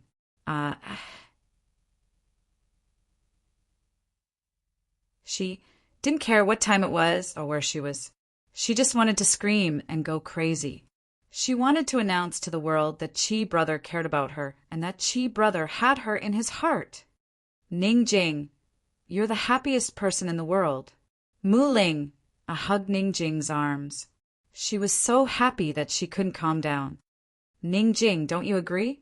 Don't you agree? Yes. How could Ning Jing say no? At this time, even if she said no, Mu Ling wouldn't listen. Ning Jing, I'm as happy as you are. You're also the happiest person in the world. Mu Ling laughed. Ning Jing felt helpless at first. However, she didn't know why, but when she heard Mu Ling's excited voice, she was infected. Yes, the happiest thing in the world was when the person you loved also loved you. Ning Jing, we must leave this place alive. We must, Mu Ling said seriously. We will, Ning Jing said firmly. Ning Jing, do you think Chi brother will hug me if he finds me? Hug me tightly? Mu Ling asked seriously. Yes. Ning Jing didn't know if he would. She wasn't familiar with Gu and couldn't see through him. She only felt that Mu Ling was silly. However, only silly people could be truly happy, right? Mu Ling thought for a while and asked shyly, Ning Jing, do you think Chi brother will kiss me? Ning Jing almost laughed out loud. She held it in and nodded. I think so. Regardless of whether Mu Linger would be disappointed in the future, at least she was happy now. At least she was once happy. Just like that, Mu Linger kept asking Ning Jing silly questions, and Ning Jing gave her affirmation. Ning Jing couldn't fall asleep at first. She wanted to talk to Mu Linger about Tang Li, but she ended up talking about Gu the whole night. Could this be considered a secret conversation between sisters? When it was almost dawn, the two of them fell asleep while giggling sweetly. How great would it be if she could always be this happy? Ning Qing didn't sleep the entire night. Even now, his eyes were still open, and he wasn't sleepy at all. Bai Yuqiao took advantage of the time when Juni Xia was in the military training ground to look for Ning Qing. Ning Qing, do you have any plans? Bai Yuqiao asked. What plans do you want me to have in one night? Ning Qing asked back. Even though he was more anxious than Bai Yuqiao, he still maintained his composure. Bai Yuqiao knew that she was being too hasty, but she couldn't help but be anxious. Jun Yixia had already interrogated Su Xiaoyu once. If he went a second time, it was hard to guarantee that he would torture her. Su Xiaoyu's body was so weak, and she had only recovered a little in the past few days. She didn't dare to imagine what would happen if she was tortured again. Ning Qing, help me think of a way. Take it that I'm begging you. Bai Yuqiao hesitated for a moment and simply said, Ning Qing, you and my senior brother are just working together to achieve your own goals. What do you want? Just say it. Ning Cheng had been waiting for Bai Yuqiao to say this, but he didn't expect her to be so anxious. Bai Yuqiao's words proved that Su Xiaoyu's position in her heart was higher than Jun Yixia's. In this way, it would be easier for him to state his conditions. Help me send a letter to Kingan Bank first. Once it's done, I'll tell you the fastest way to save her, Ning Cheng said in a low voice. All right. Bai Yuqiao agreed. She never thought that Kingan Bank was one of Long Fei Ye's businesses. She had heard of the cooperation between Kingan Bank and Myriad Merchant Hall and thought that Ning Cheng was probably trying to raise money. Ning Cheng immediately went to write the secret letter. Bai Yuqiao was very sensible and didn't follow him to read it. After Ning Cheng finished writing the secret letter, he sealed it and wrote a line of words on the seal. In this way, as long as the letter was opened and resealed, the line of words would not be neat. Deliver the letter and bring back the reply sealed by Manager Luo of Heaven and Earth Bank, Ning Cheng requested. All right. Bai Yuqiao agreed, as usual. She was about to leave when Ning Cheng asked, Bai Yuqiao, aren't you afraid that I'll destroy your senior brother? Bai Yuqiao believed that Ning Cheng liked Han Yunqi, and also believed that Ning Cheng would hand over the world to her senior brother for Han Yunqi. However, she also knew that once Ning Cheng had the chance, he would want both the woman and the world. She was Ning Cheng's chance. Bai Yuqiao had already thought of all these things when she decided to come to him for help. With her back facing Ning Cheng, she didn't turn around and said indifferently, Ning Cheng, I only have 2 conditions. First, rescue Su Xiaoyu within half a month. Second, don't harm my senior brother's life. As for how to rescue him, we'll discuss it in detail when I get Manager Luo's reply. Ning Cheng's lips curled into a sneer. All right, I'll wait for you. I'll arrange for someone to deliver it. He wanted to thank Ning Jing for her reminder yesterday. If Ning Jing hadn't mentioned Kingan Bank yesterday, he wouldn't have known where to deliver the secret letter. If it hadn't been for Kingan Bank, based on the 2 conditions that Bai Yuqiao had just mentioned, she might not have agreed so readily. Before he sent Ning Jing and the others away, he wouldn't help Bai Yuqiao. As for Jun Yixia, he couldn't do it without harming his life. Even if he were to die, he would drag Jun Yixia down with him. After Bai Yuqiao delivered the secret letter to Kingan Bank, he wouldn't have any more worries. Bai Yuqiao wouldn't have any bargaining chips to negotiate with him. That night, Ning Cheng found an opportunity to ask Bai Yuqiao to arrange for him to meet Su Xiaoyu. Su Xiaoyu was already asleep. He glanced at Su Xiaoyu from afar, then turned to leave. Little girl, I'm going to have to trouble you. You have to be strong and hold on. Ning Cheng's banknotes were currently changing hands in the company. Ning Cheng's secret letter had been sent by Bai Yuqiao to the only Kingan Bank branch in Northern Li. As for Han Yunqi, they were on their way to the 3-way black market. At this time in the 3-way black market, in the Myriad Merchant Palace, the 5th elder who was loyal to Han Yunqi had already been placed under house arrest. The 5th elder was too honest. Although he was angry after receiving Ning Cheng's letter, he still gave the letter to the Great Elder and had the Great Elder announce it to the Council of Elders. The other 4 elders of the Council of Elders all agreed to give the letter to the army, letting the army prepare to receive the 30,000 battle horses. At the same time, they had to prepare to go to war with East Qin. The 5th elder's strength alone couldn't stop them at all. Although Ning Cheng's letter didn't explicitly say that the D clan was cooperating with Jun Yixia, the 30,000 battle horses heading south made everyone mistakenly think that Ning Cheng was cooperating with Jun Yixia. At this moment, the entire D clan was preparing to go to war. The elders of Myriad Merchant Hall knew that Han Yunqi would cut off their source of income, but they didn't fear it. They were already prepared to sacrifice all of the D clan's businesses and properties to support the army. They were waiting for Ning Cheng's letter and Ning Cheng's orders. Then they could go to war at any time. Now that the situation had escalated, Han Yunqi's group had no time to search for the perplexing butterfly illusion. They hurried on their way until a few nights later, they secretly arrived at the 3-way black market. Meanwhile, Manager Luo of Kangon Bank was waiting for Long Fei Yi at East Origin Hall to stop the cooperation between Kangon Bank and Myriad Merchant Hall's auction houses. Long Fei Yi only needed to give the order. Manager Luo could show himself in the black market that very night, and the news would spread like wildfire by tomorrow. This would be a blow to Cloud Realm Trade Consortium, not just the auction houses, but many other businesses as well. Everyone would fear Kangon Bank, which was why they refused to cooperate with Cloud Realm Trade Consortium. After all, Cloud Realm Trade Consortium was no longer what it used to be. Of course, if news of this reached Jun Yixie's ears, Jun Yixie would immediately question Ning Cheng's wealth. Your Highness, this subordinate has already made the necessary preparations. Myriad Merchant Hall's auction houses are holding a special auction tonight, so the venue is huge, Manager Luo said. Long Fei Yi glanced at Han Yunqi, whose gaze was complicated. She had never planned to make an enemy of the D clan, much less hope that they would treat her as one. She had no idea why things had come to this, either. Or perhaps it was more accurate to say that she had no idea why things had come to this between her and Ning Cheng. It wasn't that she wanted to start a war, but that the D clan was itching to make a move. She had cut off Myriad Merchant Hall's source of income, not as a show of force, but as a way to tie them down and delay Ning Cheng from starting a war.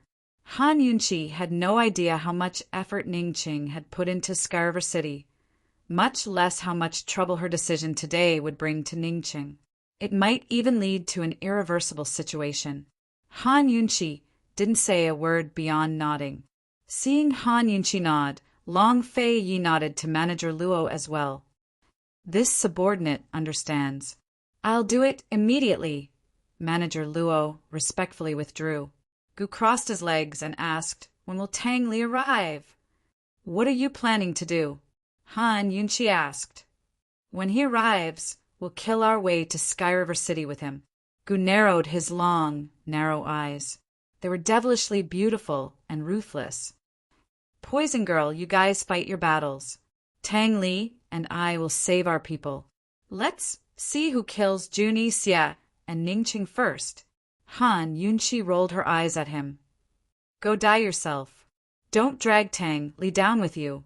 Jun Yixie's martial arts weren't as good as theirs, but with hostages in hand, there were bound to be all kinds of ambushes. Long Fei Yi's men couldn't even get close to the center of the Skyriver barracks. If Gu and Tang Li tried to force their way in, they might end up as hostages again. Besides, Gu couldn't leave now. If Tang Li heard what he said, what if Tang Li was eager to save his wife and rushed in alone? Wouldn't he suffer a great loss? Speaking of Tang Li really came. Tang Li brought a secret letter with a serious expression. Brother, guess what this is? Who is it for? Where did it come from? Long Fei Yi asked. Tang Li held up the secret letter for everyone to see. Everyone immediately saw the signature on the letter, Ning Cheng. Ning Cheng? Where did you get this letter from? Who is this letter for? Han Yunqi asked anxiously. Could it be a blackmail letter sent by Ning Cheng? Ning Jing and Mu Ling were in Ning Cheng's hands. Ning Cheng hadn't blackmailed them yet. There was no doubt that he wanted to keep them as a hostage. Unexpectedly, Tang Li said something that shocked everyone even more. He said, This letter is from Ning Cheng to Manager Luo of Kangon Bank. It was sent by Urgent Eagle from the Northernly branch. I bumped into the messenger at the door and brought it in. What is Ning Cheng trying to do? Ning Cheng didn't know about the relationship between Kangon Bank and Long Fei Yi. Could it be that Ning Jing and Mu Ling had a slip of the tongue? Or maybe he had a favor to ask of Kangon Bank. That's strange. Long Fei Yi opened the letter quickly. When he saw the contents, his expression changed drastically. He exclaimed, Quick! Go stop Steward Luo! What's going on? Gu Beiwei couldn't help but ask. Long Fei Yi didn't have time to answer. He got up and went out personally. Would he be able to stop him in time? Chapter 987. Shopkeeper Luo didn't go to the auction alone. He brought 2 attendants with him. At this moment, he was already sitting in a private room on the 2nd floor of Myriad Merchant Hall's largest auction hall. He was waiting for the auction to end before everyone dispersed, to reveal his identity and publicly announce the termination of his partnership with Myriad Merchant Hall. From then on, Consort Bank would no longer accept any loans from the auction hall's guests. Just this one sentence was enough for everyone to make all sorts of guesses. There was no need for further explanation. And the more guesses there were, the more ridiculous they were, and the greater the blow to Myriad Merchant Hall. In the business world, there was no such thing as offering help in a time of need. It was either icing on the cake or adding insult to injury. Looking at the heated scene below, shopkeeper Luo remained calm and waited patiently. The auction had ended, and everyone was cheering for the winner. Shopkeeper Luo rubbed his hands together, then finally stood up to leave. Unexpectedly, someone pressed down on his shoulder from behind. Shopkeeper Luo was shocked. He turned around and saw his 2 attendants kneeling. The man pressing down on his shoulder was masked. His brows were stern, but he didn't lose his heroic spirit. "Go back." The man left these 2 words, then turned and left, quickly disappearing from sight. Shopkeeper Luo immediately recognized his master's voice. Although he was puzzled, he didn't dare delay and immediately rushed back with his 2 attendants. When Long Fei Yi returned to East Origin Hall, Han Yunqi and the others were all anxiously waiting for him. Since Long Fei had shown up in person, who could possibly catch up to his speed? If Gu Beiwa had recovered his shadow art, then he could. But Gu and Long Fei Yi still hadn't found the medicinal pills. The secret letter had been taken away by Long Fei Yi. They still didn't know what Ning Qing wrote in the letter to shopkeeper Luo, or why Long Fei Yi was in such a hurry to stop shopkeeper Luo. However, since Long Fei Yi had stopped shopkeeper Luo, it meant that the situation in Northernly had taken a turn for the better. The situation wasn't serious enough for Consort Bank to step in. Seeing that Long Fei Yi had returned, Han Yunqi quickly asked, "Did you stop him?" "Your Highness, what happened in Northernly?"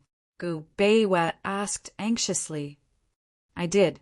Long Fei Yi took off his mask and handed the secret letter to Han Yunqi. Gu Beiwa, Gu, and Tang Li all came over. When they read the contents of the secret letter, they were all equally shocked. Other than shock, there was still more shock. Ning Qing had written everything clearly. Jun Yixie's true identity, the truth of the civil war in the Great Qin Empire, his so-called cooperation with Jun Yixie, the military pay that Jun Yixie received in the plan to send troops to Northern Li, the kidnapping of Mu Ling, and Ningjing, and the sisterly relationship between Bai Yuqiao and Su Xiaoyu. Everything was explained clearly. Ning Cheng's letter was written to shopkeeper Luo, asking him to pass the message to Long Fei Yi. He also cautiously asked shopkeeper Luo to confirm whether the seal of the letter had been opened a second time before replying. After reading the letter, everyone was shocked and silent. There were too many things, each more unexpected than the last. Everyone needed time to digest it. "Long Fei Yi, this letter hasn't been opened, right?" Han Yunqi quickly asked. "No, I just read it." Long Fei Yi was very sure. After Han Yunqi said this, she fell silent again. She stared blankly at the secret letter, not knowing what to say. Ning Qing didn't disappoint her. Even if he misunderstood her, he still persisted. Not only did Ning Qing not collude with Jun Yixie, but he also obtained so much truth from Jun Yixie and obtained such a good opportunity. Han Yunqi looked at Long Fei Yi and couldn't help but say, "We were right." The civil war in the Great Qin Empire was really just a misunderstanding. It was really instigated by the Wind and Black clans. Their suspicions were right. Their actions at 100 Poisons sect were also right. It didn't matter if Bai Yanqing didn't admit it. And it didn't matter if Jun Yixie didn't admit it in front of everyone, because Ning Qing admitting it was enough. If Ning Qing said this matter, who would suspect him? The D clan wouldn't, and the East Qin people wouldn't have a reason to suspect him. With Ning Qing's status and position, Everyone in the world would believe him. Long Fei Yi lowered his eyes and didn't say anything. In his heart, he was planning on finding Bai Yanqing to clearly understand the true reason behind the civil war in the Great Qin Empire. He never thought that this secret would be known by Ningqing first. Ningqing's hatred towards East Qin was no less than his hatred towards Western Qin. At this time, Tang Li suddenly said, "Big brother, can that brat Ningqing be trusted? Why should we believe him? If this is his trap, wouldn't we have been played? Since he sent a letter to shopkeeper Luo, it means that Ningqing believes him. Otherwise, she wouldn't have told him these secrets." Han Yunqi immediately refuted. She had absolute confidence in Ningqing, so she had told everything to Ningqing, including the true relationship between Tang Li and Long Fei, as well as the matter of Kingan Private Bank. "Tang Li, Ningqing is pregnant with your child. You have to believe in her judgment," Han Yunqi honestly said. Ningqing's hope towards Eastern and Western Qin was not inferior to hers. When Han Yunqi wasn't around and Ningqing was mentioned, Tang Li withered. If it was before, although he was very fond of Ningqing, he would still be very vigilant when it came to important matters.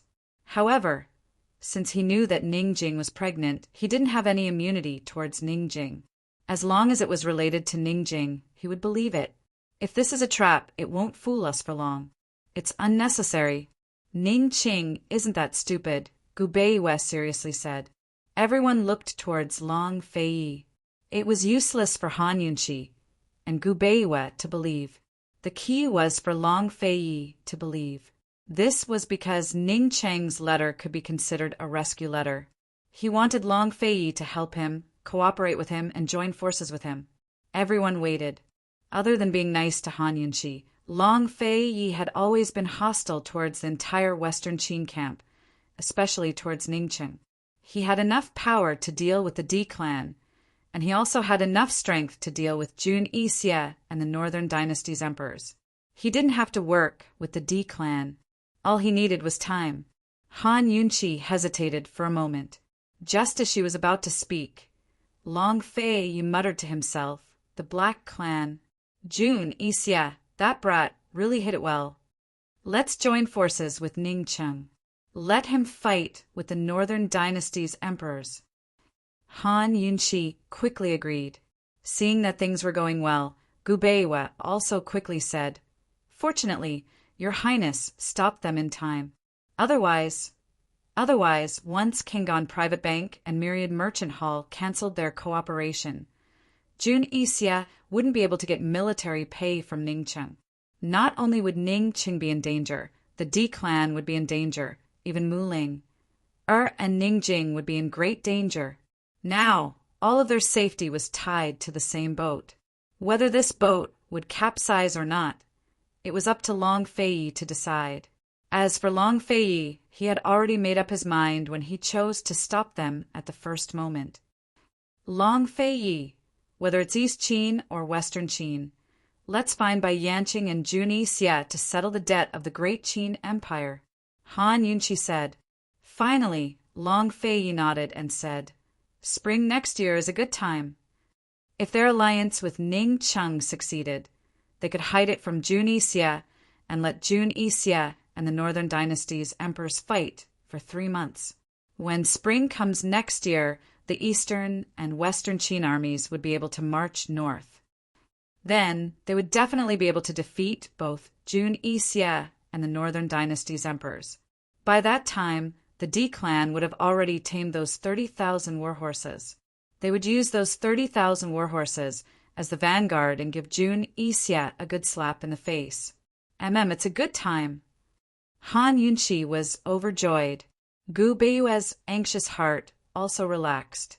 If not for Ningqing's plan to deal with Jun Yixie and the hostages in Scarver City, Gu Beiwei was worried that Long Fei would refuse to cooperate with Ningqing. 3 months, that's enough time to look for the fire and metal of 10,000 poisons, Gu muttered to himself. If Long Fei and Han Yunqi didn't deal with the D clan, then the matter of the perplexing butterfly illusion and the poison sect would naturally come first. All right, Long Fei Yi gave an affirmative answer. He and the D clan still had to put on a show or two. Otherwise, with Jun Yixie's personality, he might not trust Ningcheng. As for the small matters, he could leave them to his subordinates. There was no need for him and Han Yunqi to show their faces. He and Han Yunqi still had to deal with Bai Yanqing. Unless absolutely necessary, Long Fei, you wouldn't expose their whereabouts. Brother, does that mean I won't be able to see Ningjing until next spring? Tang Li was anxious. After Gu confirmed that Mu Ling wasn't in any danger, he basically stopped caring about her. Long Fei glanced at him. Your wife's uncle will take good care of his nephew. You better behave yourself. If Tang Li tried to force his way in, he would definitely fall into a trap. At this time, he didn't want anyone to provoke Jun Yixie. When next spring came and he personally led his troops to fight, he would definitely settle all his old debts with Jun Yixie. Han Yunqi, on the other hand, was worried about Mu Ling, and Su Xiaoyu. The fact that Su Xiaoyu was Bai Yuqiao's little sister was really out of her expectations. But she couldn't be impulsive, although they didn't need Ningcheng to tell them that Mu Ling, and Ningjing had been kidnapped and taken to Tianhe City. Jun Yixie didn't know about the situation. Jun Yixie must be feeling smug right now, thinking that they didn't know about Mu Ling, and Su Xiaoyu's whereabouts. The more this was the case, the more they wanted Jun Yixie to feel smug. It would be easier for Ningcheng to do things on his side without arousing suspicion. Thanks to Ningcheng's timely secret letter, a trade war and a war had been silently avoided. Han Yunqi wasn't stupid enough to use Ningcheng's letter to convince Myriad Merchant Hall's Council of Elders. In any case, without Ningcheng's orders, no matter how restless the D clan was, no one would dare to make a move. As long as they didn't make a move, everything would be safe. Ningcheng's banknotes would definitely flow to Myriad Merchant Hall. Or perhaps Ningcheng would find a way to send a secret letter to Myriad Merchant Hall. At that time, Myriad Merchant Hall's elders would come to find her to take command of the army and discuss how to cooperate with the East Qin army. Waiting was what they needed to do now. While they waited, they couldn't be idle. There was the matter of the perplexing butterfly illusion, the poison sect, and her dual cultivation with Long Fei. Nothing could be delayed. Really, they were very busy. Han Yunqi was about to put the letter away when Long Fei inadvertently caught sight of a line of words on the back of the letter. He frowned and asked, "What's that?" Han Yunqi flipped it over and froze. Chapter 988. Han Yunqi flipped the letter over and saw that Ningcheng had written a single line of words. It didn't reveal any useful information, but seemed to be a form of bargaining with Long Fei. Ningcheng wanted Long Fei to loosen some of the restrictions imposed by the South Central Region's Commander-in-Chief's estate on merchants, as well as lower the taxes on them. Otherwise, not only would he refuse to cooperate with Long Fei, he'd encourage Jun Yixie to ally with the Northern Dynasty's emperors. Moreover, he wouldn't allow Ningjing's child to be born. Han Yunqi gave a start and almost tore the letter to shreds. Even she was angry, to say nothing of Long Fei. It was already difficult for the two sides to cooperate, but Ningcheng still wanted to threaten Long Fei at a time like this. The South Central Region's Commander-in-Chief's estate had indeed dealt a heavy blow to Cloud Realm Trade Consortium's businesses. It was also the root cause of their decline over the past few years. Han Yunqi could admit that Long Fei's original regulations were meant to restrict Cloud Realm Trade Consortium, but they were too harsh. Since both sides wanted to work together, Ningcheng could make any demands without reproach. Whether he agreed or not could be negotiated. But Ningcheng couldn't use Ningjing's child to threaten Long Fei. This was abominable. Did Ningjing know about this? How miserable would she feel if she did? What did he write? Long Fei urged. Han Yunqi dearly wanted to hide the truth, but she knew that she couldn't fool Long Fei. She could only hand the letter over. When Long Fei read the line, His face turned gloomy. "Cold?" he asked, threatening me. "Threatening you?" On the side, Tang Li quickly picked up the letter. It would have been better if he didn't read it, because he immediately lost his temper. "Bastard. I'm going to settle accounts with him right now." "What is it?" Han Yunqi pulled Tang Li back in time. Gu Beiwei and the others also saw the line of words. They looked at each other in surprise. "Brother, let's just kill our way over. Let's destroy the D clan first, then head north and kill our way up." Tang Li was furious. If Ning Qing was in front of him, he would definitely use the hundreds of hidden weapons he had on him to kill Ning Qing. Gu Beiwei did not say anything. He had seen through the whole matter in an instant. Ning Chang made such a request at this time because he didn't want to become Long Fei Ye's subordinate after cooperating with Long Fei Yi. If he could use this chance to threaten Long Fei Yi into lifting the ban and lowering taxes, then many of Cloud Realm Trade Consortium's businesses would be able to make a fortune during the chaos of war. Cloud Realm Trade Consortium would then be able to recover its strength and make a comeback within 2 to 3 years. Once Cloud Realm Trade Consortium turned the tables around, the D clan would have more money and more confidence. At that time, even if the princess and Long Fei Yi got together, the D clan would still only serve the princess instead of Long Fei Yi. In a way, Gu Beiwei envied both Ning Cheng and Ning Qing. Gu Beiwei owed the Long Fei Yi too much that he'd never be able to repay in this lifetime. Thus, he had to be respectful and courteous to the Long Fei Yi while pledging his loyalty to the princess. Ning Qing was different. If Ning Qing could seize this chance to turn things around, then Ning Qing would still be able to stand in front of Long Fei Yi in the future. Meanwhile, the D clan would become the princess's shield, one that wouldn't be restricted by Long Fei Yi or East Qin. Gu Beiwei would only hide these thoughts in his heart without saying a word. He glanced at Han Yunqi, unsure if she'd thought of all these things, but it seemed like she was still angry over Ning Jing's child. Ning Cheng was too smart. He didn't use Mu Ling, or Ning Jing, but Ning Jing's child. That wouldn't threaten Long Fei Yi, but it could threaten Tang Li to death. Once Tang Li was threatened, Long Fei Yi would be in trouble. Besides Han Yunqi, Tang Li was probably Long Fei Ye's greatest weakness. Long Fei Yi didn't answer Tang Li, but looked at Han Yunqi instead. "What do you think?" Han Yunqi didn't answer immediately. She calmed down and thought it over. In the end, she said, "Long Fei Yi, perhaps Ning Cheng isn't threatening you, but he has no other choice. This is the only way to protect the D clan."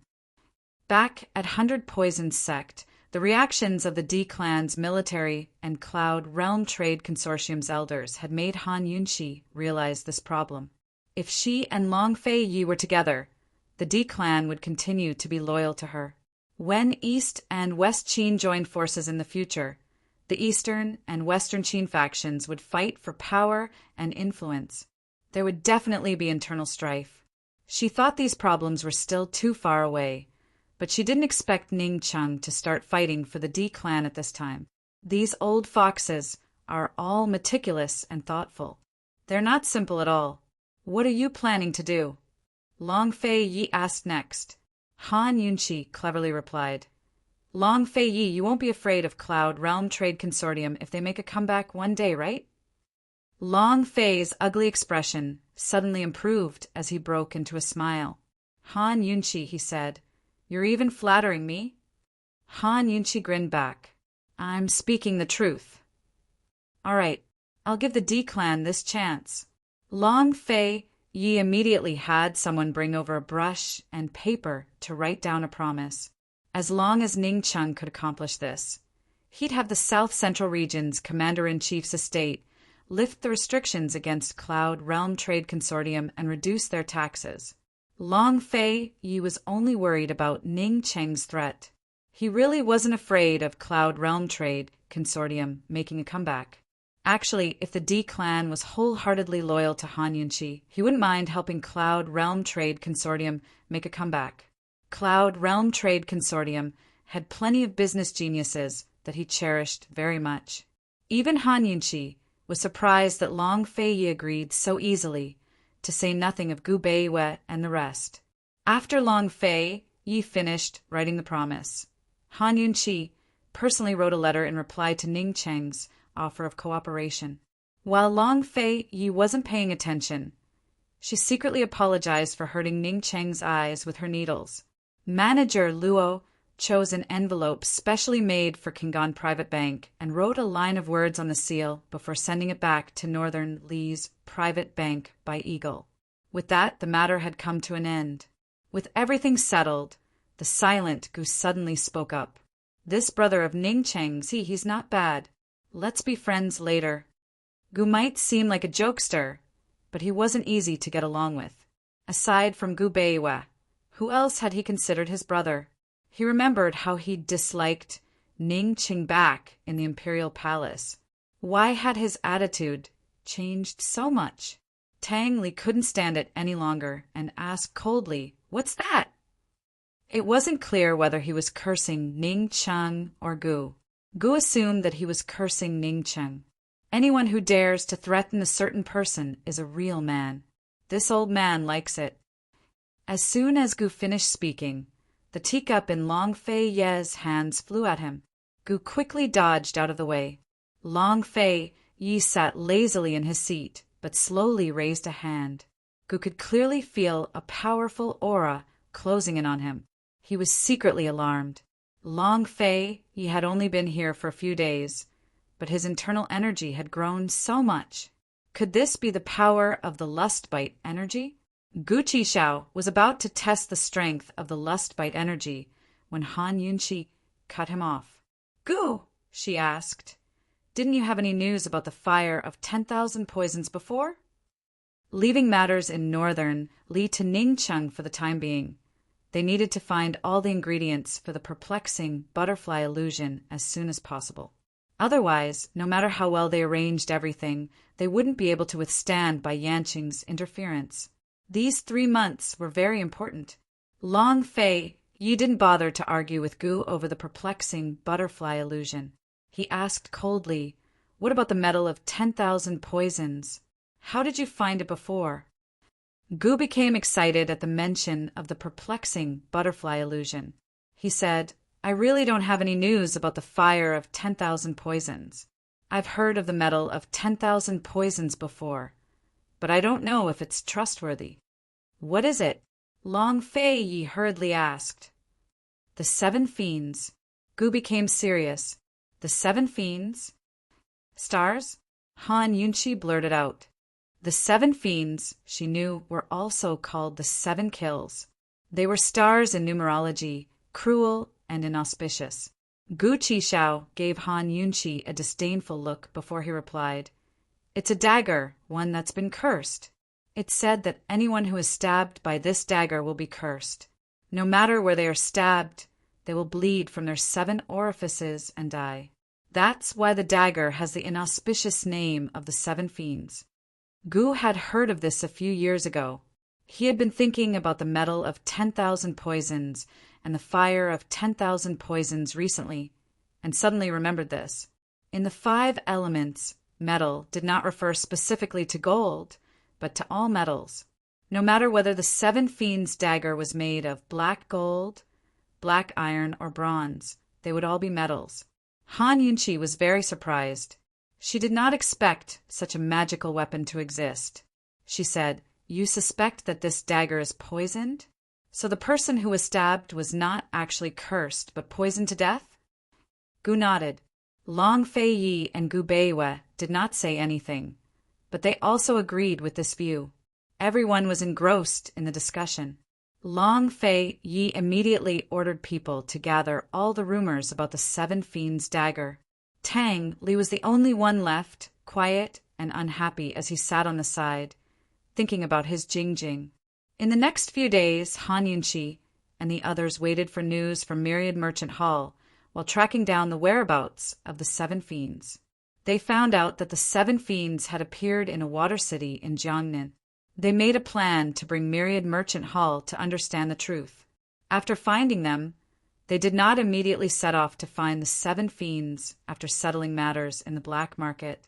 If Ning Cheng had mentioned the matter of being poisoned, perhaps Han Yunqi and the others' plans would have changed. Perhaps they would not have left the three-way land so easily and headed south. Unfortunately, Ning Cheng had mentioned everything in his letter except for the matter of him being poisoned.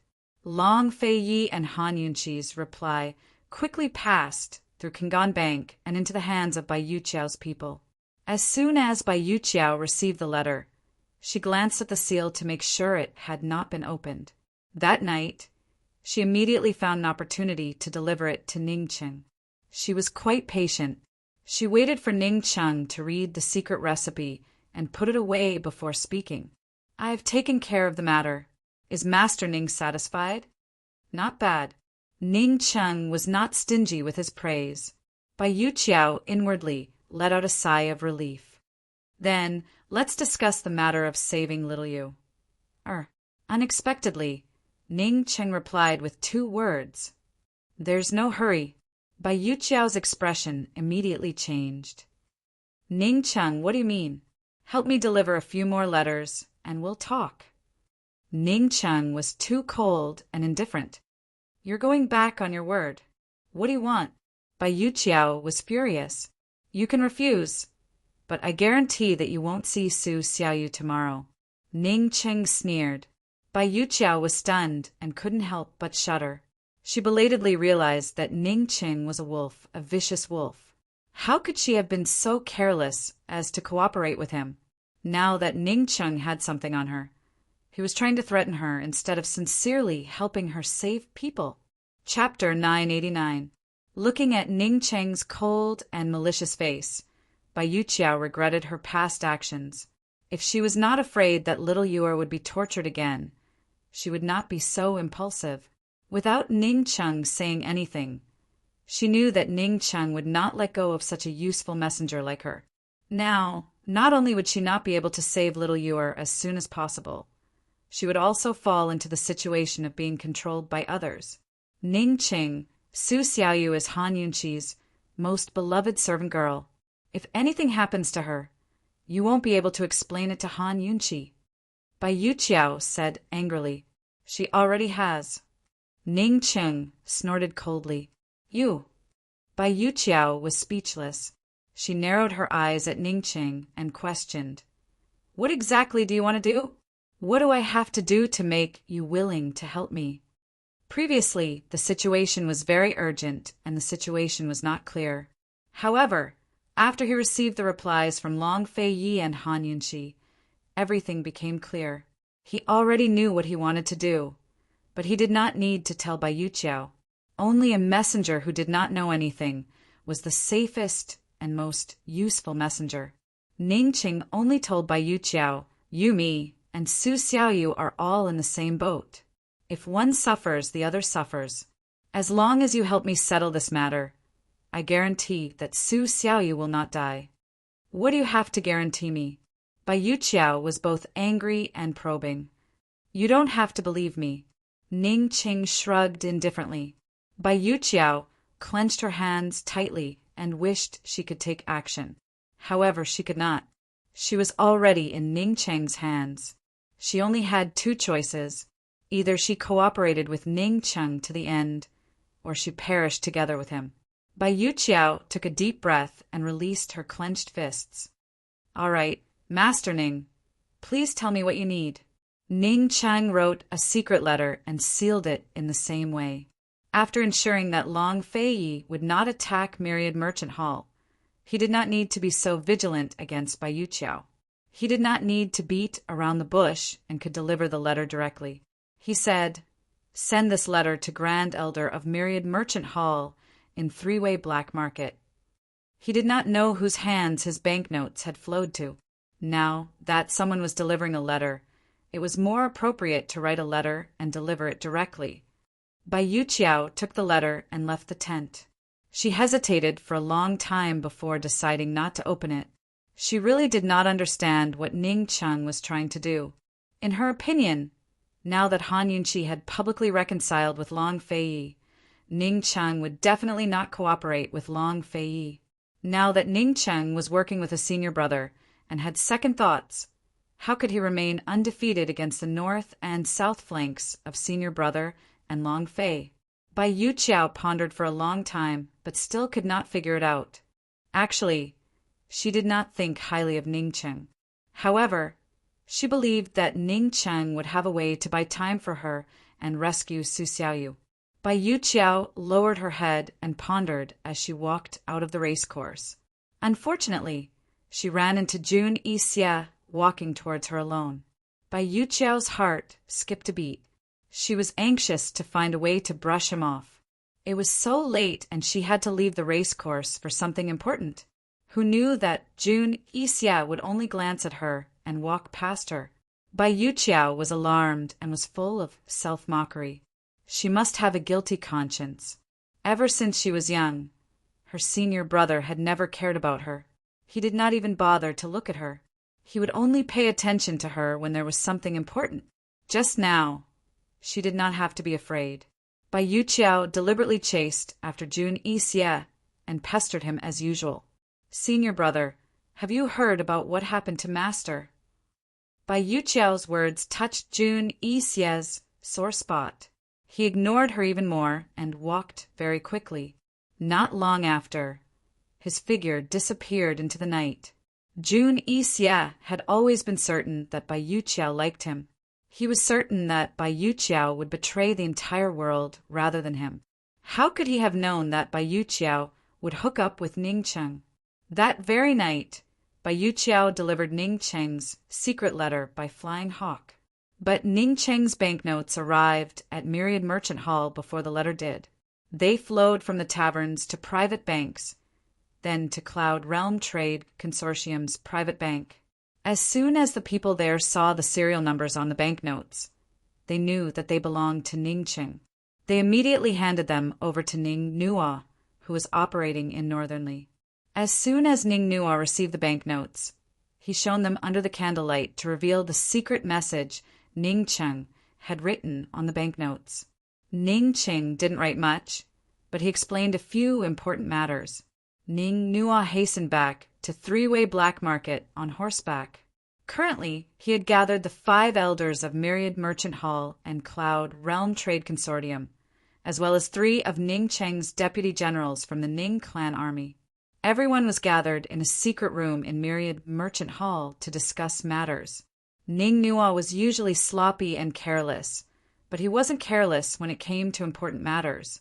After showing everyone the secret message on the banknotes, he asked seriously, "Shall we invite the princess back?" Ning Cheng had sent out the banknotes long ago with only 3 instructions. The first was the enmity between Eastern and Western Qin. The second was that Ning Cheng had been placed under house arrest by Jun Yixie, forcing them to cooperate with him. And the third was that the entire D clan had to obey Han Yunqi's orders. The elders and deputy generals of Cloud Realm Trade Consortium all sighed with emotion. They never expected or wanted to believe that the enmity between Eastern and Western Qin had been instigated by someone else. It was all a misunderstanding. They all lowered their heads, their expressions complicated. Back at 100 Poison's sect, they'd embarrassed Han Yunqi plenty. If they went to invite her back now, they'd be slapping their own faces. Myriad Merchant Hall's elders were all silent as well, but 5th elder, who'd just been released from house arrest, was very excited. "I'll go. If you guys don't have the face to admit your mistakes, I'll do it for you. I'll definitely bring the princess back. I told you, the princess wouldn't forget her roots for love. Every single one of you almost harmed the princess." No one knew what they were thinking. Instead of answering, the 5th elder, Ning Nuo, asked, "Where are you going to find him?" That stopped 5th elder in his tracks. Ever since the incident at 100 Poison's sect, there had been many rumors about Long Fei Yi and Han Yunqi's whereabouts, but no one knew where they were. 5th elder rubbed his nose resentfully and said, "Might as well send someone to the East Qin army to find them. They'll definitely know where the princess and Long Fei Yi are. Master Ning's trapped in Jun Yixie's hands. If we want to rescue her, will have to work with the Duke of Qin. At his words, Cloud Realm Trade Consortium's head elder immediately spoke up. What a joke!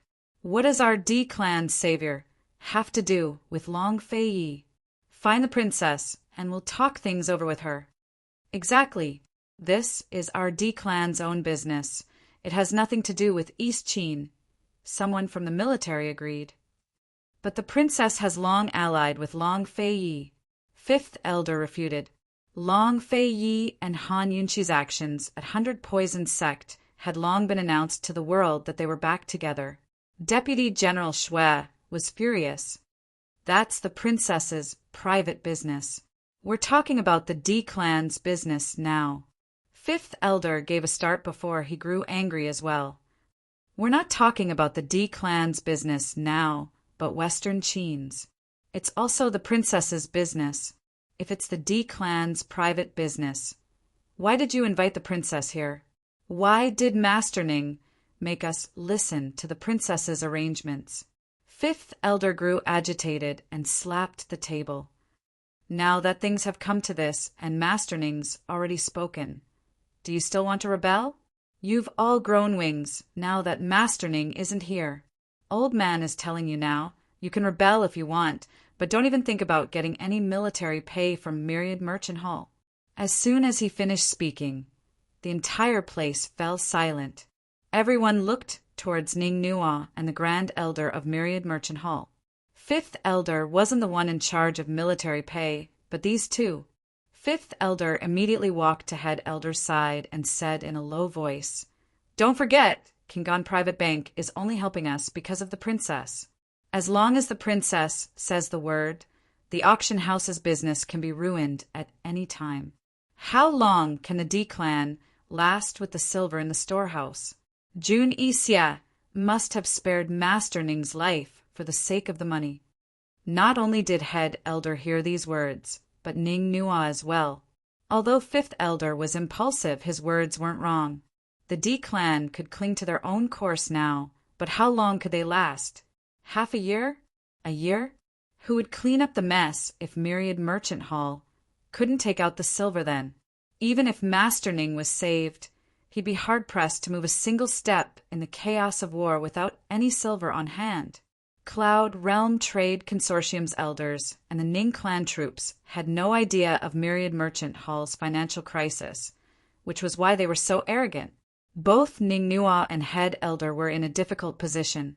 They were very clear that the wisest choice under these circumstances was to use the princess and Long Fei Ye's relationship to cooperate with East Qin.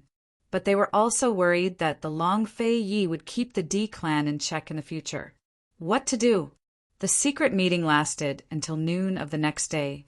Many people gradually approved of Fifth Elder, but there was also a group of people who insisted on defending the D-clan's interests. Ning Cheng's silver banknotes only contained a few words, so why didn't he say more? Faced with this awkward situation, Ning Nuo rubbed his brows and realized that it wasn't easy being the head of a clan. Just as they were about to disperse, a page boy hurriedly delivered a secret missive. "It's from my big brother," Ning Nuo exclaimed. Everyone who'd risen to their feet was startled and sat back down. "Quick, see what it says. Is there a new development? Quick, take a look." Everyone was nervous and stuck in a stalemate. Ning Cheng's secret missive was like a timely rain in the rain. Ning Nuo's heart was filled with perilous waves after reading the contents, unable to calm down. This secret letter explained everything very clearly. "Young Master Nuo, just what did Master Ning say? Young Master Nuo, why don't you say something?" As everyone urged him on, Myriad Merchant Hall's Head Elder and Fifth Elder almost couldn't resist snatching the missive away. Ning Nuo recovered his wits, his tense face finally relaxing a little. "Master Ning and Long Fei Yi have finished discussing the terms of cooperation. The princess is waiting for us at East Origin Hall." What?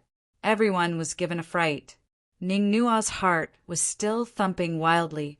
He wanted to laugh, but couldn't bring himself to do so. "East Origin Hall is East Qin's property," he said. As soon as he finished speaking, The crowd instantly quieted down. Ning Nuo continued, the Tang sect. Chapter 990. The Tang clan belongs to East Qin. Ning Nuo's words silenced the crowd. Many of them, especially those from the trade consortium and the army, looked like they were about to collapse. Ning Nuo continued, Kingon Private Bank is Long Fei Ye's private property. As soon as Ning Nuo finished speaking, Cloud Realm Trade Consortium's head elder abruptly clutched his chest and began pounding it with all his might. Fortunately, the people around him came to his aid in time, or else the pent-up anger in his heart would have taken his life. The others were all dumbfounded. They were so shocked that they couldn't move. They only felt that this was like a dream, an extremely terrifying dream. Ning Nuo's heart was stifled as well, but he held on. My big brother and Long Fei Yi agreed that as soon as Jun Yixia sends his troops north to start Northern Li's civil war, the South Central Region's Commander-in-Chief's estate will relax all sorts of restrictions on merchants and lower their taxes. Long Fei Yi agreed, and my big brother has his own handwritten letter. Ning Nuo knew that if he didn't say this out loud, more people would end up like the head elder and stifle their own hearts. As expected, everyone exhaled in relief at his words, including fifth elder who'd always protected Han Yunqi. Long Fei Yi didn't add any other conditions? Did he really agree? Myriad Merchant Hall's head elder couldn't help asking. He was curious as to how Master Ning had managed to negotiate with Long Fei Yi. Honestly speaking, the D clan and Master Ning's circumstances didn't give them the confidence to propose such conditions to Long Fei Yi. Moreover, a shrewd man like Long Fei Yi should have noticed that Cloud Realm Trade Consortium had a good chance of making a comeback now that the South Central Region's restrictions had been lifted. Ning Nuo shook his head and handed the letter to the head elder. Actually, he was very curious as to how Ning Cheng had negotiated with Long Fei Yi. After reading the letter, the head elder passed it down for everyone to read. It detailed everything that the silver drafts hadn't mentioned, as well as clear orders for the D clan. No one present dared to raise any objections. Cloud Realm Trade Consortium's head elder said seriously, If that's the case, then I'll leave the matters here to you all. We must hurry back to 10,000 Commerce Hall to make arrangements. There are many industries in the central and southern regions that need to be rebuilt, so we won't stay here any longer. Rushing back to make preparations and waiting for the ban to be lifted was one thing, but avoiding responsibility was another. This Grand Elder was truly afraid that Ning Nuo would ask him to go to East Origin Palace to meet the princess. As soon as the Great Elder of the Chamber of Commerce said that he was leaving, the military's Deputy General Shui also hurriedly got up. Young Master Nuo, there are still many details to be discussed regarding the acceptance of the war horses. I will also take my leave first. However, Ning Nuo said, the people from the Chamber of Commerce can leave first, but the people from the military must stay. Deputy General Shui, go and make preparations. Tonight, you will come with us to East Origin Palace to meet the princess. As for how to cooperate with the East Qin army, it's up to you to decide. Deputy General Shui felt his scalp go numb at the thought of meeting Long Fei Yi and Han Yunqi. But since Ning Nuo had spoken, he didn't dare to refuse. He could only accept the orders. Yes, this soldier understands. That night, Ning Nuo only called for Myriad Merchant Hall's head elder and the military's deputy, General Shui, to go with him to East Origin Palace. The fifth elder silently looked at their receding figures with a face full of disappointment. After experiencing all this, Fifth Elder was even more dissatisfied with certain members of the D clan. If Master Ning's letter hadn't come in time, those people would have tormented the D clan and the princess to the point of no return. He was planning to go tonight and find a chance to secretly warn the princess, but Ning Nuo didn't let him go. As soon as Ning Nuo's group reported their arrival, Su Donglin personally led the way to the rear courtyard. Fortunately, Long Fei Yi and Han Yunqi hadn't started dual cultivation yet. Otherwise, Ning Nuo's group would have to wait until tomorrow. After leaving the poison sect's forbidden grounds, Han Yunqi began to cultivate in the poison storage space. As soon as she did, she sensed that Lil Thing had begun to cultivate as well. If Lil Thing was working so hard, she had to work even harder. Only when her cultivation in the poison storage space was higher than Bai Yanqing's could Lil Thing be safe. Only then could it help them fight against Bai Yanqing. At the same time, it could help Lil Thing's poison fangs recover faster. Ever since leaving the poison sect's forbidden grounds, she hadn't had time to rest after dual cultivating with Long Fei every night. She would cultivate for more than 2 hours before she was willing to sleep. Then she would wake up early the next morning. She had been secretly preparing something because of her busy schedule, so she had to delay it. There were a few times when Long Fei Ye's heart ached when he saw her like this. After dual cultivating, he simply forced himself on Han Yunqi, tormenting her until she fell asleep. Every time this happened, Han Yunqi couldn't wake up early and unknowingly slept in until noon. Han Yunqi's mouth protested against Long Fei Ye's tyrannical method of forcing her to rest, but her body obediently submitted to him. Ning Nua's group was brought to a tea pavilion in the rear courtyard. Long Fei Yi and Han Yunqi sat around the tea table. Long Fei Yi had his head lowered as he brewed tea. Han Yunqi had been watching them from afar. Gu Beiwei sat behind Han Yunqi, also looking at them with a faint smile. Gu sat next to Gu Beiwei, leaning lazily against the railing with his legs crossed as he sized them up. Tang Li sat behind Long Fei Yi. He was also looking at them, his handsome face as dark as the dark clouds in the sky. Forget the head elder and deputy general Shui. Even Ning Nua felt a little guilty in the face of this scene. He was a little scared. He secretly rejoiced that Long Fei Yi wasn't looking at them. Otherwise, he really wouldn't be able to handle it. But as soon as he entered the pavilion, Long Fei Yi looked up. In this moment, Ning Nua missed his big brother dearly. He knew that his big brother wouldn't have stage fright. He had a bit of friendship with Long Fei Yi back on Fishery Island, but things were different now. Although Ning Nua was nervous, he was still able to keep his composure. He maintained his usual smile and bowed deeply to Han Yunqi. This subordinate, Ning Nua, greets the princess. Seeing this, the nervous head elder and deputy general Shui finally recovered their wits and hurriedly bowed as well. No need to be so courteous. Take a seat, Han Yunqi said mildly. Many thanks, princess. This subordinate will just stand. How could Ning Nua dare to do that? Only Long Fei Yi and the princess were sitting at this table. Gu Beiwei and the rest were sitting behind them, so he didn't have the right to sit on the same level as the princess. Han Yunqi didn't insist. Instead, she had a servant arrange another chair for them, but didn't leave the head elder and deputy general Shui behind. Once the three of them were seated, Han Yunqi said, "Since you're here, I'm sure you know about Ning Cheng's situation. Let's not waste any more time. There's still about 15 days before the war horses arrive within Tianning's borders. What are the military's arrangements?" Han Yunqi looked towards Deputy General Shui, who was very surprised.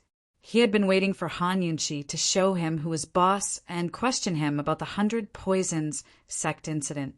Who knew that Han Yunqi wouldn't mention a word about it, as if that incident had never happened. Ning Nua secretly tugged at Deputy General Shui, who finally recovered his wits.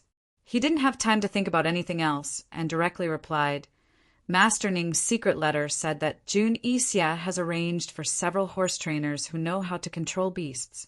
This subordinate wants to make good use of these horse trainers." "How do you use them?" Han Yunqi asked. Deputy General Shui snuck a glance at Long Fei Yi. Jun Yixia will definitely believe the horse trainer's words. Jun Yixia had arranged for the horse trainers to come. 1, he hoped to control the war horses, and 2, he'd send a spy over. They only needed to beat him at his own game and make good use of these horse trainers. Then, Jun Yixia would trust Ning Cheng even more. Ning Cheng had to keep Jun Yixie in check for 3 months and protect Ning Jing and the rest. This wasn't a small burden. If Jun Yixie suspected him in the slightest, all of his efforts would go to waste. Han Yunqi nodded, then asked, Jun Yixie wants to use the Ning clan head to block the Great Qin army. What do you think? Princess, after 15 days, Master Ning will pay Jun Yixie's military pay as soon as the war horses arrive. Jun Yixie plans to use 10 days to set up his plans and send troops north to attack the Northern Dynasty's emperors. This subordinate thinks that in these few days, the East Qin army can send out troops first and pretend to fight a few battles with the Ning clan army. Deputy General Shui replied, as long as the Eastern and Western Qin fought, Jun Yixie would trust Ning Qing even more. He betrayed the Western Qin and would also curry favor with Ning Qing. He needed Ning Cheng to help him guard the south so that he could head north without any worries. All of this was actually Ning Cheng's idea. Han Yunqi and the others had already thought of it. Han Yunqi threw out a sharp question. She said, who will win and who will lose in these battles? There were always winners and losers in war, and when there were winners and losers, there would be gains and losses for one side.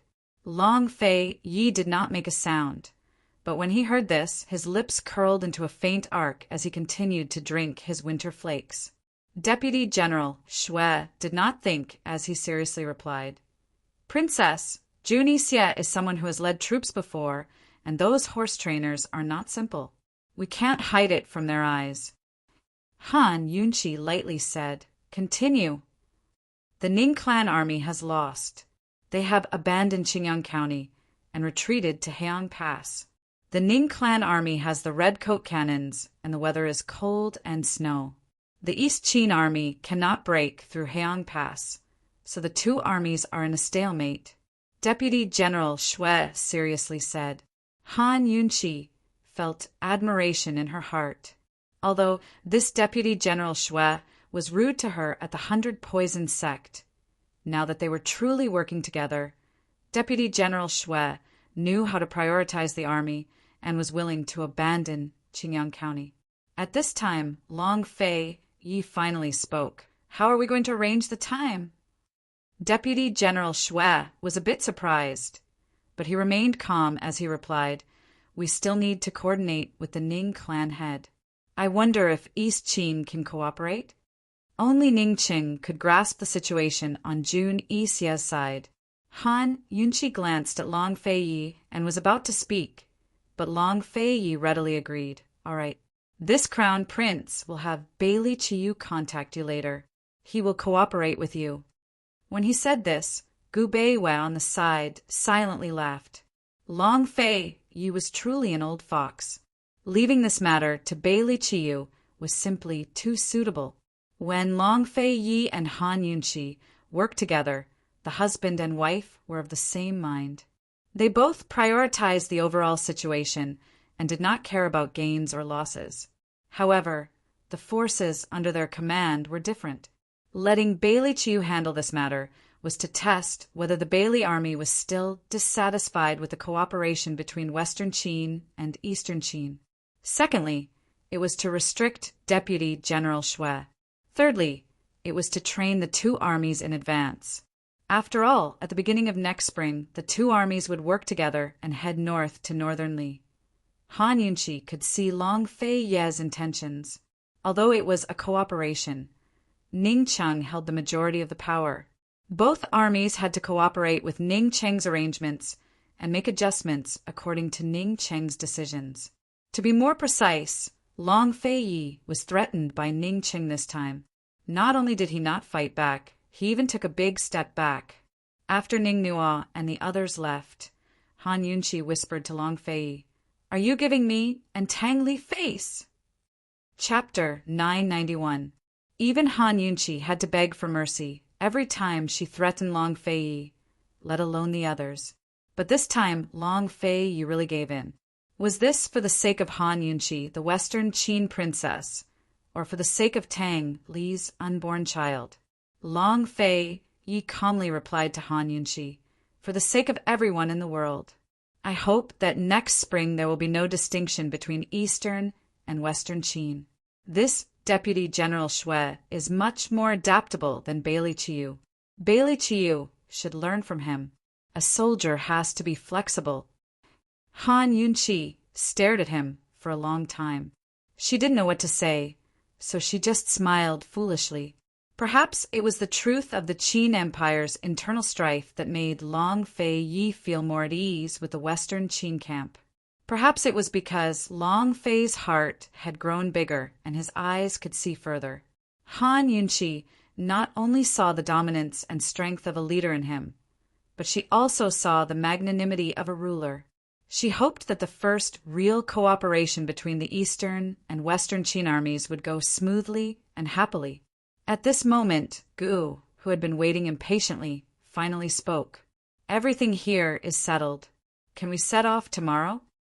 They had to rush back before spring. Deducting the time spent on the road, they didn't have much time to find the Seven Demons' dagger. Before Han Yunqi could answer, Tang Li finally exploded. He stood up abruptly and said angrily, "I want to save Jing Jing." Ning Jing was almost 5 months pregnant. By spring, she would be 8 months pregnant. If Ning Cheng failed, what would happen to Ning Jing and the baby? Tang Li couldn't accept it, nor could he bear the risk. Han Yunqi knew how big the risk was, and so did everyone else. However, if he rashly tried to save them, or if the Tang sect did something, it would put Ning Jing in even more danger. "Brother, even if I have to give up the Tang sect, I want to save them," Tang Li said fiercely. However, Long Fei Yi struck a blow. "Even if you give up the Tang sect, you might not be able to save them. If they barged in, they would be jumping into Jun Yi Xie's trap. If they didn't barge in, they would have to exchange the Tang sect's hidden weapons. How could Jun Yi Xie only ask for the secret weapon's secret recipe? They had to swallow the Tang sect. Furthermore, Ning's value. If Jun Yi Xie kept Ning Jing, not only would they be a long-term threat to the Tang sect, but they could also keep Cheng's safety. No matter how great the temptation was, Jun Yi Xie wouldn't let her go so easily. Sect Master Tang, calm down. As long as Jun Yi Xie sends troops north, Ning Jing and Ling, I will be safe until at least next year.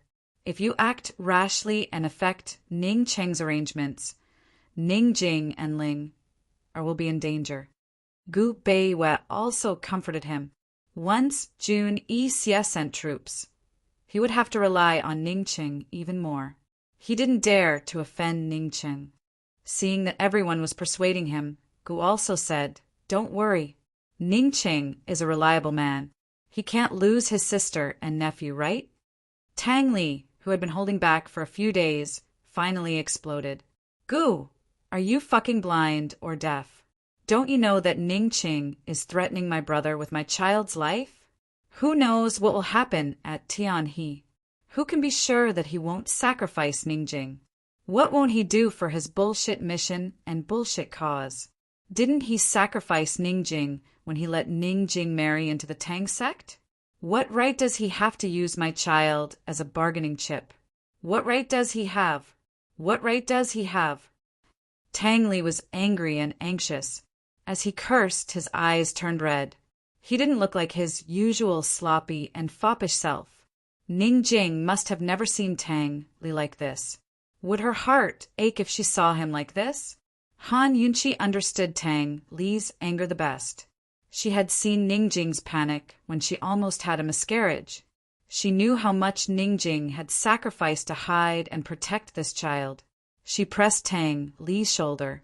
Without consulting Long Fei Yi and the others, she made a prompt decision. We'll wait. We'll wait until Jun Yi Xie sends his troops north. We're not far from Tianhe. If there's a change, we'll go all out." Tang Li didn't say anything. He turned around and hugged Han Yunqi. "Sister-in-law," Tang Li cried. Gu was speechless. He was caught off guard. Gu Beiwei looked away and sighed softly. Long Fei Yi didn't say anything. He just patted Tang Li's shoulder. He hadn't seen Tang Li cry for a long time. It had been so long that he forgot the last time Tang Li cried. When he was very young, Tang Li would always ask him when he cried, "Brother, why don't you cry?" "Brother, do you have a way to hide your tears? Please teach me." "Brother, Auntie says that men are never allowed to cry. Does that mean I can't be a man?" In Long Fei Ye's eyes, Tang Li would always be a younger brother who never grew up. Soon, Long Fei Yi pulled Tang Li away from Han Yunqi's arms. He didn't say a word. Just like that, they, who were originally going to head south, secretly stayed in East Origin Palace. They kept an eye on the situation in northern Li, while keeping an eye on Bai Yanqing's news. Long Fei Yi sent a group of spies south to find out more about the Seven Fiends' daggers. After Bailey Chiu and Deputy General Xue exchanged 2 letters, the East Qin Army was the first to launch an attack on Xinyang County. Ningcheng didn't send any more letters, but he kept in touch with Myriad Merchant Hall. Under Tang Li's repeated requests, Han Yunqi personally asked Myriad Merchant Hall to take good care of Ningjing when they wrote back to Ningcheng. In fact, Tang Li's original words were, "Warn Ningcheng that if anything happens to Ningjing or the child, I won't let him off." Han Yunqi conveyed the words, "Take good care of the pregnant woman." Over the past few days, Han Yunqi had spent all her time cultivating the poison storage space besides her dual cultivation with Long Fei. As the intensity of her cultivation increased, her connection with Lil Thing grew stronger as well, but they still couldn't communicate with each other via telepathy. There was no news of Bai Yanqing at all. Everyone couldn't figure out what he was up to. Long Fei Yi didn't forget about another matter, and that was to investigate why Western Zhou's Emperor Kongqing had interfered with the 100 Poison sect. He handed this matter over to Chu Tianyin to investigate. Gu couldn't sit still. He followed up on news of the 7 Fiends' daggers, while helping Gu Beiwe find the dragon pill in the black market.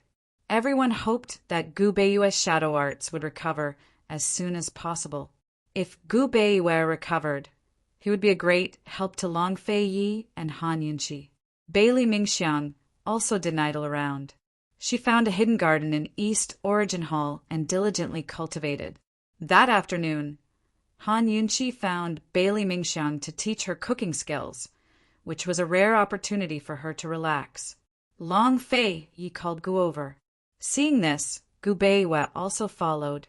Actually, Gu had been waiting for Long Fei Yi to settle the score with him. He knew why Long Fei Yi had sought him out alone. Seeing Gu Beiwe walk over, Gu shot a cold glance at Long Fei Yi, indicating for Long Fei Yi to send Gu Beiwe away. Unexpectedly, before Long Fei Yi could say anything, Gu Beiwe calmly said, "Seventh young master, how old are you?" Gu almost tripped. He turned his head to look at him. "What do you mean?" "There's something wrong with your blood.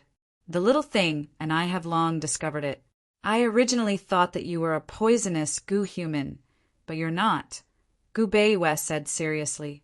When he and the little thing had discovered that there was something wrong with Gu's blood, he had suspected that Gu was an immortal, poisonous Gu human. However, the records in the altar's secret room made him realize that he was wrong. There was a limited amount of poisonous Gu human fruits, which had long been eaten by Bai Yanqing. Back then, Gu Yuntian had only tested medicine for Gu, not poison. There was no possibility of coincidental cultivation. Therefore, Gu Beiwe still couldn't figure out what was going on with Gu's body. Long Fei Yi sized up Gu with interest. Gu felt uncomfortable all over. He said unhappily, "I don't know what the hell I am either. I also thought that I was a poisonous Gu human, but the records in the secret room said that poisonous Gu humans age. I seem to never age."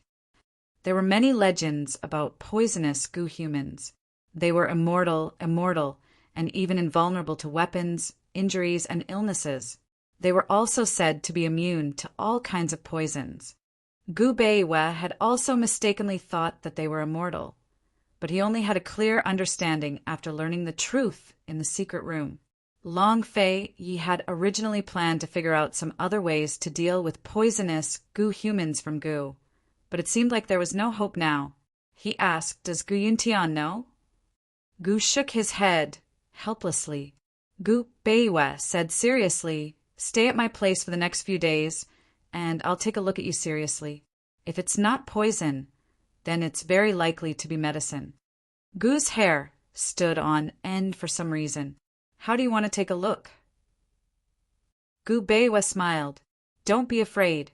I'll just take your pulse and check your blood. Your blood is very special." Gu Qixiao was still doubtful and didn't trust Gu Beiwe. Long Fei Yi didn't say much. He handed this matter to Gu Beiwe and was about to leave. However, Gu stopped him. "Long Fei Yi, how about I make a deal with you?" "Speak." Long Fei Yi didn't even turn around. How much did he not want to see Gu?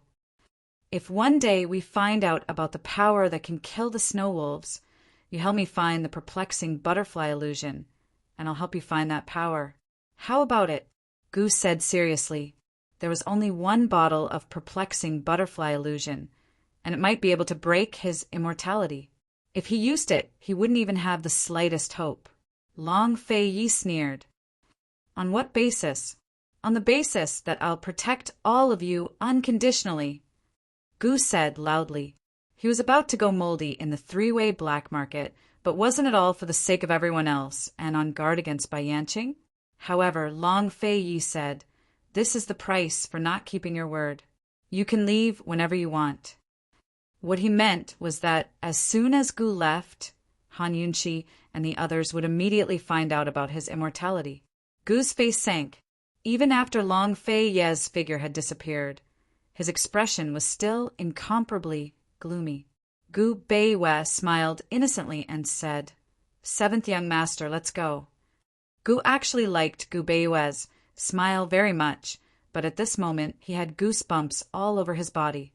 Before Gu Beiwe could even walk over, he had already fled far away. Since Gu wasn't cooperating, this matter was covered up and delayed. Everyone busied themselves while waiting.